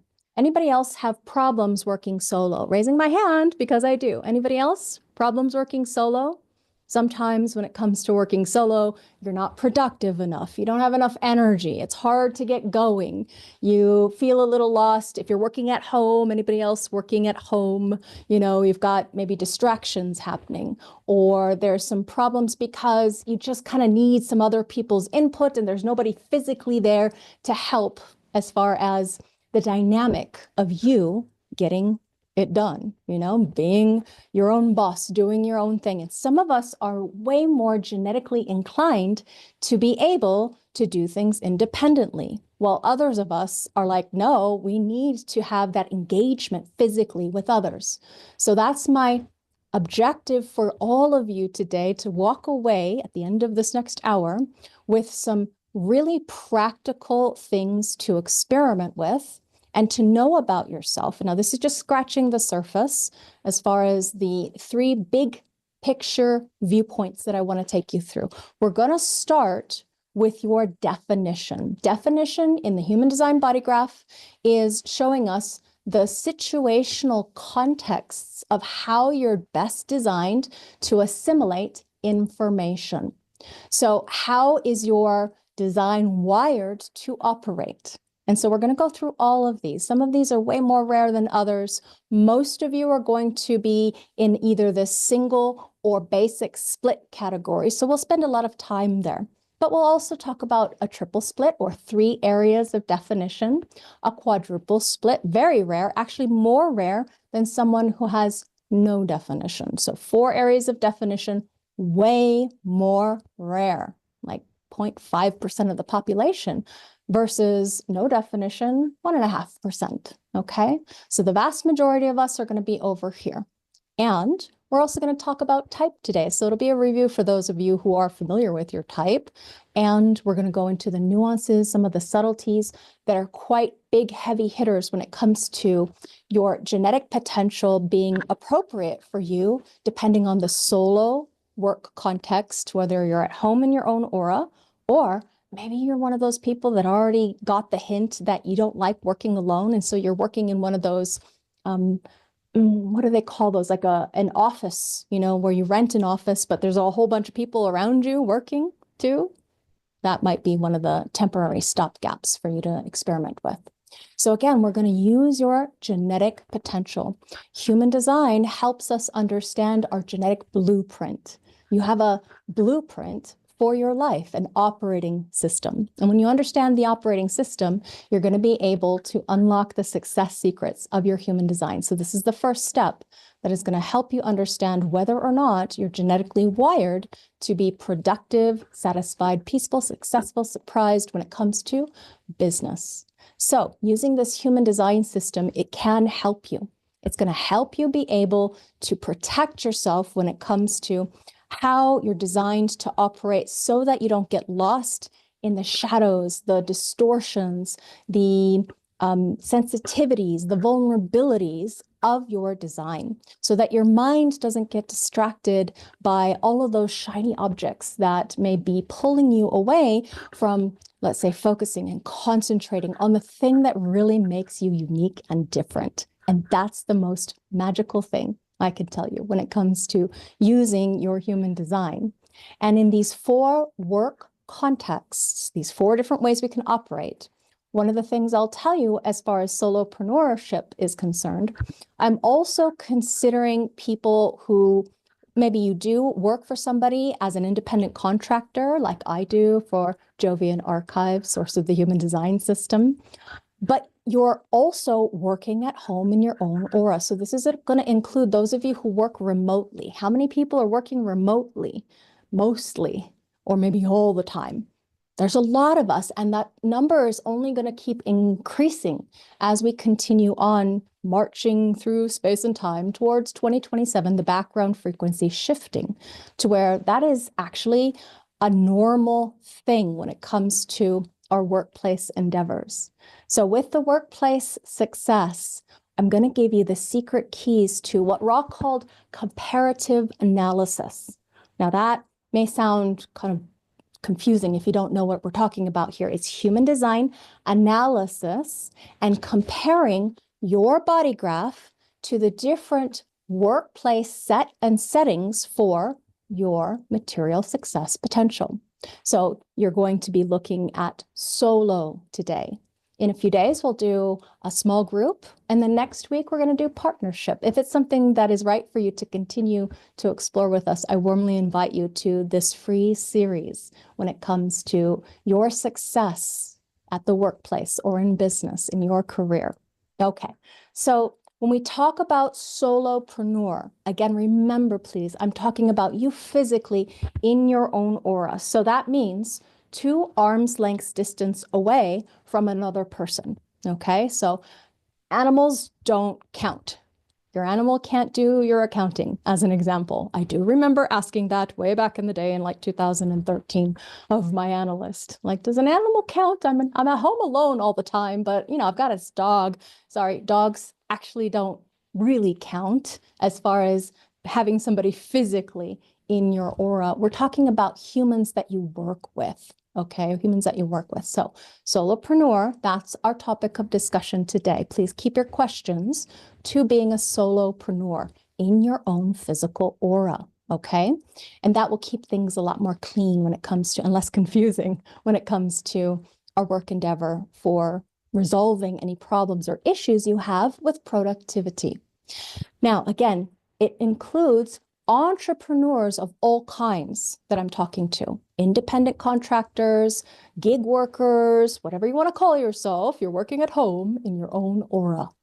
And this is actually not an accident. It's one of the things that we're moving towards in 2027 to 2439. We are going to be experiencing the ramifications of going to or through the cross of the sleeping phoenix as a background frequency. And these are the activations that we're shifting into. So you can see that it is a very different combination of gate activations from the old cross of planning that we are leaving behind. And if you want more information about that, obviously you can go to jovianarchive.com and search. There's tons of information, or you can find lots of our information on YouTube as well if you're interested in this topic. Now, when we talk about definition, we're looking, again, this is still that cross of the sleeping phoenix that I have activated here in the body graph.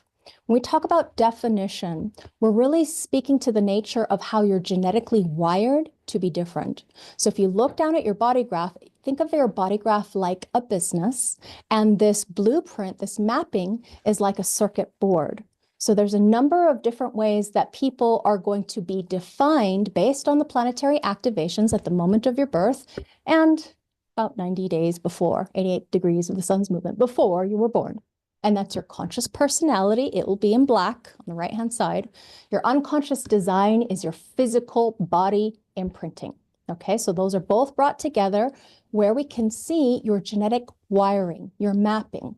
Whether you have this or that or the other, it's not good, bad, right, wrong. There are advantages and disadvantages to all of it, depending on the work context set and setting that you find yourself in. So primarily, it's going to help us understand how you are wired to work, as well as how you are designed to interpret information that is coming in at all sides around you. Okay, so basically, we're looking at these different ways that you are defined to function.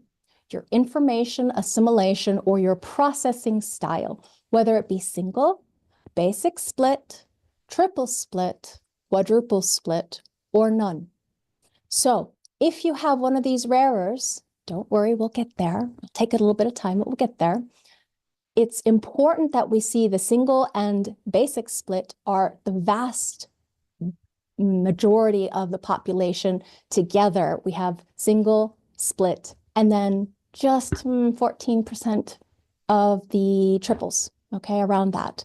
So we're looking at definition, your genetic wiring, to see if we can find how you're here to be successful when you're working in your own aura, as in how are you here to be materially productive or having benefit when it comes to being your own boss, especially being in charge of your own sovereignty, your own genetic nature. In these dynamics of going solo or working solo, first of all, it's got to be right for you. If you're working at your desk in your own aura with no one else around, does that make you happy? Do you feel satisfied, successful, peaceful, surprised because you have the ability to focus and concentrate and be able to be fully present and on board, no distractions, no disturbances? Maybe it's something that you really enjoy. Anybody else really enjoy being your own boss, doing your own thing? You're going to be able to count on yourself if you know yourself. So this is the most important thing. When you work remotely, by phone, by computer, by internet, however it is that you're creatively engaging with life and being in your business for yourself, it is going to be helpful if you know what strengths you can rely upon. So if you don't know your strengths, how on earth are you going to leverage or take advantage of them? And that's one of the things that you learn in personal success for business. So when you're working solo, remember, it has to be that you are your own authority, meaning you know how to make decisions that are right for you to do, that you can utilize your strategy, honoring yourself as your own personal authority. And this brings out the nature of sovereignty and abundance from within you. So we call that strategy and authority, or the operating keys, the operating system to this genetic wiring, your blueprint. If you have trouble with that, mybodygraph.com gives you the first step free of understanding these basic keys. So you can go ahead and read that, listen to Ra as he explains, because he is the creator, founder, first messenger of the human design system. So now we're going to go into determining your productivity. When it comes to working solo, your productivity levels, it's going to be different for everybody. I mean, I've been up since 3:30. Oops, have a bit of a trouble sleeping sometimes. And so obviously there's going to be other considerations or factors when it comes to how productive you are. If you didn't get a good night's sleep, if you didn't eat well, if you are experiencing any health challenges, obviously we want to get to the root cause if you're having adrenal fatigue or any kind of brain fog or challenges when it comes to peak performance. It's one of the things that I love exploring. So do keep that in mind. It's not just this one thing, but it is this thing, this definition thing, that's going to help you understand how to process information. Okay, let's take a little quote from Ra before we move on. Ra says, "What we have been able to learn from the revealed mechanics is an understanding of how we can navigate on this plane in such a way that we get to live out our true potential. The potential of the form, the potential of our vehicles, because it is the vehicle, the body, which is the life. It is the vehicle that empowers the life force. When you're operating correctly, what you're doing is enriching the potential of this holistic being because you bring out the essence of yourself. It's there in the channel.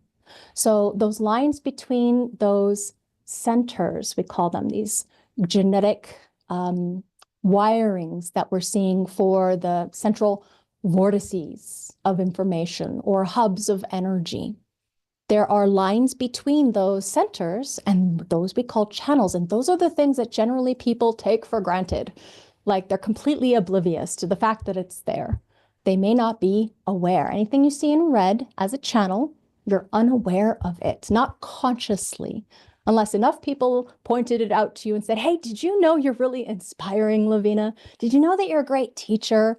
And indeed, it took me a few years to get there, but it does feel really different when the body is operating in alignment, when it's operating correctly. So thanks to Ra, we have tons of clues and tips and tricks and techniques and keys to understanding our wiring. So again, we're going to look at our genetic blueprint, all the different ways that are possible, depending on how you are designed to take in information. So we're going to begin first with a single definition. If you have a single definition, you are somebody who may work very well solo. There is an exception here, okay? The exception is that it depends on your type, and that's the next place we're going to go. So when it comes to one area in the body graph that is connected up to each other. So you may have 2 or more centers. So long as you can put your finger on one of those centers and follow that, this is a channel, follow that channel like you are sailing a boat through channels, channels of water, channels of energy. We are all frequency, we're all vibrating. And if that flow of energy is all connected, one singular area of definition, doesn't matter how many centers are involved, then you are a single definition. Now, because you are self-contained, as in you have all these circuits firing, all these neurons that fire together, wire together, and they're all consistent, they're all working together, you're generally, not always, but generally going to be able to process information quite quickly, with the exception of being an emotionally defined person. An emotionally defined person will have this triangle over on the right-hand side colored in brown. Okay, so if you've got that, then it'll take some time, most likely, to digest the amount of information that's coming in at you. And when we look at people who are working solo, we're going to look at some different areas of specificity. In this particular activation, we can see an individual, as in this is somebody who is individually defined. Individuals are very much of their own flag, as in they're going their own way, doing their own thing. And they generally like to do their own thing without being disturbed by other people's whatever. They want to march to the beat of their own drum, especially with this case in this channel. So when other people try to control an individual, anyone else an individual? I have one of those too.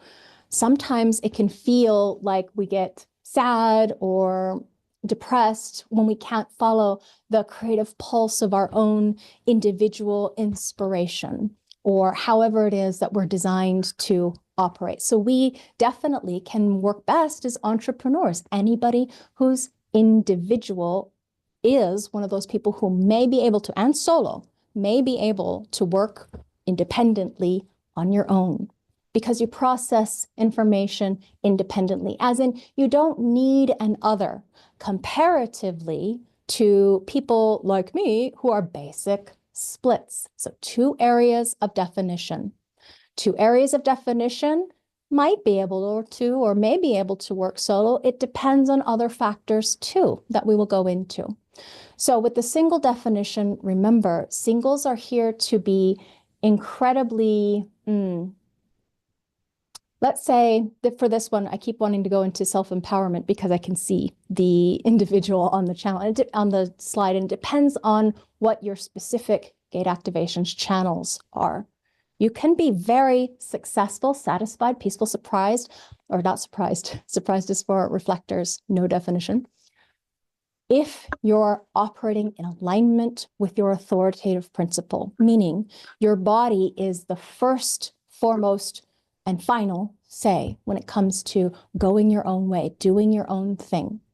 Now, some of you, depending on your design, may be much better as a leader, but from the outside of a group dynamic. And that's one of the things we're going to explore if you continue on in this journey. But for now, remember, you're solo defined. It depends on your type. And we're going to get into that shortly after this section. So now with the split definition, you may be able to work solo. However, you're best designed to be in partnership with others. You need that regular connection with an other. And the reason for that is without an other to bridge, think about this like, again, boats through channels, we have no bridge. We need another to bridge that split. So if you just soft gaze on that image right there, you see how this other image shows the bridge for that particular dynamic. That's the ideal, where we have a single definition that actually comes in and bridges your split definition. Because otherwise, if you're just bridging each other through gate activations, it's an illusion of true, authentic bridging. This is the ideal. Now, we live in the real world, and it's not always that we have the ideal. So remember, your authority rules the roost, as in it's going to tell you what's right for you. So you may be able to work solo at times. However, the regular connection with others is going to be so much more helpful, fruitful, important for you to be fulfilled. Because long term, it can be very isolating to work at home in your own aura. I can remember working at home in my own aura alone and feeling this like restlessness, like I needed to go outside. And it's just like gathering auras. We go out, we mix and mingle. You don't have to work with those people, but definitely get some movement through different places and spaces that you enjoy, and you'll find that you feel better when you come home. Anybody else have that example or that experience? Once you experiment with it, you may find that your productivity rises. So those of you who are basic split like me, this is a wide split, a whole channel. If you're having trouble being productive, go out for a bit. Experiment with gathering energy, auras, moving through wherever it is that you'd like to engage with, and then see if that helps you assimilate information. Again, this is about being fulfilled as yourself in business. Now, the triple split, 3 islands of definition, what we're looking at are people who actually can work well solo, which is kind of an interesting thing. You would think that, oh, these are not, they need people. Well, yes, they do. The most important thing for a triple is to actually have movement through different groups of people. Now, because if they are a definition that can work well solo, like the single definition, like the triple split definition, they're going to have their own way, their own context, their own timing. It is about you experimenting to see what's right for you. It may be that you need to do this every day. Naraya is one of those people who actually is designed like this as a triple split. And she calls it aura washing, where she goes out and she moves, and it helps her synthesize the large amounts of information that she's designed to process. And information is the whole name of the story as far as the game of being yourself in business. You've got to process things. You've got to take advantage of new ideas, new challenges, new ways of being and working in business, especially in today's day and age where technology is shifting things so fast. You know, AI, maybe it feels like it's replacing you in business, but truly it's about changing your career or your work or your business. So taking advantage of the large amounts of information, that's what triple splits are here to do, synthesizing through moving between groups of people. It's not that you have to work with or in the group. This particular example has 2 large group channels, so moving through larger groups may feel more satisfying for this being. Okay, so now the quadruple may work well solo. However, the thing about this one is they're very rare again, 0.5% of the population approximately. So we're looking at people who are very fixed when it comes to processing things at definitely a slower pace. They can be way more subjective and play favorites when it comes to working.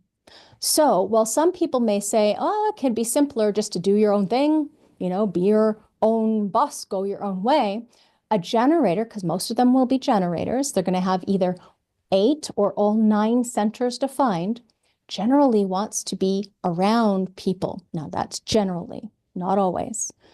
Since these beings are pretty fixed, sometimes it's easier to work well solo because it's harder for other people to mold themselves to them unless they have a lot of openness. Others have to adjust to the quadruple split, so it can be challenging.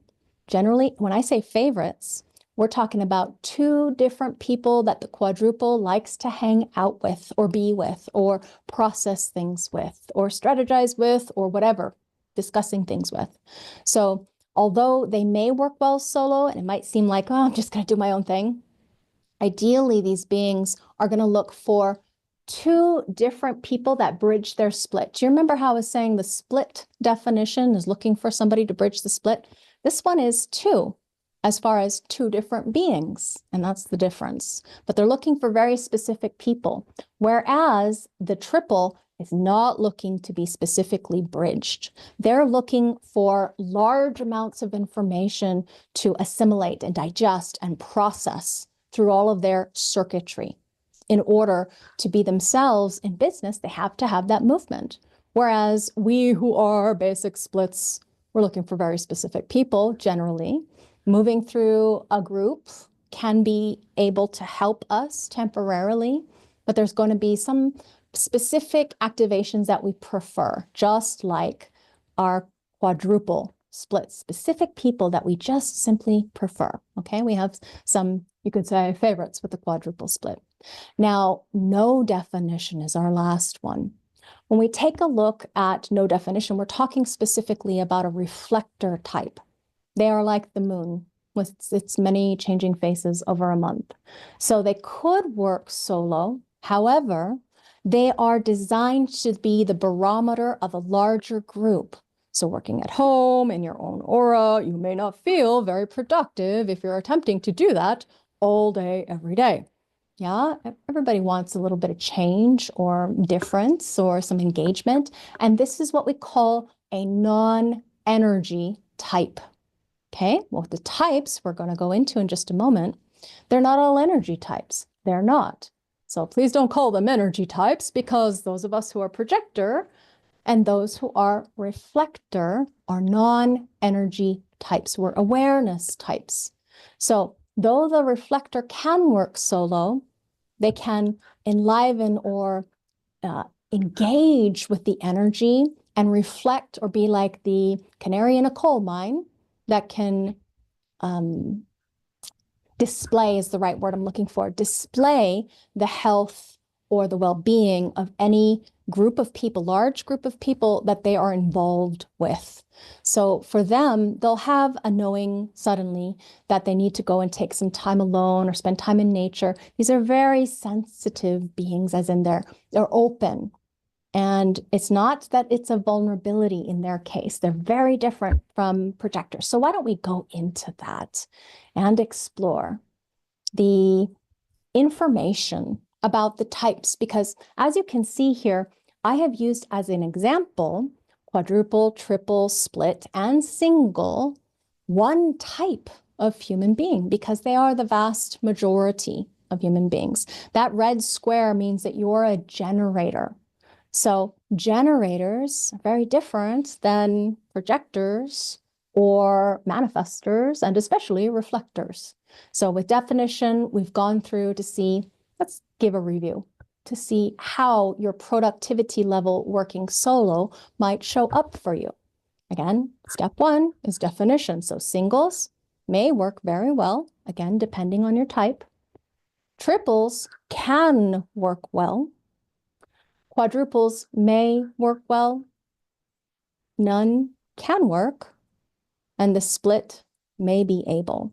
So anybody out there with your basic split to islands of definition, you may be able sometimes, and maybe most of the time, that's not working out for me. So I'll tell you a little secret that when I first studied the human design system and I was working with Jovian Archive, they hired me in 2014.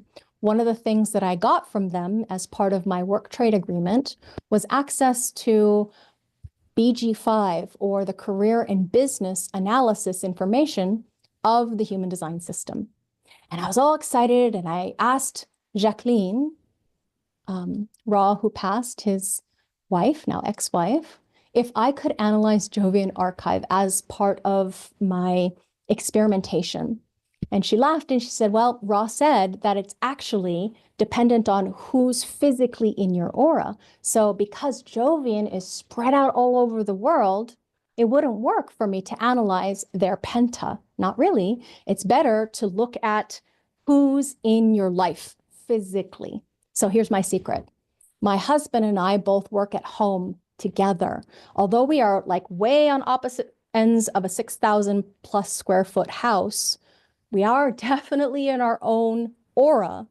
We do come together and we are able to commune, sometimes commiserate, or celebrate, depending on what's going on in our lives. So we have access to each other, but we are working independently. Now we're both individual energy projectors, not energy types, but energy projectors with the same authoritative channel. So it works really well because we get each other. It's one of the ideals to have is type with type. Okay, aura with aura, as in what we're moving towards.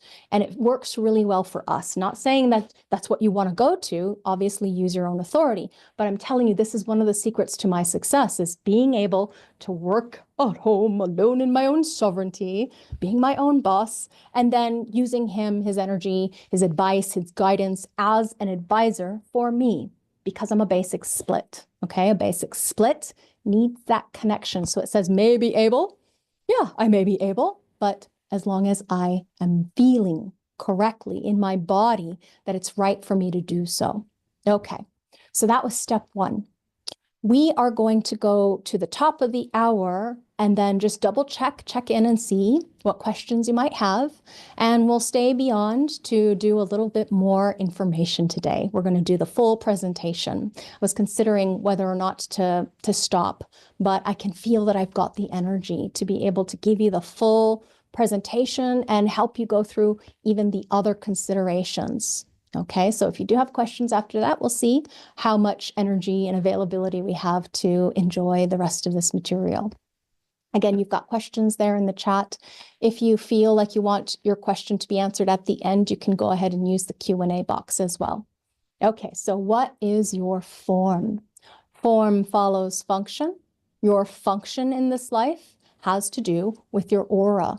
Your aura builds the body. It is not the other way around. So the aura frequency or auric energetic frequency, so a generator is an energy type, a manifester is an energy type, or these non-energy types, the projector and reflector, are going to all operate differently depending on your chemistry. So depending on your definition, what channels are actually there. There are tons of subtypes when it comes to the information within your genetic potential. So we're going to look at this generality. Remember that you are a specificity, and there's going to be different things that might change the way that you show up. As an example, Lavina is an energy projector. Mel, on the other hand, that you saw and heard earlier, she is a non-energy projector. She's a classic projector, which is way different than a mental projector. So there's always going to be other factors or considerations, but generally we'll look at form. First things first, we need our manifestors. Our manifestors are the ones who get things going, started, initiated. They inform in order to impact. That is their strategy. So informing us in order to get the ball rolling, to get things started, like Ra did with his initiation of the human design system into the world. So manifestors initiate, projectors distill that powerful initiation, and they use their system's mastery in order to process, synthesize, collaborate, whatever it happens to be, this guidance process or advice. They are the advisors who can guide. So manifestors and advisors can work really well together. It's one of the things that we're going to be exploring if you go into leadership success. Now, generally, type with type works really well. However, we're not always going to find that. When it comes to generators, these are the vast majority, about 66, 67% of the population.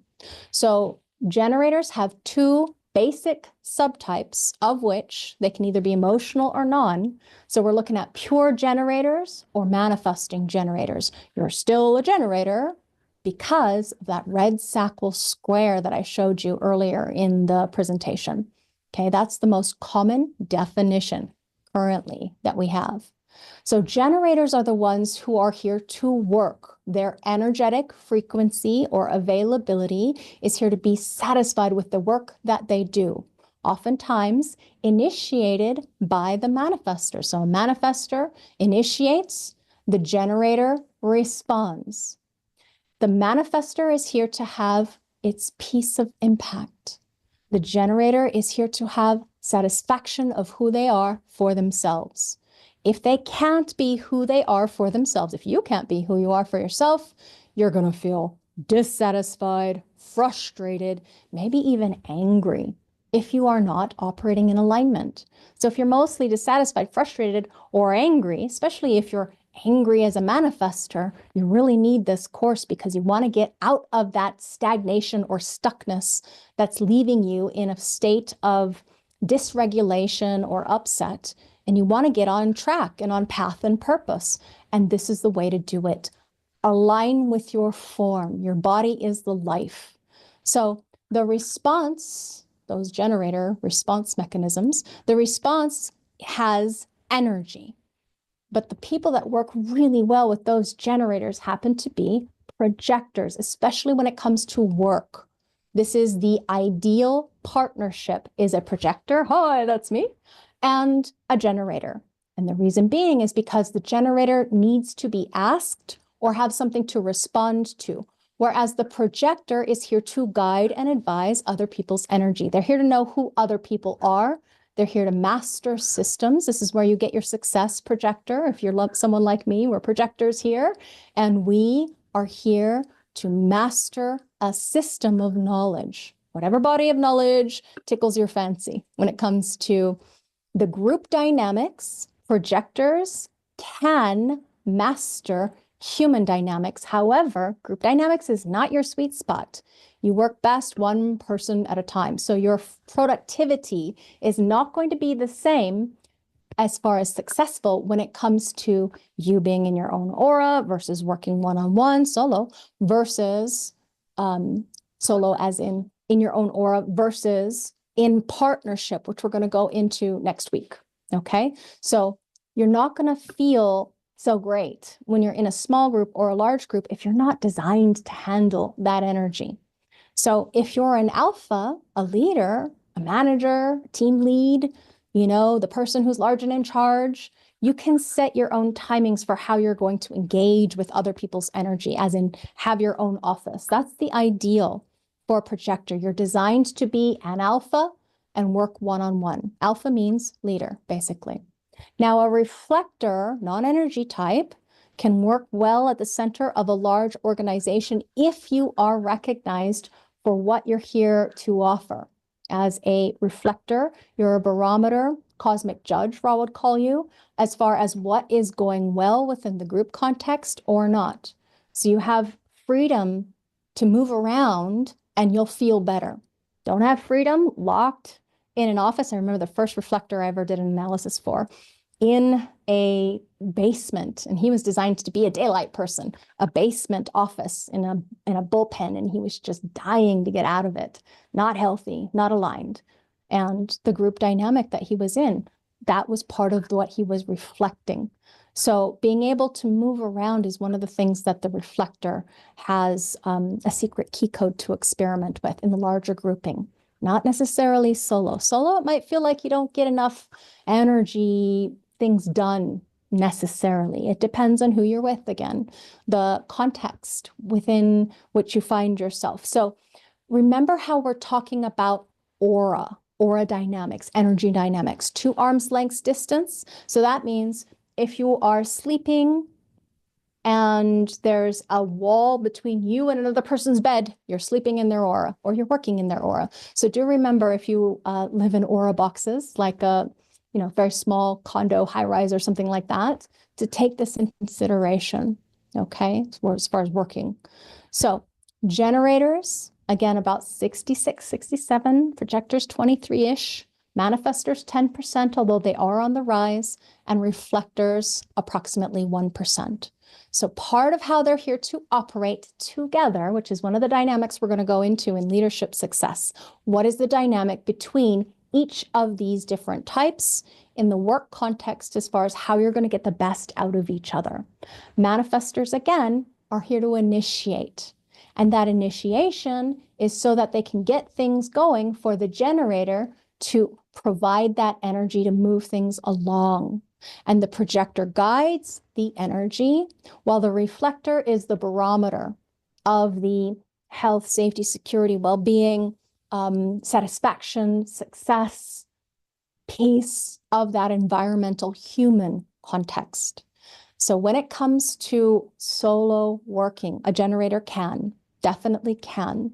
Now, some more than others, which we're going to go into at the third layer or level of information here, depending on your design. So it can be helpful for you to have others to ask you questions so that you can properly respond, as in maybe you want to bounce your ideas or your situation off of somebody else. These are people who are, let's say, as an example, if you're a generator with a basic split, remember that's better to be collaborative and you're working at home in your own aura all alone, you may want to get a coach, okay? Or be a part of a mastermind or some kind of group in order to move things forward together. So it depends on your design context. Your aura is generative, and that means the energetic frequency is there to be satisfied and productive. This is the productivity engine of humanity. So that means then your flow of energy when you're doing what you want to do for yourself, because it is about you, after all, this is the school of enlightened selfishness, according to Ra Uru Hu. The energy that operates from you, from within you, being emanated, pulsing, vibrating, broadcasting, is going to feel satisfying for us to be around, those of us who are open. And when you're doing and being who you are for yourself, doing what you love to do, that satisfying energy engine is the new currency as we move through this background frequency into 2027 and beyond. The empowerment of your satisfaction of a job well done, doing it for yourself. It can sound selfish, but it is what you are here to find for yourself, find out for yourself. It is know thyself, be yourself in order to love yourself completely and unconditionally. And then that satisfaction of you being who you are for yourself is going to be a part of your day-to-day experience, and you'll find that you get exactly what you need, no more, no less, when it comes to material success. Now, it may take you some time to get there, but you have to experiment with this, follow your decision-making process, which is wait for an energetic response.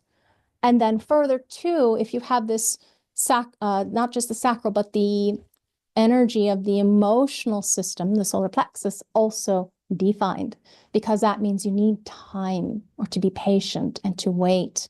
And this is not about initiating. This is about responding from that inner knowing or felt sense of energetic availability. That's the key. You are respondable, as in you have the ability to respond. And when that energy arises from within your lower dantian, think about right above your pubic bone, that is the place to base your decisions from. Unless you are emotional, then you wait further for clarity, the clarity of availability.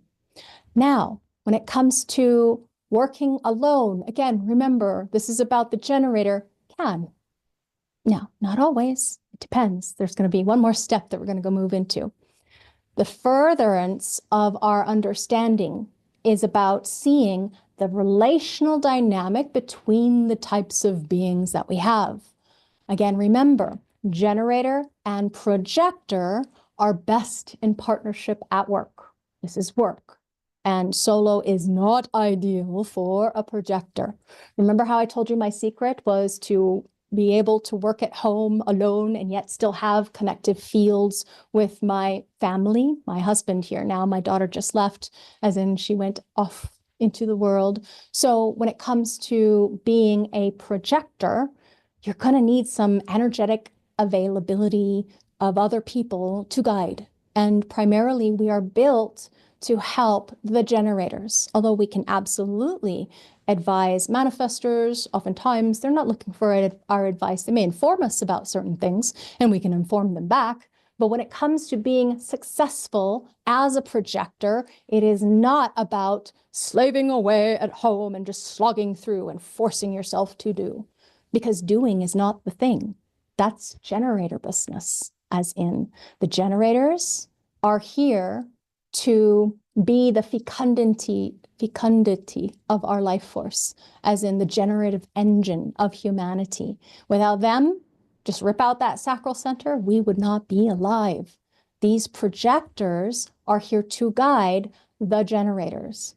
So we work best one-on-one, as in a partnership. Even if you are a single definition, let's say as an example, Mel's going to be helping guide and advise the solopreneurs. She can tell you what it's like to try and do things alone without somebody to work with, to work on, to advise, to guide. It just doesn't work. Now, the projector, its keys to mastery or success is to be able to have a system. Systems of knowledge are one of the things that we are here to be able to master. And that's how we get to success. The sooner you get to that place of mastery, systems mastery, the more that you will be able to have the success that you so richly deserve, projector. You're designed to lead, some of us more than others, but guide the process, guide others, and we work best one-on-one. So something like this, where I don't have to work with you each individually right now, I am focusing primarily on the slides, works best for me. Whereas, a singular focus. Whereas I have assistants. My other two lovely ladies are projector team that's going to be helping you on Saturday, should you want to continue, in order to ensure that everybody's needs get met. So we do need to connect with others for energy. Without you to be able to watch me, I'm designed to be observed, I would not have the energy to do this with you. So remember, different people operate differently. These are the projected channels, okay? Projected channels. So when the energy down here does not reach the throat, we have a projector. The projected channels, as long as the energy does not reach the throat, creates a projector. Okay, so we have two different kinds of channels. Channels that are connected to energy and channels that are not connected to energy. Remember that the projector is a non-energy type. So that energy does not touch the sacral and it doesn't touch the throat. So we're looking at non-energy beings. We are here to advise. We are the advisors who can guide. And we are ideally designed to be alphas. Alphas are one of the things that we're going to be talking about as a context. As you continue on in this series, you'll learn more about what I mean by that, particularly when we get to the small group dynamic. Okay? So back to our types. Again, remember, manifestors often work best solo. They work best solo because they're not built for groups. Ra reiterates this as part of his teachings, that they're not designed to work in small or large groups necessarily, even if they have one of those channels. It is just not their thing. Why? Because they are designed to do their own thing. Their aura has density. It has an impact. And informing others before taking action is one of their keys to peace. This is the way that they are designed to function. So it's the experiment of seeing, does anger, irritation, resistance release if you find your peace through informing, through having freedom of action? This is the thing that you want to experiment with, your key takeaway. You often work best solo. Have you noticed? It is one of the things that you might experiment with, if not. Okay, so your aura type being manifesting, we're looking at anger as a result of showing that something is off. You're either maybe not in the right place. This is not the right situation. This is not correct for you to do if you're getting irritated or angry. Okay, so informing before taking action. These are the primary manifesting channels. And we can also have, oops, I went too quickly. Here we go. We can also have manifesting energy if the energy does reach the throat through these projected channels. So we have a different kind, a subtype of manifester, okay? Many different subtypes that you will explore and glean the leadership keys from each of these subtypes as we continue on in our journey. Now, last but not least, we see reflector, and they can work solo, yet. Because they are designed to evaluate, particularly the larger groupings, or be the hub, the judge, the barometer of a larger group. It may be better that they focus on their facilitation skills, as an example. Because they're a non-energy type, it may be better that they focus on developing intellectual property. This is one of the things that the reflector can use in order to find their material success potential. Because they're here to enliven and lift up the energy of others, because they are completely open. These are all reflective channels. Did you know you have a reflective channel? Everybody look down at your body graph. You see the totally open channel, as in it's white, it's not colored in, it's not fixed. You have a reflector channel. Doesn't make you a reflector, but those beings who are designed to be very different. Who is different? They're here to be surprised and see the beauty, the magnificence, the wonder and awe when they can be themselves through that lunar cycle. They are reflective in nature, like the moon, the many changing phases and faces of the moon. So give yourself time, reflector, to evaluate whether or not this is right for you to experiment with.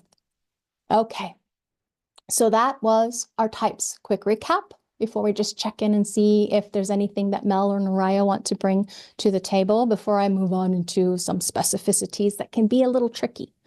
We're looking at solo when it comes to your aura type. So manifestor often works very well, regardless of definition that we spoke about earlier, because they're designed to do their own thing. Yeah, be your own boss, be your own sovereign, do what comes right to you accordingly with your freedom of action. Freedom of action is a key for a manifestor. Generators can work, but again, remember, it depends on the context of their definition, as well as maybe what they're in the mood for, or what other aspects we are yet to explore that we have in store later in this presentation. Projectors may work. Remember, for solo, it's better if we have someone one-on-one to work with, or like in this context, I'm protected in my own aura. This is like the ideal for a projector, not to be quote unquote contaminated by the energetics around me, because otherwise I get over amplified and it's overly stimulating. For some of us projectors, we're more sensitive than others. It depends. If you're too overly stimulated, you might hurry too much. You might get overzealous. You might try to prove things. It's better when you can remain in your own frequency bubble. This is especially true if you're experimenting for the first time with the human design experiment. You have no idea how much other people affect you. The projector especially is going to be aware of that in time if you experiment with it, and you can see what is you and what is not you, who the other is. And that's why the projector may work well, okay, in solo, better in partnership. Okay, reflector could work. And again, because of the specificity of your unique auric frequency, there are other nuances and subtleties. And now it's time for a break. How was that? Mel, Naraya, anything that you want to add, please? Yeah, Lavina, that was great. And there is one thing in the chat, somebody asked what the difference between an alpha, being an alpha, and those with the channel of the alpha is. And so I feel like that would be something really great to drop in here so that way people don't get confused moving forward. Absolutely, we can do that. Okay, so actually let me see if I can find an alpha slide to talk about. Do I have an alpha channel here? We might skip ahead if I have an example. I don't have an example. Where do I want to go? Let's go to Mel's chart. I want to go to Mel's chart for a sec. And maybe we can get your weigh in, Mel, on being an alpha. I'm just going to make the chart a little bit more visible for everybody there. So what the question is what's the difference between being an alpha, as in having an alpha channel, versus being the alpha in a small or large group? So this is a small group channel, and Mel does have some large group activations, 1, 2, and 3.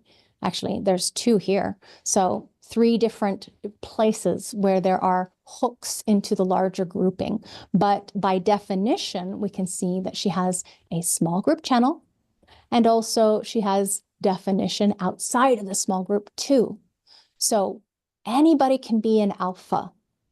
And indeed, being a larger group leader is ideal to be shared between two people. One of the interesting dynamics between Mel and I, she's got the 45, I'm a 21. And so together we can hold a larger grouping. It is one of the dynamics that we have when we're working together, as far as, especially if we were to be in Aura, we haven't yet had the pleasure, but someday maybe. So when it comes to being an alpha, anybody can be an alpha, as in be the CEO, be the owner, but who's genetically wired to be in charge versus be in control? I'm in control, Mel's in charge. This is my alpha, as in she is somebody that I look to. Now she's got some repeating patterns here, as in she's a fifth line personality. So she is the heretic messenger who can step in and save the day, potentially. Not always, but if it's right for her in her authenticity. So the difference is, if you're an alpha by channel, by nature, you have that channel. There's a definition there. You can see it's part red and it's part black. So it's a partial conscious and unconscious activation. So it may be surprising to Mel to hear me say, she's my alpha, but when I look to her, I look up to her. It really is part of my dynamic. I'm a 3-5, she's a 5-1. It's one of the things that we'll go into if you decide to continue your studies with us. Mel, what would you like to say when it comes to this particular group, having seen their questions and this particular one, of course? I still love that you consider me to be your alpha. It is such an honor. And I definitely see how that 45-21 between us is so powerful when we're working with a group. And it's fascinating because my perfected form, my unconscious perfected form, that's about self-empowerment, which flows into my alpha nature.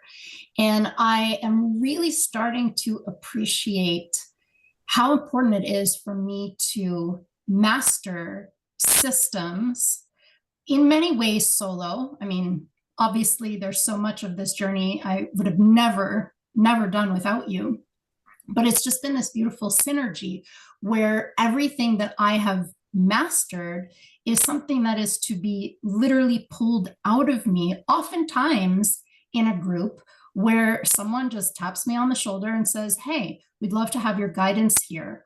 And that really is how that alpha shines in me. It is oftentimes a group that is not my own group. It could be somebody else's small group. And I'm not the one having to orchestrate anything. I literally just am invited to show up and do my thing. And this is a perfect example of that. So thank you. You're welcome. My pleasure. Yeah, Mel's designed to follow herself and not necessarily try to get anybody else to follow her or to strategize about anything. Some of the deeper layers and nuances we'll absolutely tap into when we do our group coaching, because I can't imagine doing this work without that advanced imaging. It's like I'm blind when I look at that chart versus this chart. So we're going to continue to dive into that and talk about the true profile or the authentic profile when we're doing our leadership success. And now this next step, for those of you who are new, it may take a little time to understand where I'm pointing. So if you get a little confused, my apologies, it's part of the transits. Oops, we got confusion and doubt, no worries.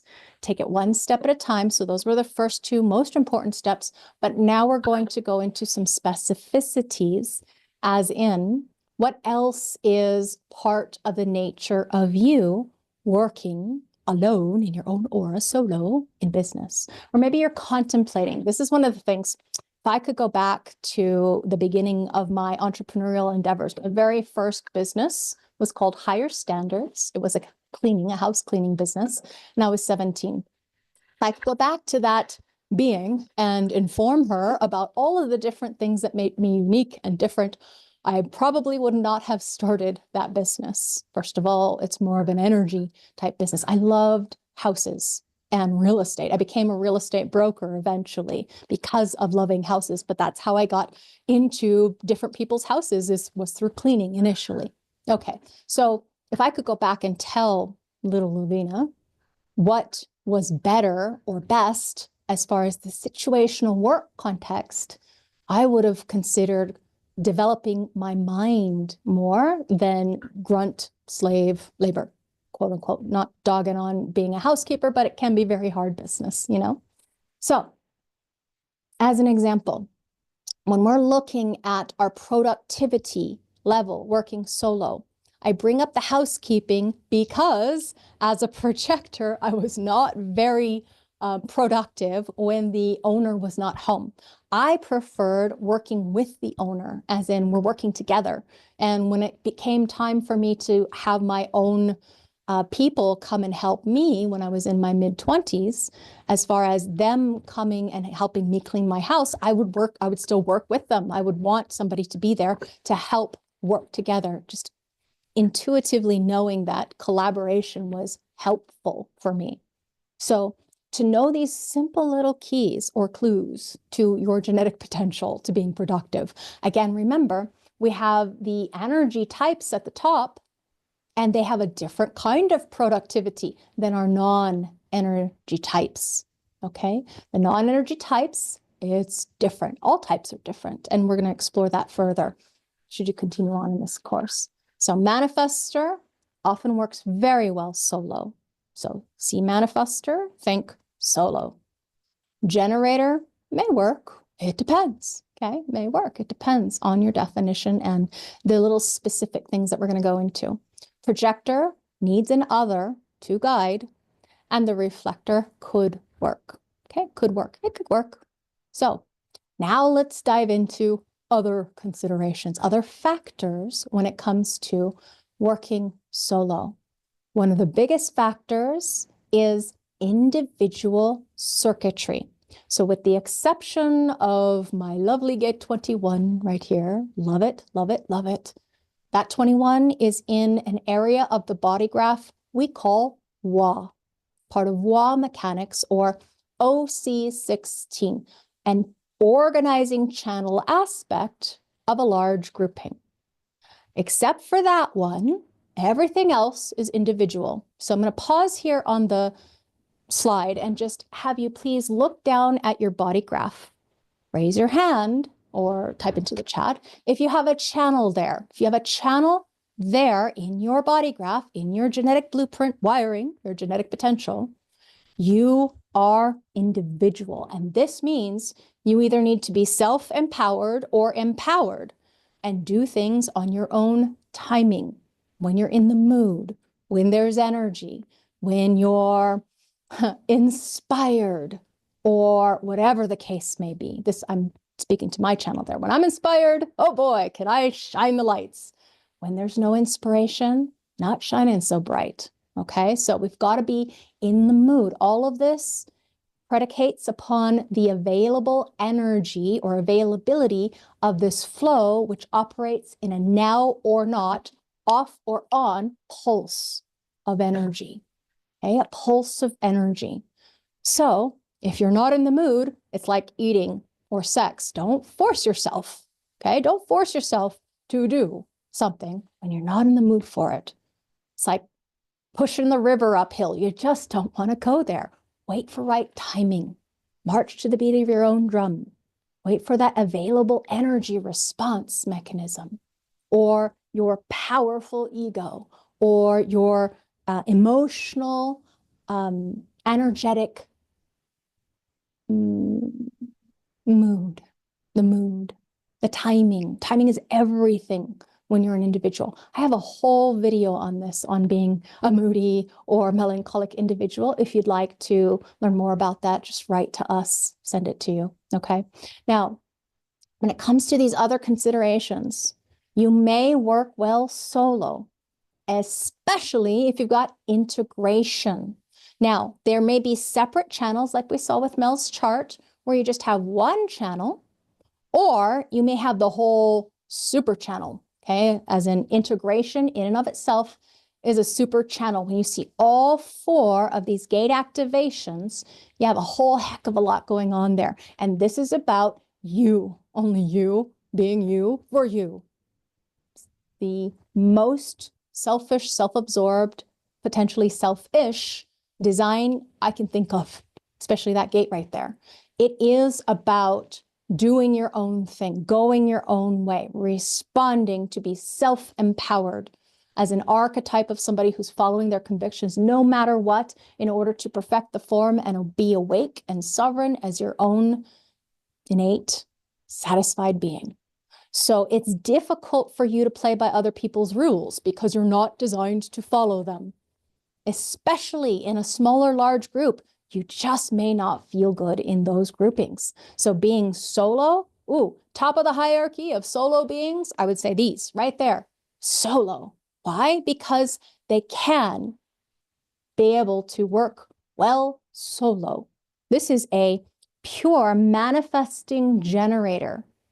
Technically, a generator who has the availability to respond in order to manifest. They can be fast, really fast, especially if you don't have the emotional system gunking up the works, so to speak. Not that it's a bad thing, just saying that we have some really powerful beings out there that are designed to do their own thing. In the new era that we're moving into, 2027 background frequency, you remember we saw this entire channel in addition to that 57. So this is what the whole world is moving towards. I don't want a boss. I want to be my own boss. I want to do my own thing, go my own way. This is an entrepreneurial design. So you can work quite well solo, you might find. Is it true for you? Would love to hear. Okay. When it comes to having individual circuitry, going back to that particular first concept, when it comes to these other considerations. If you have more than one channel, anybody else have more than one channel? Not raising my hand, only have one. But you got more than one channel, individual channel. Yeah, you are much more aligned to do your own thing in your own timing, in your own way. So being your own boss may be one of those ways. Doing things on your own schedule. You can maybe work well solo. That might be one of the factors. Even if you're a basic split, hi, basic split, I've got an individual channel. Yeah, I can work well solo. There's other factors too. I'll share with you some of the secrets. Like this one. This is one of the biggest.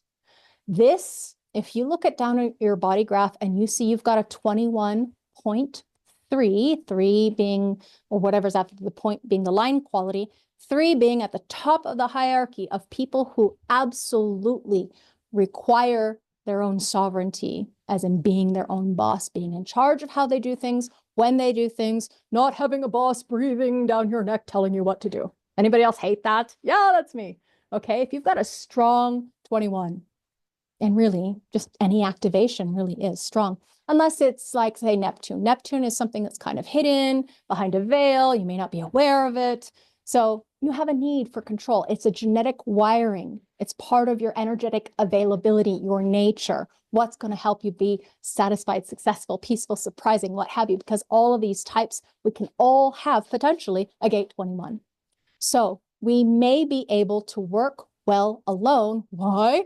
Because we really desire, need, whatever the case may be, our own control around how we do things, when we do things, when we work, who we hire, who we delegate to. 45s like Mel and 21s like me, 21 here, we are designed to delegate, not necessarily do all the work ourselves, but be able to, bring other people into the fold. And it is helpful to have your own office if you are going to be working. So work well solo, as in, remember, we have a repeating pattern here. I'm a projector, works best one-on-one. I have an individual channel. Okay, I can work well alone on my own timing. I've got a 21. Okay, it's talking additionally to be your own boss. Don't make Lavina's mistake. I've tried it repeatedly to see if it can work. No, no, no. Be your own boss. You're going to save yourself a lot of grief if you experiment with being your own boss. And of course, knowing your genetic potential, using your strengths, outsourcing anything that's not your job. I'm talking all those open places in your design where you think you have to do that thing. but it's actually really hard for you and you're not really liking it and it's a struggle and it's difficult and you're still trying to do your own accounting and you don't have the accounting gate, like let it go. Okay. So as an example, I'm showing you two different charts. The difference between these two charts, you can see one, we have the center not lit up, it's white, and one, we have the center that is defined. Okay, so this dormant gate activation, this happens to be Andy Warhol's design, versus Diana, Princess of Wales, even though they both have 21s, you couldn't see a more different chart because we have a generator energy type for Andy, and we have with Diana, non-energy type. She, the Princess of Wales, is a wide split projector. Two very different designs and still designed to be in control. Now on this side, the undefined heart or ego, we're looking at somebody who is designed to be asked in order to respond, to be in control, okay? Has to be asked in order to know, or is this right for me or not? And with this one needs to be formally invited. First, recognition, because recognition is a two-way street. She's got to recognize as well as the other person needs to recognize her to take control or be in control. She cannot just say, oh, I'm in control. That's not going to work. It's really not going to work with a non-energy type, especially a projector with an undefined throat. She cannot initiate stuff like that. So these are some of the examples of things that we're going to take a look at when we get to analyzing your charts in group. Lavina being a non-energy type and loving groups as far as being able to hold the group together towards group goals. I really enjoy that part of the work, as in analyzing and having everybody go together and go further because of the nature of how I've set up myself for success. Okay, we're looking at another consideration. Look down at your chart. If you have gate 1, line 4, then you are someone who has aloneness as a medium of creativity. What does that mean? It means your creative self-expression has its own influence, a strong influence, when you are in your own aura. As in alone, you have more creativity outside of other people's influence. So there is a genetic need inside of you to have your own individual timing of creative self-expression. That's what the gate name is, creative self-expression. So these are some just considerations, examples. Here's another example chart. What we're looking at, again, is an individual gate activation. Remember, this is part of individual circuitry. So self for who I am for myself over here. And this one is a projector again. So we have a generator. This is a generator with identity manifesting potential, as in their availability is to create and sustain that expressive, creative self-expression in response, in right timing when it comes to the furtherance of their satisfaction of the job well done and being who they are for themselves. Okay, so we see these are both basic splits. This one happens to be a very wide split. It's like a very long gap that this person has in order to have this energetic availability for the energy to flow together.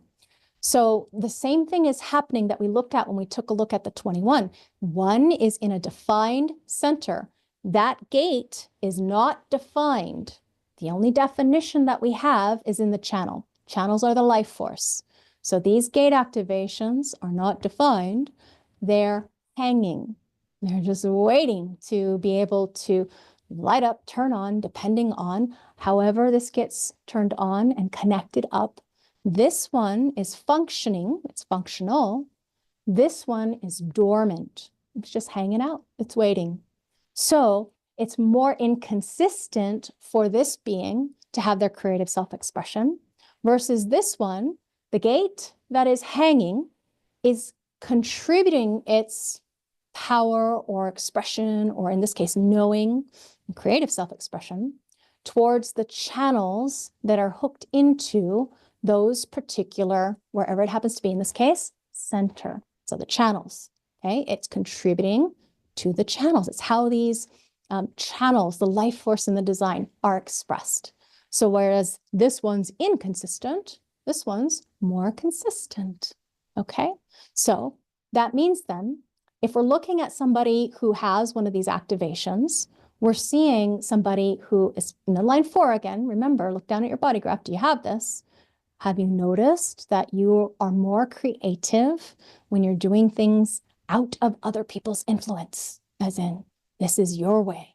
Yeah, go your own way, do your own thing. The defined, this is the chart of Alan Leo, the father of modern astrology. Over here on the left, we see Woody Allen, but he's not a line 4. We couldn't find a line 4 that had an undefined G when we were looking for this. Okay, so that was another consideration. And lastly, one of the things that's really helpful to see is look down at your body graph again. Do you have an aloneness gate? Aloneness gates are the 33, the 12, and the 40. These are people. If you're like me, I've got a 33. We absolutely require periods of alone time. So if you have a design that strongly favors being alone, it's not lonely to be alone when you love yourself. If you like being in your own aura, out of the influence of other people, obviously you're going to have more fun, more sovereignty, more sweet success, more satisfaction, whatever your design happens to be, peace, surprise, if you are in your own space, out of other people's influence. Now, it depends on your level of deconditioning, your comfort level with groups of people as well, of course. If I had a large group channel, I'd be very different. I'd be a manifestor or a generator. So I know that this is definitely one of the things to know of for you and to go, hey, it's okay. I need my own space. I need my own time. Hey, it's not about you, you know, no offense to any of you out there. It's just, I need my own space. Do you need your own space? Well, then you might be having some grace when it comes to working at home in your own aura or, you know, going to an office. Now, I did rent an office in Sedona. This is where I live now, here in Arizona. And I didn't quite like it very much. It was too close to other people. I could hear them talking, they could hear me talking. Felt very uncomfortable being crammed into a little office. I like the freedom. I like the space now, anyway. So are you like me? Do you have a 33 or a 12 or a 40?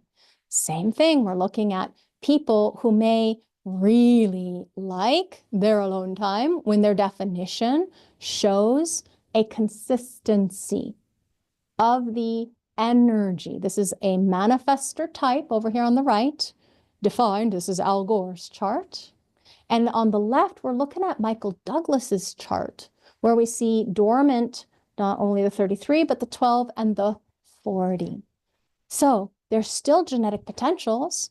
There's still aspects of self, but they're showing either a consistent or maybe an inconsistent genetic wiring, as in not all the time. And it's always going to come back to what does the authority say or what's right for you accordingly to your nature. Okay, so those were some examples, some other considerations, not all. At this juncture, we're getting to the bottom of the hour, and that's where I had planned to just stop and see where the energy might take me with you accordingly to what you might like to discuss before we wrap up our presentation. When it comes to other considerations, there are more, just they're a bit advanced, and that is one of the things that we'll go into when we get into leadership success. So at this juncture, what have you learned? Can you reflect upon what's right for you? Did you learn anything exciting and new? If you can be your own authority, you'll find that you know finally how to make decisions that are right for you. We can give you clues, keys, hints,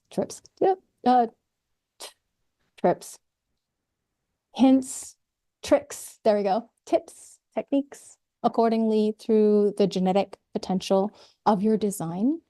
But there is nothing that you'll find better than being your own authority, as in your innate knowing, wisdom, sharing, availability for support, or the comfort of empowerment of being your own sovereign. And that is part of what we want for you when it comes to doing what's right for you. So in solo, it's always going to be first, middle, last, final word is correct decision making. That's the key to knowing yourself. It's always going to be about you knowing yourself and what's true, having the available energy for your success, satisfaction, peace, and surprise, the abundance of spirit that arises from inside. And no matter what the work context, just know, just observe that maybe this particular situation isn't quite right for me. But, as a 3, personally, I'm going to experiment and stick it out and see. We'll just wait and see. Nothing to do but wait and see, because there's no end to hierarchy in this human world, in this realm. Unless you happen to be independently wealthy and you never have to, want to connect with anyone else out there, we're all going to connect with someone, with humanity. Our civilization, our tribes, our families, we all work, we move in and out of groups. So it's not about isolating oneself. I'm supposed to work solo. No, it's about leveraging your gifts, your strengths, your talents, your knowing of what's right for you. And that can change with time, with the seasons of one's life moving through the shifting sands of time. You'll find that things change for you. Currently, I'm going through a time frequency where I have, as a cycle period, a 6-2 profile. So the body has been like hermity, It's a little bit of a struggle to put myself in front of the camera, and yet it is part of the thing that I'm learning how to do. When is it the right timing for answering the call of contagiating you or infecting you with the human design system so that you too can know yourself, be yourself, to love yourself, no matter what hierarchical programming you find yourself in. When you can love yourself, no matter what workplace context you find yourself in, when you can give yourself the grace and space to go, I'm just not built for this, but nothing to do but wait and see. My authority says it's right for me. We'll see. Large group, small group, partnership, or solo, we actually do have a particular specific way that is more ideal, depending on your nature. And so what is it like for you to experiment with this information, to do your work as a solopreneur, entrepreneur, or to work in partnership, small group, large group? It is your process to discover what it's like to be you. And it's always going to be a process. It never ends, because we get to experience ourselves unfolding in different situations with different people. You can rely upon the trustworthiness of your individual sovereign nature of being. And if you haven't practiced this, then you may not know the full suite, success or satisfaction or peace, surprise that arises from inside if you haven't yet tested it, validated it for yourself. Hello, my friends. Welcome to Human Design Mastery. So grateful to have you joining me. It's going to be about partnership today. So if you are a person who works in a partnership, whether you're doing it on your own, individually, either at a distance or personally in Aura, you're in the right place. And it's also going to prepare you to understand how you work in team dynamics. So if you're interested in team, you're also in the right place. Those of you who are solopreneurs, same thing. Oftentimes, you have to come across other people to work with. This is still going to help you. As far as what I'm going to do today is explain our program and the steps to success that I've planned for you, laid out for you in our program, the second in Human Design Mastery series. I'm Lavina Archers. I'm the Educational Director for Jovian Archive, source of the Human Design System. You can see we've got lots of official sites of human design, and you happen to be here with Human Design Mastery. So welcome, welcome. Today, again, we're going to be talking about partnerships. So if you're here, that means you're serious about creating aligned and sustainable success, and that you understand that doing things all by yourself, all on your own, by your lonesome, is no longer sustainable. If you want to make it further in business, you have to learn how to relate with other people. And that's one of the things that is at the fundamental core or basis for success relationally when it comes to career, business, of course, personal. You're going to get a lot out of this all across the board accordingly to whatever's right for you to do, experiment with, and see. So we're going to help you use the keys to your partnership potential. Today, I'm going to help you use your human design so that you can just stop guessing. Wouldn't that be nice to just stop wondering and start partnering in alignment to finally build the relationships that fuel your business instead of draining it? I know that that can be a quite terrible experience to have. I myself have had many partnerships over the years. And it's, in fact, one of the things that Ross said was the most difficult to do is to make money in partnerships. Now, of course, he's speaking from his personal experience. He's a single definition manifester. I happen to be a basic split, wide split projector. So I have a different take on relational dynamics. And another thing that he said is that if he was going to choose somebody to teach partnership or relationships, he would choose a split definition. So this is one of the things that I can give to you as far as my human experience and the reaping of the rewards over the last decade plus of using human design, not only personally, but also teaching it professionally, both for myself and the players at the top of the industry. So again, 10 steps that I'm going to take you through as far as what human design partnership has for you when it comes to success in business. And this isn't fluff. These are going to be 10 non-negotiable moves for you to stop wasting time and energy with the wrong people in the wrong situations so that you can start getting paid for what only you can do. This is the key to being successful when it comes to differentiation. In business, it is one of the keys. With the advent of AI, currently, it's never been easier to start a business. You can use the right prompts in ChatGPT and boom, within 24 hours, you've got a whole business. But it is the implementation and the personal relationships that are going to take you far and differentiate you from your competitors, because an AI cannot replace you. So this is the key and fundamental core truth that I want you to adhere to remember that we are going to use human design for business steps built straight from the source, although of course, the way that Lavina teaches and articulates and expresses is going to be based on my personal experience. But I'm using the keys from Ra Uru Hu, founder and first messenger of the human design system, and proven over the past decade of my results, not only personally, but also in business. So I'm really grateful to have you here for the launch of our second experience in human design mastery. So these programs over the next few years, I'm going to show you how to decode not only your auric frequency, but your energetic blueprint, your nature on all levels, if it's right for you to continue on in the journey. This means that you're going to learn about who to team up with based on your own design, who to avoid, and also I'm going to help you create exponential results when it comes to the right people instead of partnering with somebody who happens to be like a wet blanket, dragging you down and challenging your ability to make money. I have had a couple of experiences like that.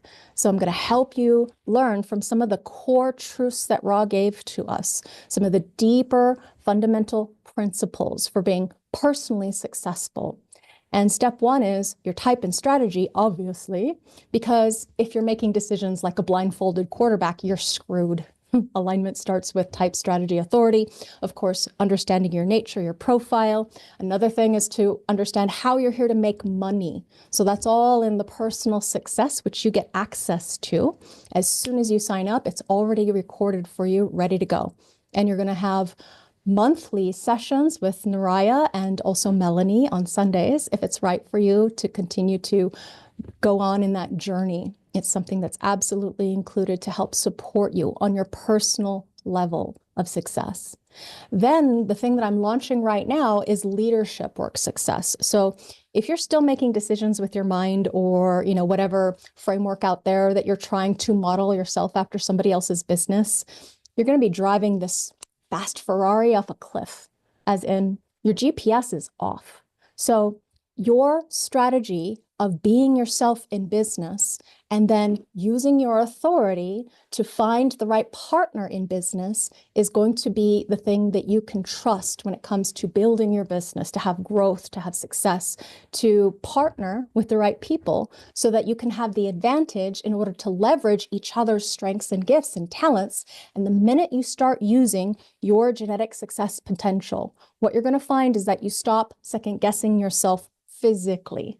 Now, personally, having gone through this for many years and also mentoring and guiding professionals, especially over the past decade, I can tell you that your mind still plays tricks on you, as in it'll take a good long while for you to be able to let go of the mind telling you what to do, which is conditioning, and sourcing into your body compass. So it is going to take some time. Don't worry, we're in it for the long haul. We'll still be there for you, as in the live materials in this experience are going to continue on for another year beyond the intensive that we've got for you to learn how to stop second guessing yourself so that you can actually make moves that work when it comes to career and business. Now, the third principle that I'm going to take you through, I'm not going to teach you all the details, nuances, and subtleties of the global background frequencies and the locks and keys. Lots of stuff on Jovian Archive, where Ra takes you through it experientially as far as his personal process of not only being the source of the human design system and putting it forth into the world, but being able to teach it over decades of experience.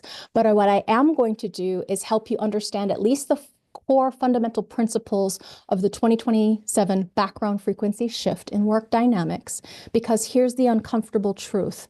These systems that built our businesses currently are crumbling. So your career, your wealth, your relationships, your communities, all of that stuff is actually getting the rug pulled out from underneath of you. And you probably have felt it too. If you have been struggling because there's been a mass explosion of competitiveness, lots more people getting into the game, you've got to get your A game on, as in you've got to reframe and rebuild or shift to change the way that you're doing business. Otherwise, you're going to get left in the dust, far left behind. And you can already see that with a lot of people closing their doors currently and in the last 4 or 5 years. So by learning how to operate as yourself, really simple keys, not easy to do, particularly for those of you who are overwhelmed currently by what's happening and lost trying to figure out which way to go or what to do. The thing that is right for you to do is source inside to what is true here and now. And moving forward, that's the thing that's going to help save you, because nobody's coming to rescue you. You're going to get crushed if you're going to try to keep up and do like everybody else is, especially if you're like me, non-energy type, projector, reflector. Now, those of you, for you who have not yet gone into this at all, period, you're brand new, maybe raise your hand if you're brand new. This is going to be like drinking through a fire hose. However, it's not going to be just here, have a course, bye. This is not what that is.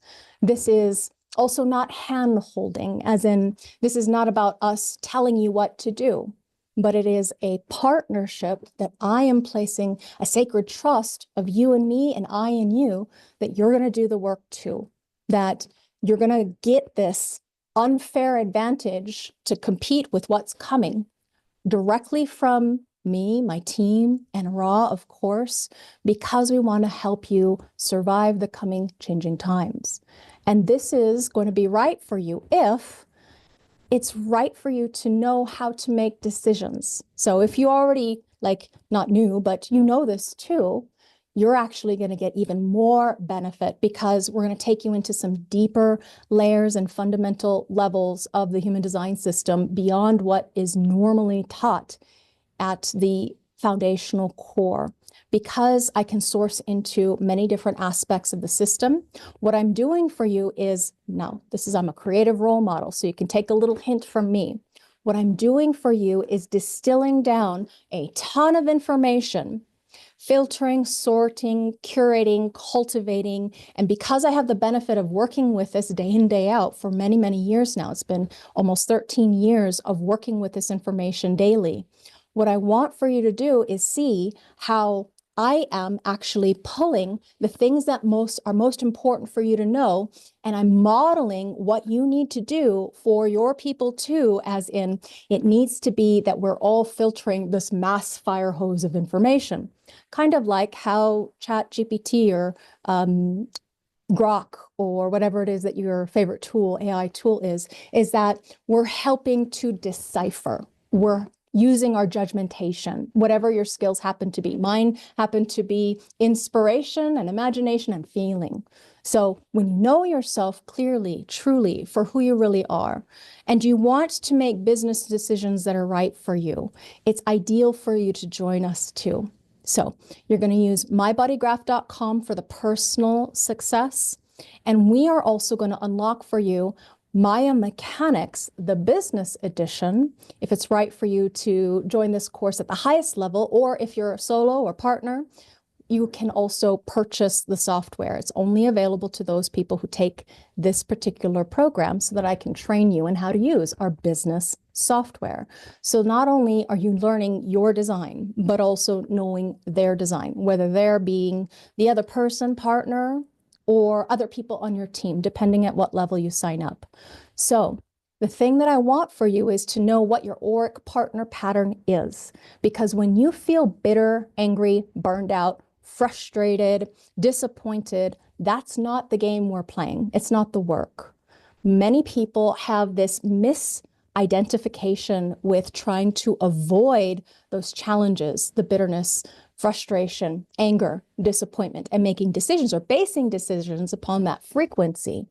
And in truth, that is a shadow experience, as in it's not going to take you to where you want to be. So if you can stop using your not self, which is frustration, anger, bitterness, and disappointment to make decisions, stop letting that run the show, know this, and stop bleeding time, energy, money in a direction that really isn't taking you to where you want to be. So for the manifester, your energy to initiate. For the generator, your energy to build in response or to generate. For the projector, your awareness to guide one person at a time. And for the reflector, the awareness of who can I be myself and who is different. This is the awareness for large group reflection primarily. And each of these types have a different signature of the signpost of their spirit that emanates from inside. And each one has a different strategy, and each one has a different way of accessing their authority and being their own authority. And this is the key. It's the primary fundamental truth. Now, because about 67% of the population are generative, this includes manifesting generators, and generators with manifesting potential. That means then a lot of those programs out there that you've been trying to follow may be for someone that's absolutely not like thee, as in it's not like you to be able to pick up and do what these other programs are telling you to do. And that's why they don't work. How many of you have program after program after program and potentially, big groups of expensive monthlies or yearlies masterminds where you're trying to model yourself after someone else and finding that you're falling through the cracks, or the things that they're telling you to do are falling through the cracks. This is not about me passing you off to someone else on my team. My team is actually at the fundamental core of my success, and I'm going to model that for you and show you how that works. So generators have a certain subset of skills and challenges that we're going to go through. Manifestors, same thing. Going to have a different way of doing business. Same thing like the generator. Types of generator, subtypes, the projector, there are subtypes of projector and manifestors. And for the reflectors, the 1%, again, who is different, you're all going to have your own process in partnering. And so what that means is actually, it's not just 16 partnerships that are a potential between these 4 different fundamental basic building blocks of humanity. It's 192 partnership pairs when you take into account the incarnation cross or your life's work, the profile, we call it in human design, or the role that you play either physically or mentally. So what you think about yourself and what you actually are broadcasting and other people see you to be. I'm taking you through the true profile, so it's going to be a lot deeper than what generally you find in store. This profile in your partnership is your character in playing this game we call life and business. So you can't play the role of your own personal hero if you don't know your part, if you don't know the part of your partner. Trying to win without knowing what game you're playing is sucky as an experience, to put it plainly. So your profile, knowing your profile is like showing up prepared for your role, prepared for the right script, let's say. Whereas if you don't know your partner and yourself clearly, it's like both of you showing up to the wrong movie in the wrong costume, in the wrong set. Oof, that's not going to be successful. It's going to be frustrating, angry making, bitter, and disappointing. So by setting you up for success, by explaining to you how these different partner pairs are going to function based upon what situational set and setting you're going to find yourself in, that's my aim and goal, to educate you correctly. This is the kind of stuff they should have taught us in schools. Oh, well, what to do? Here we are now. So let's move forward so that you can not only know your role, but own your role. People will know how to relate to you better if you know how to be yourself and how to win at this game of no comparison, but you being your own competition, we could say, if that's the kind of game you like to play. Now, why is this key? You working in the wrong environment, whether you're doing things solo, partnership, small group, or large group, it will kill your potential, your genetic potential to rise through the ranks, because there's no end to hierarchy. When it comes to work, it's not about working harder or longer. Again, smarter in alignment with your genetic potential. So working where your awareness, where your energy actually does work.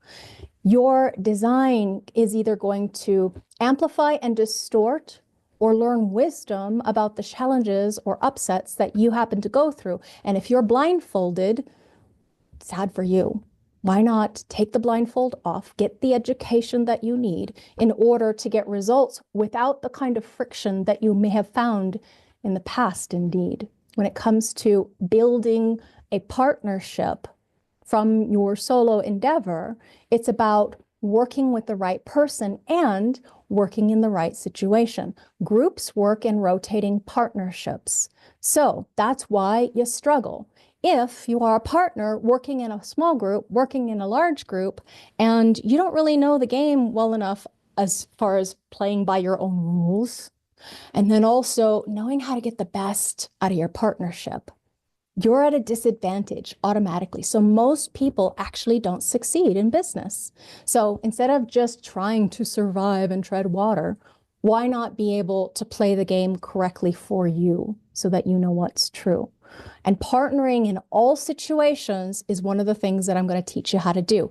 That means then, those of you in solo, as in working alone in your own aura, doing your own thing, you're still going to get at the benefit of learning how this all works in partnership by going through this course, because the materials are all going to be the same when it comes to the recordings that I have already and then am preparing for you. Sorry, getting hot here. Sunny Arizona. So if you don't decondition, and one of the things that we learn in human design is that everything is conditioning, basically, but small groups and large groups are incredibly homogenizing, as in they make everyone go towards a singular goal. And you want to know that about yourself and your partnership as far as where you might get subjugated or challenged by the group think or the group dynamic. Instead of trying to build somebody else's business, a life that is not yours, you can attempt, if it's right for you to do, build your own business accordingly with your genetic potential. And this is going to allow you to swim in the sea of where your energy wants to be, rather than trying to play ball in a game that it's under somebody else's domain, territory, subjective to their will. I know nobody who likes that game. Not really, not truly. And in the new era, this is the place you want to be as far as where we're going. The cross of the sleeping phoenix is about self-empowerment, the new era in 2027 and beyond to 2439. Listen to this. If you wanted to judge somebody, don't judge a book by its cover, they say, but if you wanted to judge somebody based upon throwing, let's say, a lawyer into the doctor's office or vice versa, we know that that's not going to work. So your genetic potential, we wouldn't put a fish on a bicycle and expect it to be able to race. Why are you building a business in an environment or in a place that actually fights your design? I don't know. Why are you doing it? Just because ignorance, unfortunately. And we can get rid of that ignorance for you. So if you're afraid of ignorance too, this cross of the sleeping phoenix is one of the things, again, I'm going to educate you on so that you don't have to get left behind in that crumbling era where the herd is still going this one way. That is frustrating and angry making and embittering and disappointing. This experience is going to teach you how to operate as well as in partnership and build your business, especially if you want to grow your way. If you want to grow beyond just a solo or a partnership into a team, small or large, this is the way to enhance your availability to know your genetic potential and follow it. So in the new era, individuals with knowing and empowerment are going to align and survive. The ones who know how to thrive by having strong boundaries. It is one of the keys that we're learning. In 1615, that cross of planning came into the fore, and that built our whole industrialized nations. And in 2027, with the shift, success is not about fitting in like it was before or deferring to those people, powers that be outside of you. It'll come from dialing into you and what's true. So if you don't know your talents, can't use them, aren't aligned, you're toast. The winners, the people who are going to be at the forefront, the helm of the new era, building the new societies, these are going to be the people who know themselves, love themselves, own their gifts, trust their own authority, and can be their own authority in order to operate like pros on the material plane. No more hiding in groupthink. No more blame, shame, guilt, fault, regret. Just be you. Be what's true or get left behind. Because if you don't know, and one of the keys that we're going to show you is your incarnation cross, you're going to be able to use that incarnation cross to the best of your available energy or ability if you can follow your decision-making process and be yourself. But if you don't know it, or you have no idea about it, most likely you get subjected to, like a boat on a stormy sea, whatever winds or currents, wherever that may carry you. So in protecting not only you, it's also about protecting the sacred partnership, the entrustment of trust that you and the other have together to move the needle forward in partnership.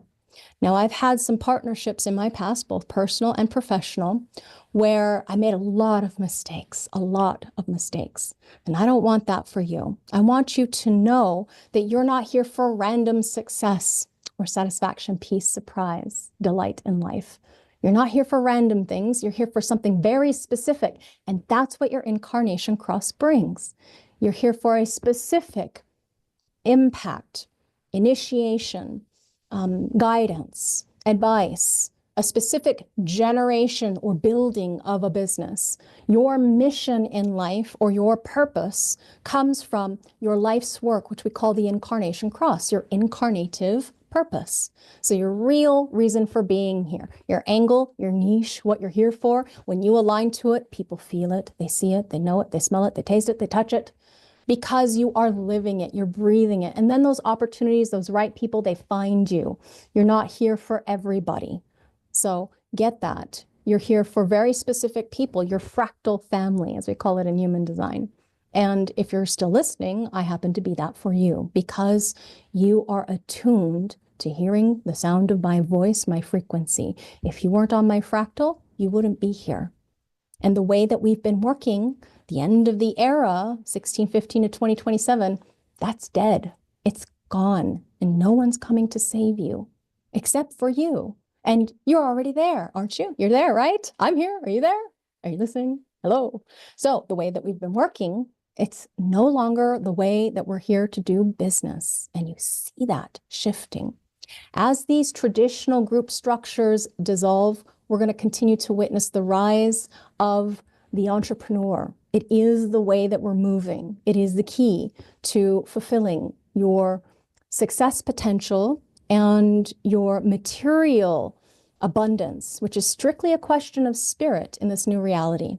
So how are you going to find your way forward to prepare for the coming shift?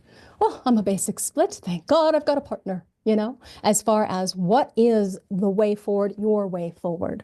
You're going to find that in this experience, whether you're working solo, whether you're going to find yourself eventually in a partnership, or is it actually the right way to leverage yourself and your business? That's what this program is going to give you if you sign up for the partnership level, because it's going to give you your blueprint to define your roles based on your real genetic blueprint, not guesswork, not airy-fairy. It is about a hardwired code inside of your genetic potential of how you're here to treat each other with mutual respect in order to have a true ally in this journey, because this is the way forward, as in our guiding light and principle. The fastest way to destroy your partnership, assumptions. Fastest way to scale one is an awareness. And that's the whole game, the whole movie with human design for business. It's about awareness in your partnership so that the two of you, when we put the two charts together, we can actually explain to you what to do, not just what it is, but what to do in order to smooth over those rough edges. Maybe you've got a partner who's a diamond in the rough, or maybe you yourself are one of those diamonds in the rough. Takes a bit of time to grow up for someone like me, wide split, emotional, projector, very deeply conditioned over a significant part of the life. So getting yourself into the right partnership is the first, foremost, and most important key. So if you take this experience with us by bringing another person in, it's not like a 2-for-1, but it's a significant discount if it's right for you to do. And you're both going to get a lot of information. So is it right for you to join us when it comes to this material? I'm going to tell you that a partnership is the basic fundamental building block of a small group. So eventually, if you want to be able to do the small group thing, you're going to be set up for success. And you may think that you're working in a team or a group, but what's really happening when you're together in business is that that partnership is working through you, or that group is actually controlling you, homogenizing you. So one of the keys to working in a partnership is to understand the basic fundamentals to mechanics of transauric entities, small groups, to be simple and plain. This is the base group of 5 people that creates the small group, then the larger group hierarchy. And partnership is that basis of this unified group when it comes to people coming together. We also have adding 3 groups of 3 to 5 people. This isn't a hack. Now, this is your work life.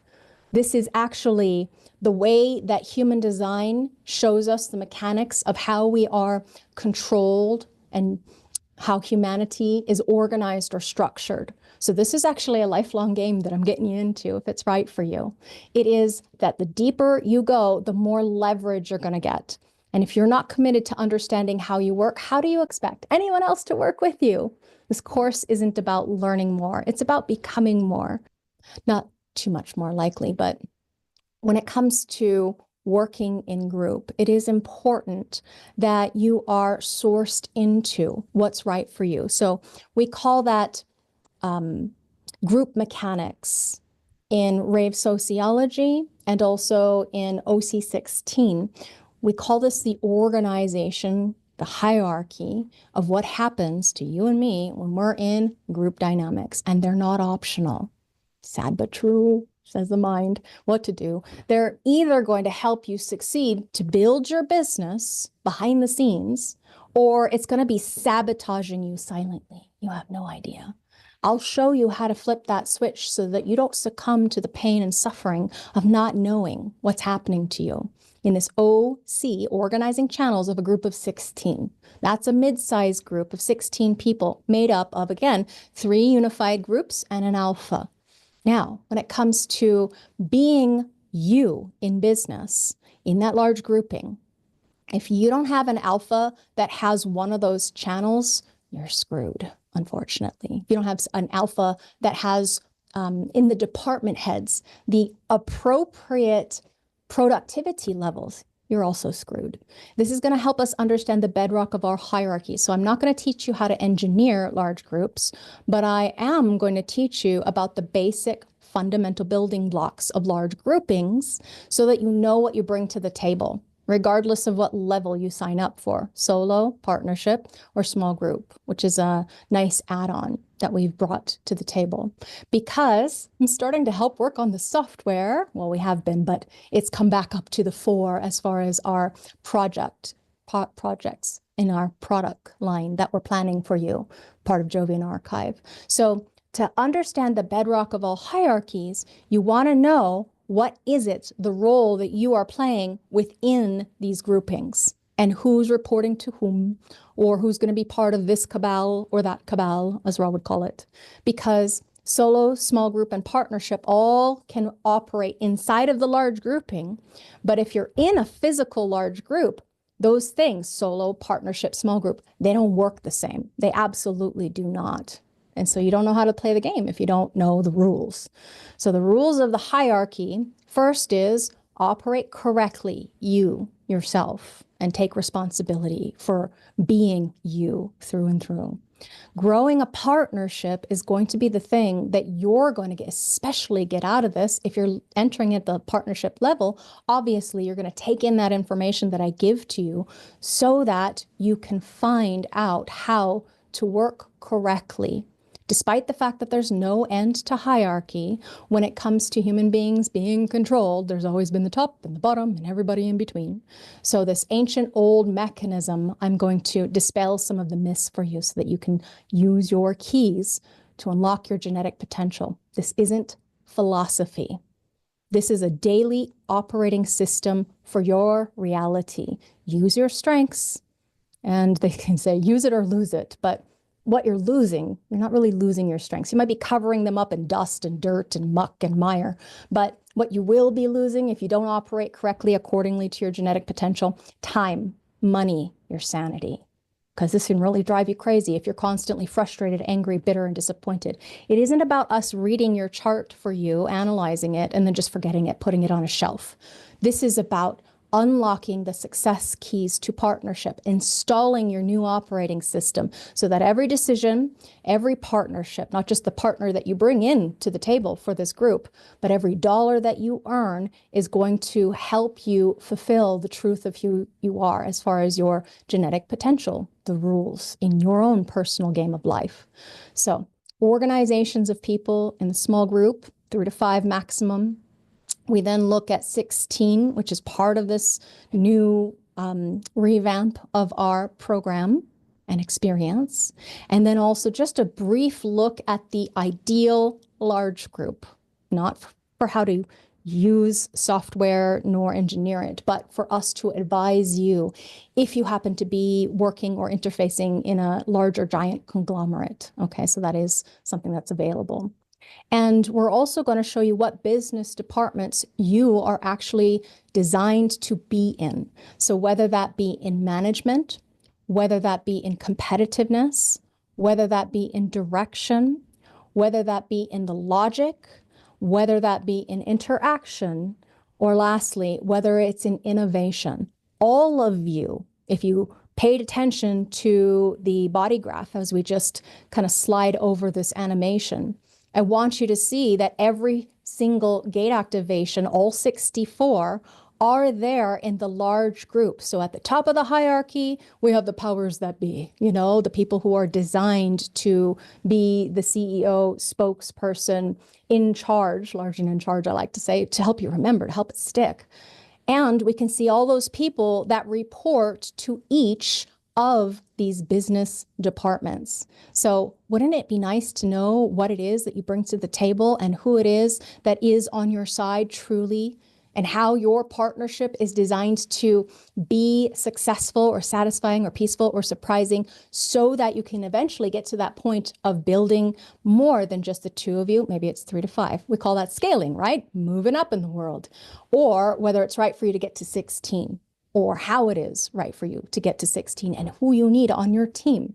This is one of the laying the foundations that I'm going to do for you in this program. And learning this can also not just help you build, but it'll also help you get protected so that you can see how you operate correctly, your partnership operating correctly, regardless of the changing circumstances that I just took you through. Seeing where you're a sucker for getting sold to, or seeing where other people sell to you. Oh, this is really new and improved. Yes. And what's wrong with that?